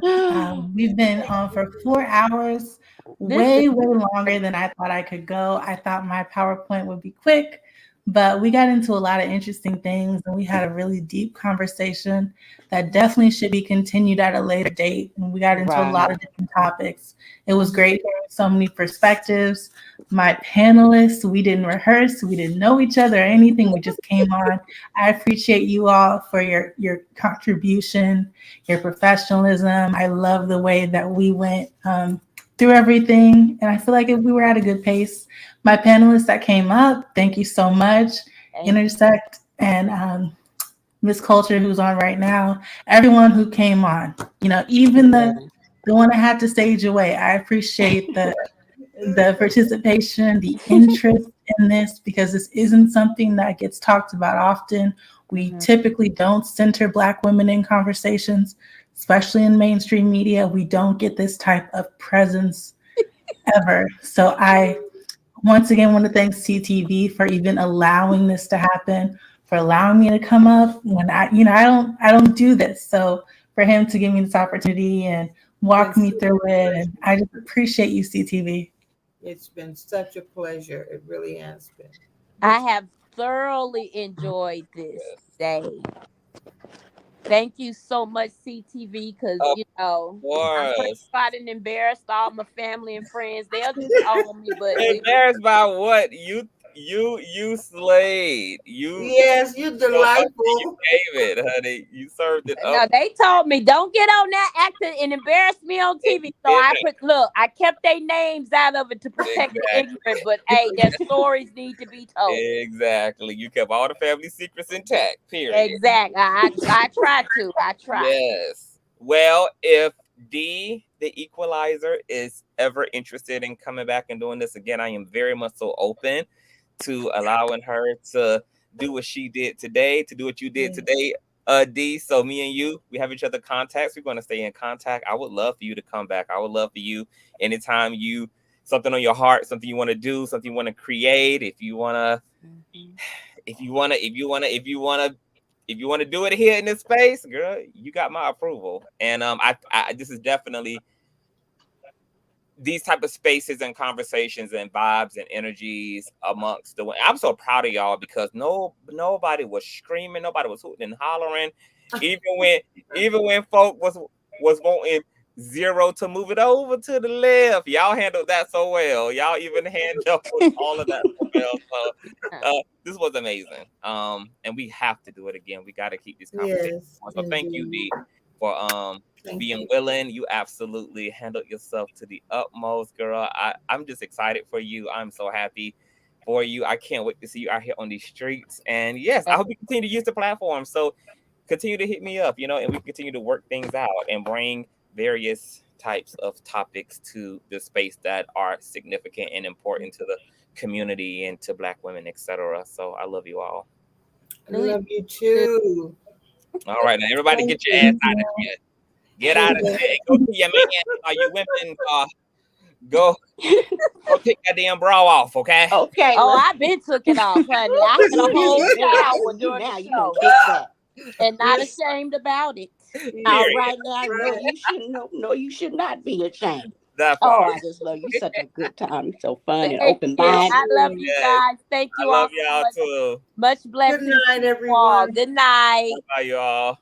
I like her. She was amazing. Yes, she is amazing. Conscious, let me know when you're available, darling. Oh yes, I'm gonna hit you up soon as I finish with all this. Yeah, I know you got a lot going on. I'm gonna do my best to learn on my own, but it's so easy. Like I promise you, it ain't gonna give you no headaches. It's so 1, 2, 3, 4, 5, 6. Okay. Oh yeah. Love you, baby. I love you too, babe. Thank you for being here. I appreciate you. All right. Good night. That's my Jace, honey. Subscribe to Jace. I had posted her link in the chat, you guys. I love you all. This was a wonderful 4 hours. I was able to color hair, do all type of things, honey. Jump up on the panel here and there, be in the chat, active. Zero, I think I understood what Zero was trying to say. I know that Zero manifested gets like she means so well. I just don't think it comes out in the way she intends for it to come out. But I've spoken to Zero, manifested on several different occasions. She is definitely team Black community, Black woman. She's a big ball of love. I just think she just be so nervous when she comes up here, and then she be hitting a Hennessy to the back, baby. And you know, it just don't be coming out the throat, you know, the way that she intends it to. But I can promise you, she is a kindred spirit. And she just wants to see everybody happy. She wants to see a collective utopia, honey. Okay. And yeah, you know, she's with all the love. And thank you to my roomers and tea and everybody. So I'm going to get out of here. We got a hot topics for Saturday. We got to get into some Meek Mills. We got to get into who's on the docket. Hold on. I ain't even put the watch page up. We got to get some Meek Mills. Who else is on the docket, girl? Meek Mills. We got to get into some Tina knows and Matthew knows and Beyonce knows, girl. They got some drama going on. We got to get into some Megan Good and Jonathan Majors. We got to get into, it's a few people on that docket, child. Okay, it's a few people on the docket, girl. So I'm going to set the watch page tonight. You guys can click the link. I'm not coming back tonight, child. I'm tired. I'm about to go put this unit in front of a fan that I just watercolored. And I got some editing that I need to finish doing up on some hair videos that I've been working on. So I am done in the sun for tonight, but I will be back tomorrow, probably tomorrow noon, probably like 2-ish, 3-ish, in that area, child. I'll figure it out and everything. And I love you all, and I will talk to you later. Thank you to my Cash Appers and to the donators. And you guys know all information is in the description box below. So if you enjoyed your life, if you got your life and you really enjoyed this, honey, show me some love on the PayPal and the Cash App chat, because I told you I'm working, girl. Okay, we're gonna turn Conscious TV platform into a network, girl. So I'm looking to have a lot more of these segments, you know, have to bring on different influencers, probably up and coming influencers, give them a space to create in, to get their feet wet in, you know, and to have other commentators on my platform with their segments in areas that I'm not really expertise in, like politics and all of that. And like what the Equalizer just did with catering to things that are relevant to Black women's community. She absolutely slayed it. This was such a well-organized dialogue. I lived for the slideshows and things, baby. She had that shit lined up, child. Okay, so I'm here for this. So you're gonna be getting more of this. We're gonna be expanding the platform and expanding the content, child. Okay, we're not worried about numbers. We're more so worried about impact and significance. Okay, so definitely not just roasting and gagging and celebrity commentary, but you know, you're going to continue to get these real conversations, period. Okay, I love you all, and I will see you all tomorrow. Bye.